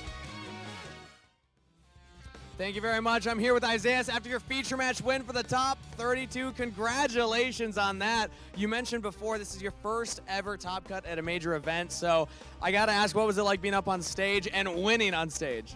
Feels great, dude. I love it, especially playing with these cards. And also, we were talking before coming live, that means top 16, and you had a specific goal in mind coming into this event. Yeah, I wanted the Effect Veiler. I feel like a lot of people agree with you on that one. Did you think, honestly, that Gem Knights was going to be how you actually made it to the top 16? No, I thought I was like trolling this event, but apparently there was more people than me. A couple made it to top 64, but you're the last one remaining of the Gem Knights. People in the audience were calling you the brilliant fusion of the tournament here. You're really carrying the torch of Gem Knight players forward. So do you feel like that's extra pressure for you knowing that they're all watching you? No, it's great. I love it. It's great. It feels amazing. Well, I also got to ask, because you shouted out a friend earlier, Austin, who's the one that told you to read these cards. So talk to me a little bit about Austin. Was he also playing Gem Knight? No, he was going to show up, but he decided not to last minute, and he was going to play one of the new decks as well, Lunalight. And I was deciding what to play because I didn't want to play any of the current stuff because I didn't like any of it. He told me to read the Gem Knight cards, and I read them, and like these cards are all very strong. And specifically your take on the deck as well. Talk to me about your philosophy of how you approach the match, because we noticed winning the dice roll still going second. Yeah. So Gem Knight's like a really strong engine, but a lot of the Gem Knights lock you, and there's like very little payoff for like summoning all these Gem Knight monsters. But one of the best cards, Quartz, is if your opponent has a monster, you can discard to anything. So like, and that's like the best card. So like, it's just better to go second because you get the most out of your engine. Sure. Well, we won't have you give away too many of the strategies here because you have a lot ahead of you. Top 16, 2 more wins, and you're going to Worlds. Has that dawned on you yet? No. All right, I'll give you some time to process that one then. Isaias, congratulations. Everybody give it up for Isaias, our top 32 feature match winner. We're going to be rooting for you going forward, all the Gem Knight players as well. But that's it from us on stage. Let's throw it back to the casters. Oh, that is just beautiful. And you know what? Good shot to Isaias mentioning something that we forgot to mention. They were playing for an Effect Veiler. We're playing for an Effect Veiler, so he set out the mission. I'm going to get an Effect Veiler. He got the Effect Veiler. Everything else from here is just extra. Oh, yes. Oh, wow. Just incredible, though. I love the idea of calling him the Brilliant Fusion because he's Gem Knight's Hope, right? All of Gem Knight's Hope just combining into one single diamond in the rough, shooting on at the tournament record. We'll see. And speaking of diamonds in the rough, a certain wonderful duelist from the desert is going to be featured on a very iconic game mat that is about to come out. If you are at San Diego Comic-Con coming up, definitely bring your deck to Duel the Master, and you can pick up this limited edition game mat featuring Odeon and some of his fantastic new support, right? The Tomb Keeper strategy has made the top cut before. Be nice to play as on that mat. So if you're not going to San Diego Comic-Con, maybe ask your friends. And those individual Comic-Con branded tokens also look wonderful. So if you're in San Diego from July 23rd to July 27th, be sure to stop by booth 3713 to check out Konami at Comic-Con. I think it's right by the entrance, so you'll see some familiar smiling faces. And those Duel the Master, oh my goodness. So any of the activities that you do at San Diego Comic-Con, you'll get one demo coin that you can turn in for prizes. But if you Duel the Master historically, I can't confirm this, but historically you get 2 demo coins. So you're going to want to beat those people because it's always like World Championship competitors. Konami represents some really cool duelists over there. So I'm excited to see what happens at SDCC. Speaking of really cool duelists, we actually have a really awesome backup match for you guys that we were able to showcase. Let's go ahead and go over to that. We're going to be jumping in the middle of Game 3 between Charlie Futch and Andres. I believe that was 1-1, and they are currently in the middle of side decking. You have Charlie, who is our YCS Providence champion, playing Fiends with Mitsurugi. We just saw a little bit of this, piloted by Jinyu. And now we have Andres piloting Bestial Fiendsmith Punk. Ooh, I love Punk. I will say it is an incredible deck. Another deck that is like a success story of Battles of Legend Monster Mayhem. It got some great new cards. And man, there are definitely appearances of those cards here, so it'll be nice to see those soon. They're going to go to Pile Shovel. Man, Charlie got that aura, though. The He's hood focused. low, He's covered in. over the eyes, yeah. Just... He's won the World Championship before as a Dragon Duelist. He's qualified for the World Championship twice. He just won YCS Providence again. His opponent, just as worthy a duelist, Andres Diaz, certainly no stranger to this area, but only one of these duelists can advance from top 32 into top 16. How funny is it that we have another match between essentially Fiends with Mitsurugi versus a Monster Mayhem supported strategy? That's so interesting to see, and they're both playing also for that top 16, that effect failure, and one step closer to going to Worlds, of course. Well, it's going to be crazy too because depending on what cards are available in the pool for the World Championship, I'd definitely slip in that effect failure if I had the chance, right? To be like, hey, check this out. Now, we weren't able to actually catch either of these games, but I would assume the edge is probably going a little bit to Charlie here. We don't know who's choosing first or second in this duel by the time they're done siding, but it'll be really interesting to see sort of how the Punk engine, with its massive amount of extenders and in-archetype sort of power cards, can fight through the endless amount of layered interaction we've seen from Mitsurugi and Fiends with throughout this event. I do love that about the Punk strategy particularly is you never stop playing. You just keep going and keep going, especially if you get the field spell, Punk Jam Extreme Session onto the field. You know, paying any amount of life points for the activate effect of a Psychic Monster means you're going to draw another card, which is just insane. Yeah, it's essentially a gigantic advantage engine on top of just being a way to spam out bodies and interaction and go for game. And I'm actually excited to see, I've unfortunately been on the wrong end of a Psychic and Punisher before when I'm fighting against a Punk deck. So maybe that card might show an appearance as well as being one of the ultimate boss monsters for this strategy. Well, ultimate boss monsters are kind of in fashion between this and Lunalight Liger Dancers, so I wonder if duelists are starting to run things like Kaijus, Lava Golem, the Winged Dragon Raw Sphere mode to just get rid of that. But that takes up a lot of space in your side deck and doesn't work against every deck, so we'll see what Charlie drops down here. It appears Charlie's going first, so imagine Charlie won the first one, Andres won the second one, and here we are in Game 3. Intense. This is for all the marbles here. We're going to start off with a normal summon of Fable Lurie. Not the best way you want to be starting off your Fiends with Engine, but Charlie, he's probably no slouch at doing this. All that matters is summoning Requiem, and he can go from there. He knows what to do, so giving up the normal summon, but off to the races here. Fiendsmith Requiem sent to the graveyard by its own effect. Going to go ahead and grab out a Light Fiendsmith card. I think Andres is thinking right here if he wants to interact with the Requiem or with other cards throughout the engine. Ash Blossom of Joyous Spring. Yeah, we're going to see the Ash Blossom on the Requiem. That's pretty huge because when you normal summon Lurie, that's kind of, showing a bit of weakness from Charlie here of not having the best ways to start off your plays. Unless Charlie was smoke screening, maybe telegraphing that he didn't have anything when he actually did. As he looks at the remaining cards in his hand, seems like he does have another move to make. Triple Tactics Thrust. That could be a really good start. We are post-side, so these could be really fun options for Charlie to try to dodge some of these one-for-one interactions or at least punish Andres for using them, because now we can draw maybe a card to sort of stymie all the plays that Andres is going for, like a D-Barrier or something like of the like. And is that the Black Goat Laughs? It is the Black Goat Laughs. The greatest of all time is here. So he's going to maybe specifically name a card and say, that one?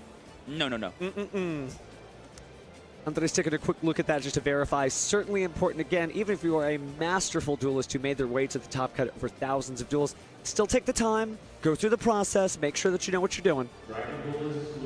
Super interesting to see here. And like you said earlier, there could have been a smoke screen here. That's sort of the big power of running decks like these with Mitsurugi and Ryziel is once one ends, you can just do the other. But Charlie will just pass his turn. It's going over to Andres as he draws. Oh, sorry. So that Ash Blossom was enough to stop Charlie's entire engine from being popped off. Oh, I love Charlie's sleeves. I don't know if you catch that, but it's like a chipified version of Taya and Dark Magician Girl. Adorable. Which is a very funny contrast between Charlie's aura, just the hand on the cheek and no sign of the face. He's got that vagabond look from Duel Links. There we see the no punk Zayaman being summoned here, and I believe we're paying the 600 effect to go ahead and use effect. Charlie's just going to go ahead and let that happen. That is not our Black Goat last target, as we've learned. So we're going to go ahead and add a punk monster from the deck to the hand. And I imagine you probably don't go the Ogre Dance line the way you used to, where that would just get an additional punk card in the graveyard to banish with the field spell, because that opens you up to Droll and Lockbird, kind of terrifying. So you only want to grab the cards that really mean something. Yeah, if you're Andres, you got to assume that Charlie has a lot of non-engine in hand, or just a bunch of normal summons. One's really good for you, one's really bad for you. Just kind of do it in between. And I believe we've chosen Deer Note as our card. Oh no, that's Foxy Tune. Foxy Tune, that is right. No punk, Foxy Tune. And just like you said, that Droll and Lockbird will be coming down. So maybe Foxy Tune was the correct way to try to play around that. Well, it helps because, and there's the Ash Blossom. But what's so cool about Foxy Tune is Foxy Tune does not discard for a cost, it discards for effect. So using that kind of susses out the Ash Blossom when you still have a few cards left in your hand. But if you don't have another way to get a body on field, maybe it's just 600. There it is, battle phase, Zayaman to the face. Both duelists are going to be at 74 here by the end of this. But as we know, Charlie didn't really have that much engine in his hand. It was just full of non-engine. So maybe he can't even play as his turn begins. So Andres is like, I'm just going to bide my time. We can play this nice grindy game of Yu-Gi-Oh! If we need to. It's all tied up. Punk manages to not necessarily grind it out, but it just has so many starters in the deck and so many cool combos. If it survives, it can just start up again. That's what I love about the Punk deck, is that you can just keep playing. 100%. You need to stop them turn after turn after turn, because if you don't, the one turn they get to play is the only turn they need. Now, it does say Bestial Fiendsmith Punk. Wonder if he's got any Bestials in his hand that maybe he's saving to interrupt some sort of Fiendsmith combo. Normal summon Aramasa, though, is a lot. That is a lot. Yep. That's Habakiri. That's Saji. That's Ritual. That's everything Charlie needs to use the Mitsurugi side of his deck. Ooh, there's a Droll. And Lockbird in response is going to be so huge. And there's Called by the Grave on Droll and Lockbird. That's the brand new alternate art Called by the Grave that features the live twin monsters, and that is huge. Well, they are playing a prank on Trouble Sunny in the art of that card. It looks like it's going to be trouble for Andres. This day is no longer sunny, as Charlie is able to go ahead and add a card of choice. We're going to Habakiri and then go ahead and summon Saji, tribute Saji, search with Saji. Oh man, if you're Charlie, you're just like, man, my hand was, slow. It was only non-engine, but once I had that one starter, I was able to go no matter what. You could tell he drew that Call by the Grave for turn, actually, because he would have used it on the Ash Blossom earlier for the That is true. Combo. Charlie's still locked in, so far going his way. Andres seeming like he's either got a great poker face and maybe has a Nibiru or something in hand, but overall just kind of nodding, staring it down. It can be tough to play the, this many different types of engine, like Bistio, like Feats with like Punk, because that can make it maybe a little hard to put in enough non-engine that you need. You probably settled on having cards like Droll and Lockbird and whatnot that are more high impact versus more 1-for-1 or ways to kind of cancel out powerful trades like Mitsurugi Ritual. But, oh man, if you're Charlie, you got to feel pretty here that your Mitsurugi engine is pretty much going to go unfettered for the rest of the turn.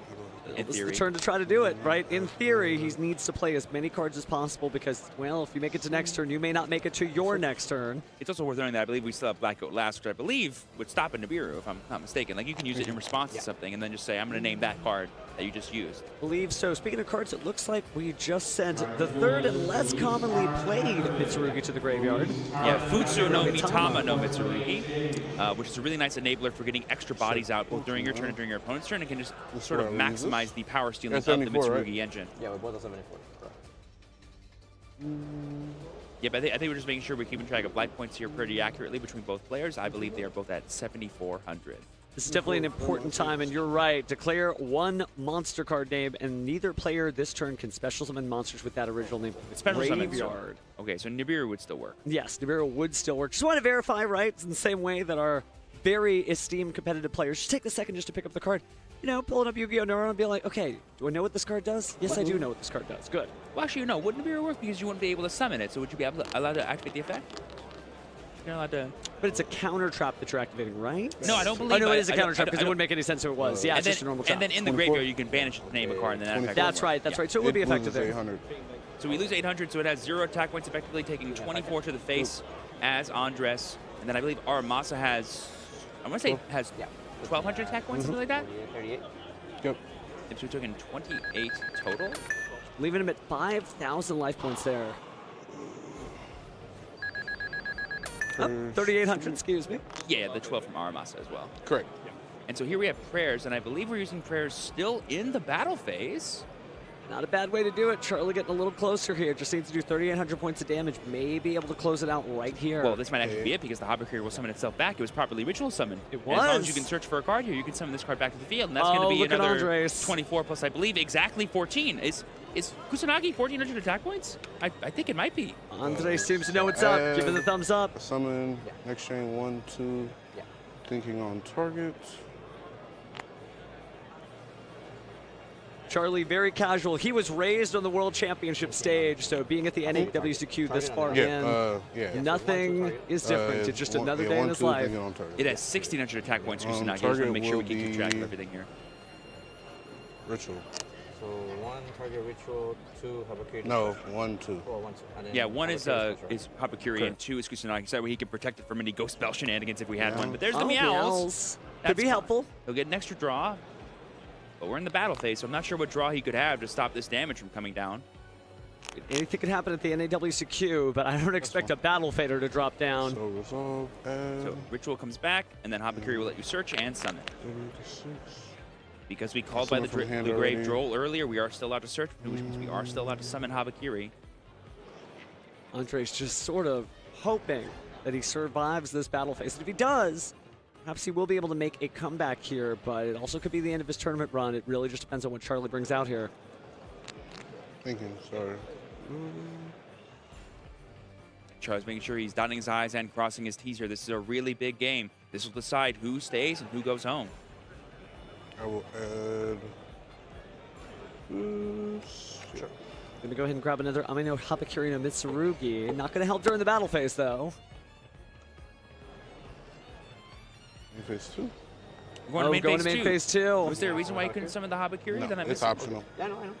That's what I was asking. Decided not to do it. Just not give him the extra draw, I guess. Thinks if I'm not going to be able to finish my opponent off, I don't need to give him any extra resources.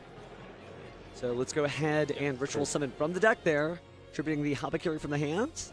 And here comes the Murakumo. So here comes the Murakumo here, just as the ultimate end board piece. And now we can use these extra Mitsurugi cards here to go into our Beans with Engine via the Moon of the Closed Heaven combo if we wish. He's feeling pretty confident here. Really, it's all about assembling the best field possible so that when play passes back over to Andres, there's nothing new he can do. So Link summoning off for IP Mascarena here, and passing turn, Andres draws. So IP Masquerena was summoned here. We can always just use that to sort of link off with our Murakumo and make SP for extra forms of interruption. Okay, Emergency Teleport drop makes it? sense. Gonna go and special summon a level 3 Psychic okay. monster or lower, but usually level 3 in this particular deck for your Punk monsters. We're going to chain Murakumo here to make him discard another card to activate that E-Tele. No response. That's expensive. Discard. He is going to get rid of Harpy's Feather Duster, not worried about the face down card. What is the Punk monster we take? I assume it is Aomon? Oh, but it's Gagaku Punk Wagon. Ooh. That's the one that allows you to pay 600 life points for a Punk spell card. If it's targeted for an attack, actually if any Punk monster is targeted for attack or effect, you can just draw a card as well. So a little bit way to get back into the game. Thinking on res. Res? Sure. Life points are getting low, but that is not a new experience for a Punk player. No, It's a race to the bottom. Oh, the reason why he didn't go for game was prayers prevents the Kusanagi from attacking directly, so it wasn't going to be game no matter what, and he didn't want to give him the extra draw with meows. Definitely makes sense. I think Andres was surprised, but Charlie knew exactly what he could not do and did not make a mistake here at this high level of play. Yeah, Charlie was valuing not giving his opponent a card more than just 2,400 points of damage. And there we see the Dynamundo being summoned during the IP, which is going to be really awesome as a way to sort of interact with his opponent and bring back that Murakumo later on in the turn.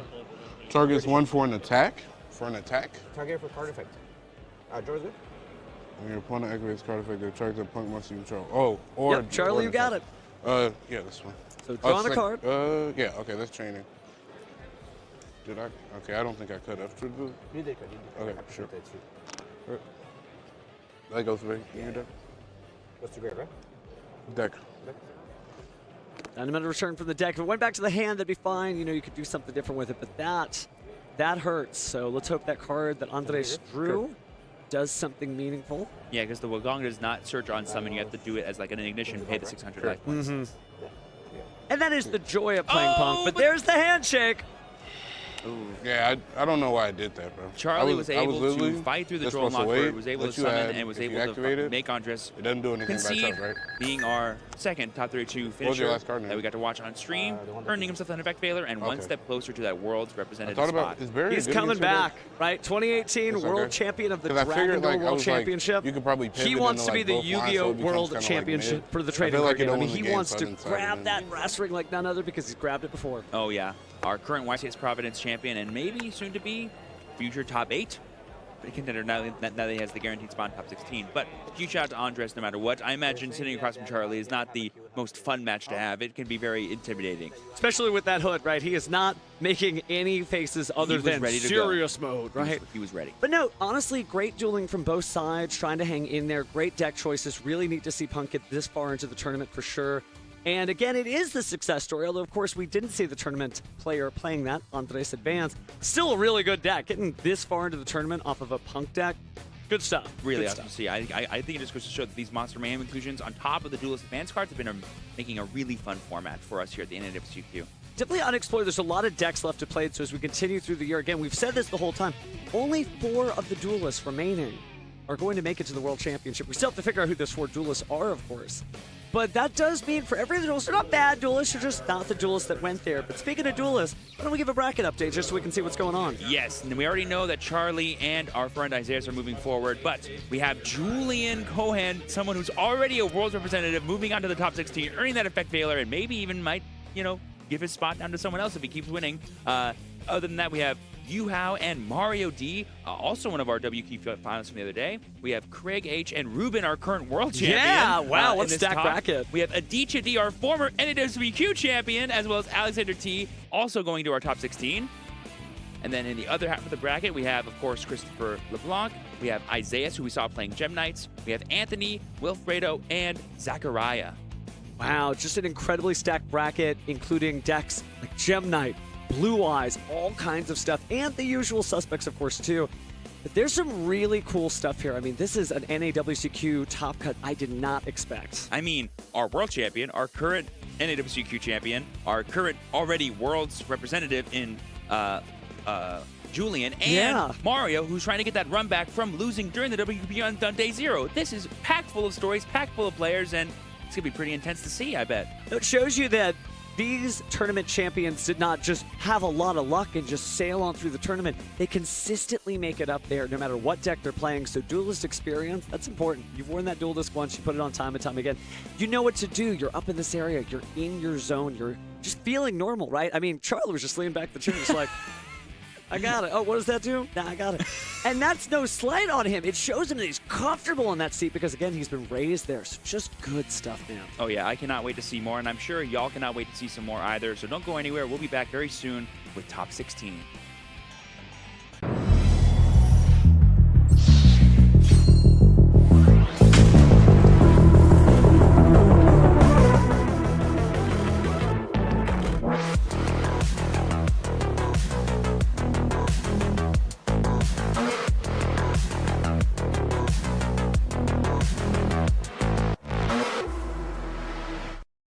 What's up, everybody? Kangas at the NAWCQ 2025. I brought a couple of cards. Let's see if you can guess them before the duelists here.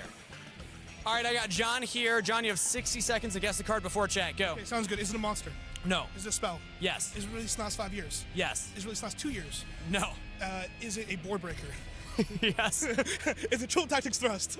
No. Triple Tactics Talent. Yes. It's you had those on lock, man. You were ready for that. Yeah, I mean, I feel like once you get into the spells, like, you gotta, there's only a certain amount of good spells, right? Yeah. And I feel like, especially, a lot of those are gonna be board breakers, kind of nailing that down. When you saw me walk over, did you already know what questions you were gonna ask?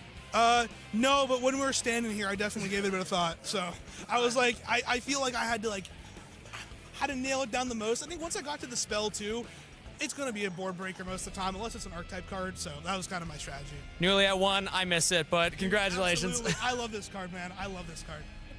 All right, I got Rayhan here. You have 60 seconds to guess the card before chat. Go. Gotcha. Okay, is it a monster? No. Spell? Yes.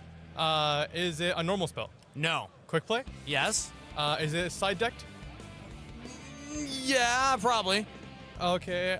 Is it on the Forbidden Unlimited list? No. Okay. Was it released in Rarity Collection? Which one? Yes, I guess. Yes. Okay. Is it Forbidden Droplets? No. Ooh. Is it a board breaker? I guess you would say yes, maybe. It's very specific questions for a card. Is it a staple? Yes. It's a staple. Crossout Designator? No. Okay, it's not a Forbidden Limited list. It's not that. Enemy Controller? No. You're getting closer. Warmer. Warmer. Okay. Is it 10 seconds? It's a quick play. Last 5 years. Does it have a QCR printing? Yes. Yes. I think. Oh no. Last guess. I'm out of guesses. Mystical Space Typhoon. Is this a board breaker? It kind of is. You have to clear back row. Okay, we'll go with it. New support coming out. You excited? Sure. Yeah. Yeah. All right. Thanks for playing, man. Thank you. All right, I got Landon here. Landon, you have 60 seconds. Guess the card before chat. Go. Okay, is it a monster? Yes. Is it an extract monster? No. Is it a level 5 or higher? Yes. Is it Pankertop? No. Is it a level 6? No. Level 7? No. 8? Yes. Blue Eyes White Dragon? No. Trihorn Dragon? No. Is it an effect monster? Yes. I'm not very good at 8s. 20 seconds? Chaos Dragon Levineer? No. Is it a dragon? No. What? I'll give you a hint. Blue Eyes, stats-wise, very close. Blue Eyes, that's why it's very close, but it's not a dragon. In fact, stats-wise, exact. What?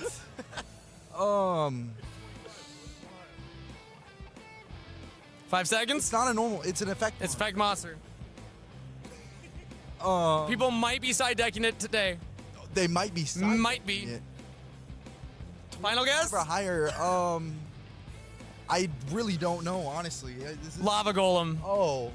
Lava Golem or Spheres mode? Which one do you think is better side right now? I would say Lava Golem. Yeah? Yeah. I think it Luna Lights, they're scary? Yes. All right, thanks for playing, man. All right, I'm live here with Jesse. Jesse, you say that you do guess the card in the car with your friends, Yes, so sir, expectations are high for you. Yep. You have 60 seconds before Twitch chat gets it. Go. Okay, is it a monster? Yes. Okay, is it meta relevant? Yes. Okay, does it activate in the hand? Yes. Okay, is it a fire? No. Okay, is it a earth? No. Is it a dark? No. Is it a light? No. Wind? Yes. Is it a level 4? No. Shoot. Oh, man. I'm pretty sure chat's got it already, Jesse. Okay, is it Wing Beast? No. Oh, is it Drone Lockbird? Yes, it is. Yes! I did it. How much time do I have left? You had 30 seconds left. Not bad. Not bad, Jesse. All right, do you feel like you did your friends proud? I think I did very good. Yeah. I kind of fired through the attributes, but I did it under 20 questions, so that's what matters. Right? True. All right, thanks for playing, man. That was fun. All right, I'm here with Connor. Connor, you have 60 seconds. Guess the card before chat. Go. Okay. Is it a dark monster? No. Is it in the main deck? Yes. Okay. Is it a monster? No. Is it a spell? Yes. Is it a normal spell? Yes. Do you think it'll be played a lot this weekend? Probably not. I think it'll be played, but not a lot. Okay. Does it draw cards? No. Does it destroy monsters on the field? No. Is it Monster Reborn? No. Does it special from grave? No. Does it search a card? No. Um. Warmer. 25 seconds. Did anyone in the anime use it? I don't know. We'll add 5 seconds for that one. Is it newer? No. Gold Sark. No. You're on the right train of thought, though. 15 seconds. Normal spell. Alice, a lot of people are. It doesn't search, but it does. No idea. Final guess? Nothing. Foolish Burial. It doesn't search, it sends from deck to the graveyard, which is kind of similar. But, you know, maybe Lunalight, maybe if there's any Orcust out there that'd be playing this. I'm terrified about Lunalight this weekend. Are you prepared for it? Not at all. Fair enough. Well, thank you for playing, man. Appreciate it.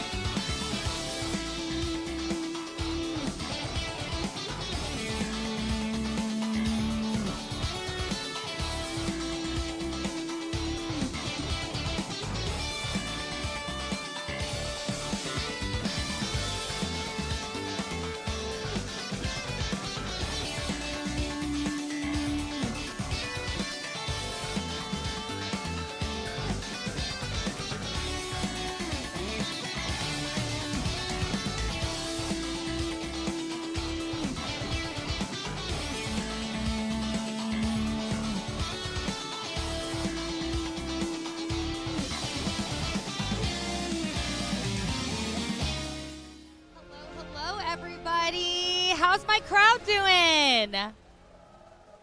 Hi, everyone. Do you want to play a game? Okay, crowd, do y'all want to play a game?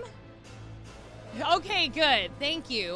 Well, our 2 contestants are with me, but I'm going to make sure you all participate as well, okay? We're going to play high or low. Do you know how that works? Okay, I'll give you a little explanation. Don't worry. First of all, we have Jonathan and Nick here. Y'all having fun? Yeah. How much fun? A lot.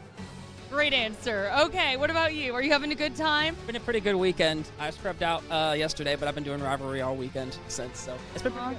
Hanging out with friends? Yes, of course. Okay, very cool. So this is how high-low works. We're going to show a card, and all you got to do is guess higher or lower. Crowd, you can take part in that too, right? Right? I'm seeing some nods. Okay, super easy. So y'all ready? Yeah. Are you ready? I'm very ready. Oh my gosh, you are hilarious. Are you ready? We're ready. All right, let's go. Okay, our first card is, and that is Honest 4. Okay, so the next card, higher or lower? Higher. I'm thinking higher as well. Crowd, what do we think? Lower? Higher. I'm feeling higher. Okay, let's see. It is, we all know this one, Blue Eyes White Dragon, level 8. Okay, next card, higher or lower? Crowd, what do you think? Okay, lower, what do you think? Higher. Higher, going against the crowd. Okay. I'll split here. I'll go lower. Okay, lower, and crowd is higher. Okay, let's show it. Junk Warrior level 5. Okay, so I believe the crowd is winning right now, you guys. Okay, they cheered for that. Okay, great. Next card, higher or lower? Higher. Higher. I'll go lower again. Lower, crowd. One guy pointing up to the sky. You're alone. Everybody else screamed lower. Okay, let's see. It is... Okay, Gearfried the Iron Knight, 4. Okay, so what did you say? I forgot. I think I said higher. I think you said higher too, and you said? I went lower. You went lower? Okay, so I think you have 1 point, right? Have you gotten them all? Oh, my producer said you've gotten them all right. I'm so sorry, y'all. Okay, so you're winning now. You're down 1. Okay. This is our last one. Higher, you could tie things up. Higher or lower? Let's go higher again. Okay. I'll go higher. Okay. Crowd, higher or lower? The crowd, well, we have a little section saying higher. You're determined. You're just holding your hand up high. Okay. You're like, no way, man, no way. Okay, we shall see our last card. Skull Servant 1. You guys tied. They tied, crowd. Okay, who we picking? Over here, Jonathan? Okay. And then what about Nick? Ooh, I can't decide. Rock, paper, scissors? Let's do it. Okay, I'll move out of the way. You guys come here.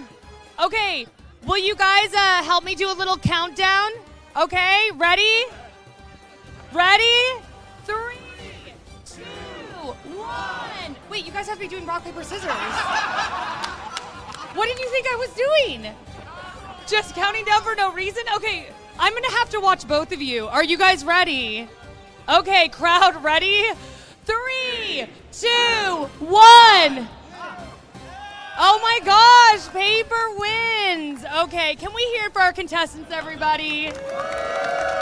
Yay, you guys are awesome. We're gonna take a quick little break. We'll be right back. Say bye. Bye.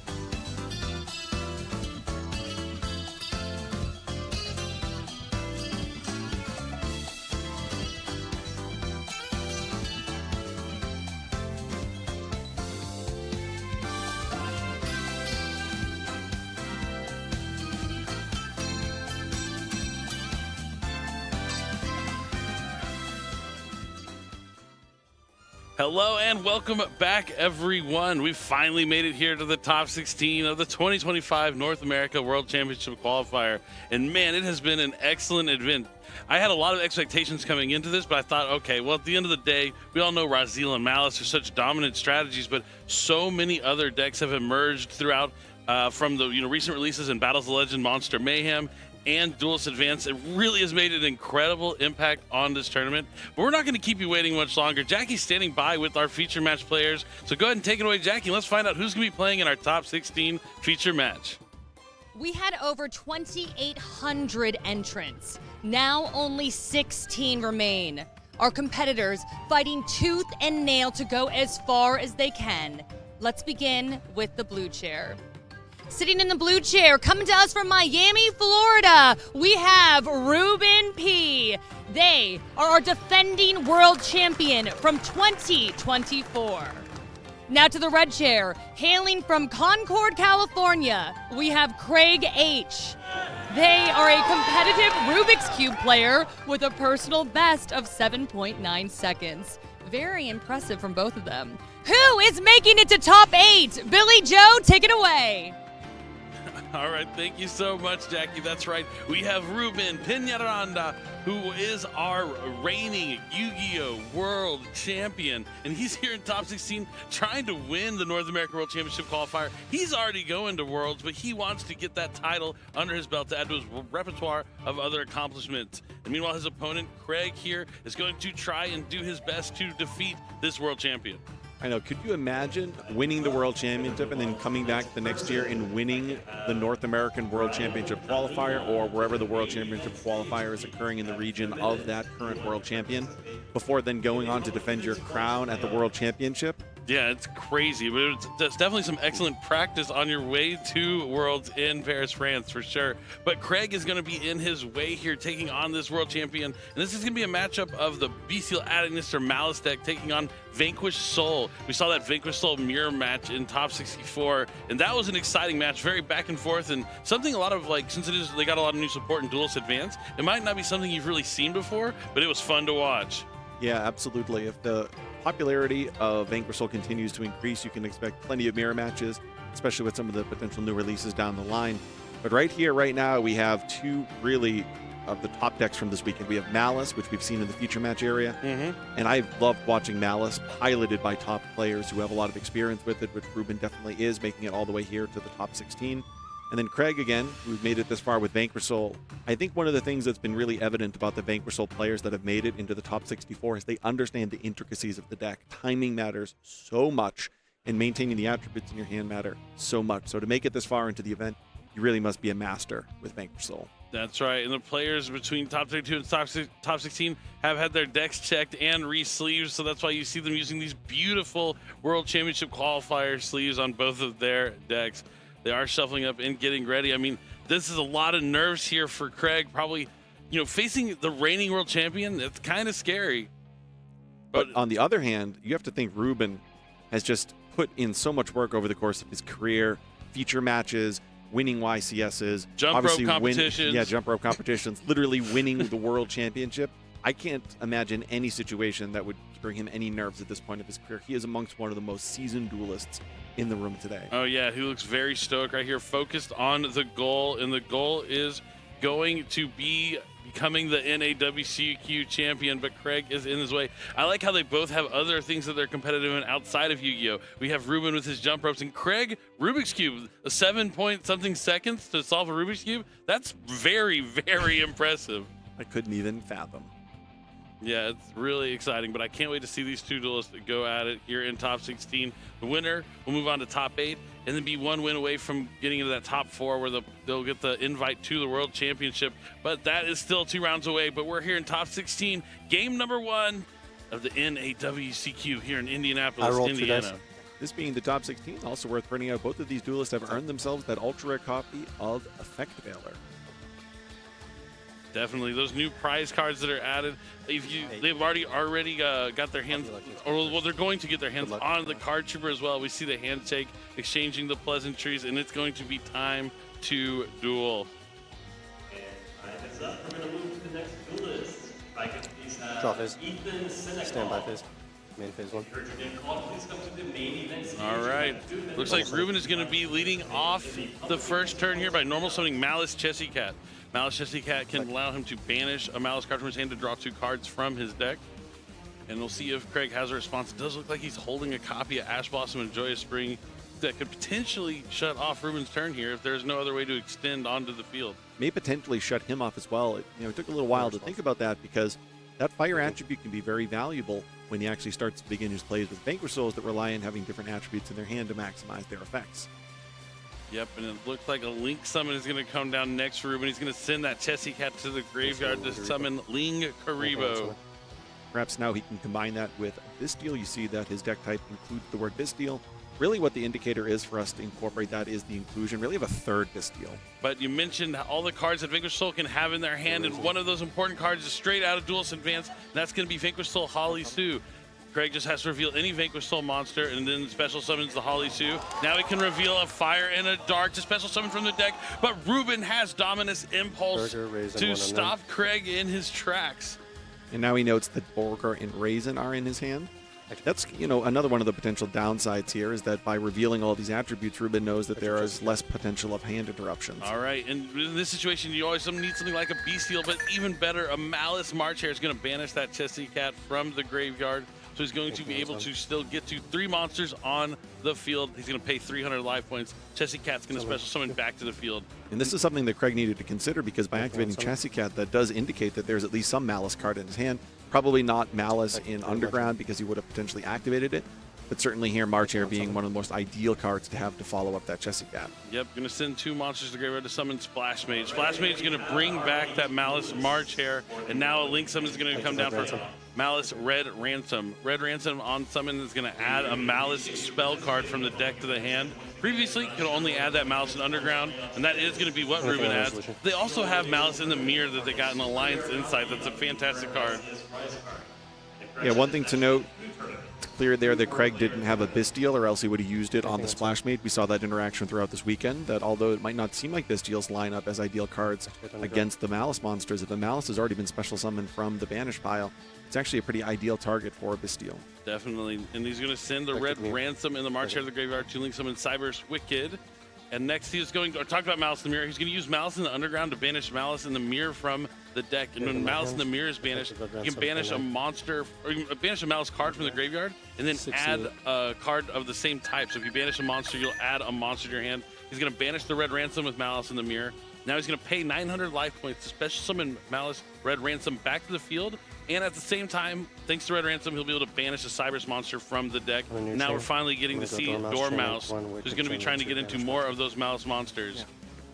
Yeah. It's a really ideal sequencing there. It's one of the great uses of Malice in the Mirror, banishing extra decks, specifically Link monsters, of course, from the graveyard as well, allowing you to special summon it back.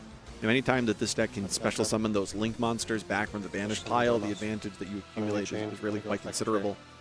That's right. He's going to be able to add the backup at Ignister thanks to Cyber's Wicked. Pay 300 life points, special summon back the Dormouse from the banishment. And then March Hare is also going to be able to allow him to pay 300 life points to add the Malice March Hare back to the hand as well. Now he's finally able to banish from the Dormouse a copy of White Rabbit. He's going to pay the 300. White Rabbit's going to hit the field. And now White Rabbit's going to allow him to set one of the traps from the deck. Things are looking good here for Ruben so far. That Dominus Impulse was huge on the Vanquish Soul Holly Sue. See, that Holly Sue would have likely special summoned Raisin, which would have potentially allowed him to get the right attribute so that he could activate the effect of Holly Sue to take control of a monster. However, by shutting that down with Impulse, Craig has been cut out of that really pivotal hand interaction that he would have been otherwise able to use here on Ruben's first turn. Yeah, it really just speaks to the power of Dominus Impulse, one of the most impactful trap cards you can include in your deck in current Yu-Gi-Oh! Right now. And now he's going to reveal the backup Ad Ignister in his hand, special summon backup Ad Ignister, activate the effect to add an Ad Ignister monster. Well, it's going to be a dark Cyberus monster, but it's usually Wizard Ad Ignister. But there are situations where you do actually search Malice monsters, depending on the makeup of your hand and kind of potentially how many interruptions you've had to play through that turn. Yep, and he has to discard a card after the resolution, and it's going to be discarding that Malice March Hare that was added to the hand earlier in this turn. He's actually been able to add 2 to his hand this turn. He was able to search one off of Underground and then add one back from the Banish pile, so he actually still has an extra one. in his hand that he can use as a point of interaction on Craig's following turn. Yeah, with Malice, once you get going, there's so many different ways to make sure you always have that Malice March Hare in your hand, and Ruben is excellent at piloting this deck, so he knows what to do. 3 monsters on the field now go to the graveyard to link summon Malice Heart's Cryptor. These 2. And now he's going to link away the Cyber's Wicked and the Heart's Cryptor for a Malice Whitebinder. That's the Cyber's Wicked's a link 2, and then using the Red Ransom as 1 equals 3. And now Malice Whitebinder is going to use the effect on summon to banish 3 cards from the graveyard. He's going to get rid of Craig's Ash Blossom and 2 of his Malice cards, the March Hare, and then the Whitebinder, or sorry, the Heart's Cryptor. So the Heart's Cryptor will be able to pay 900, summon back to the field. You may wonder why he banished the Malice March Hare, but it's good to have multiple Malice cards banished because he's going to want to use the Heart's Cryptor effect on his own turn here to deal with that Holisu, and then he'll have an additional Malice card he'll be able to return with Heart's Cryptor for the disruption during Craig's turn as well. So every decision just immaculate here from our reigning world champion. You know, just the navigation of using the Malice in there earlier in the turn to banish a link monster from the graveyard. We see him setting up the double banish effect with, well, the banish return to deck effect with Heart's Cryptor. Plus, he's also set up having that additional March Hare in his hand. He's layering those interactions. And that was a point that we made earlier this weekend, that the more interactions that you can establish and the more that you can establish across a wide point in your opponent's turn, the more difficult it is for your opponent to deal with your opening play. That's right. He got that GWC 06 with the White Rabbit earlier in the turn. He's going to use it to banish the White Binder to summon back Chessie Cat from the graveyard. Since he has a Link 3, he's going to be able to gain some life points back that he's been spending with all these Malice effects. And then Malice White Binder's effect is going to trigger, since it was banished, to pay 900 to summon itself back and get Ruben a fresh card off the top of the deck added to the hand there. I think that may have been another copy of Dominus Impulse. We talked about this earlier in the weekend. You filter out the cards in your deck that are those engine cards, those pivotal cards for your main strategy, and increase the likelihood of drawing into these interactions as your deck gets slimmer, and it seems like that's potentially one of the things that we just saw have happen there. I see a ghost. That's a ghost rare Firewall Dragon as he sends the White Binder plus the Chessie Cat to the graveyard for the awesome-looking ghost rare Firewall Dragon. Kind of a ghost. I mean, there are many times in Yu-Gi-Oh's history where that card was hitting the field just about every game. Then it kind of fell out of favor for a little while, but it is back. It almost seems back in full power, honestly, in a strategy that utilizes Cyberus monsters like this. Fell out of favor is definitely one way to put it. But now we're going to see a Link summon come down here for Allied Code Talker at Ignister. On summon, it's going to be able to special summon back the White Binder. White Binder hasn't used the effect to set a trap card just yet. So now Ruben's going to be able to reset that Malice GWC 06. Sets another card face down. Could be the MTP 07 or the Dominus Impulse that you said you might have saw him draw. Now Craig is going to draw. He's already down a card because of the 2 cards, thanks to Holisu and Ash Blossom already from the hand. So he's going to have to deal with this incredible board that Ruben put up here on this first turn. Small thing, he even set his trap card in a really perfect slot. You know, just kind of manipulating exactly where things are on the field. Craig starts with one of the best Vanquish Soul monsters he can hope for, and that's Vanquish Soul Rosin. Thinking. Ruben's going to take a moment to consider his options. Vanquish Soul, even though they have to rely on a normal summon outside of Stake Your Soul, being able to return the Vanquish Soul monster to your hand to summon a bigger one is definitely something that Ruben has to consider. But MTP 07 deals with that perfectly because it's going to banish a monster at resolution, so it's not something you have to target. So even if Craig returns the Rosin to his hand, summons out something like a Heavy Borger, it's going to get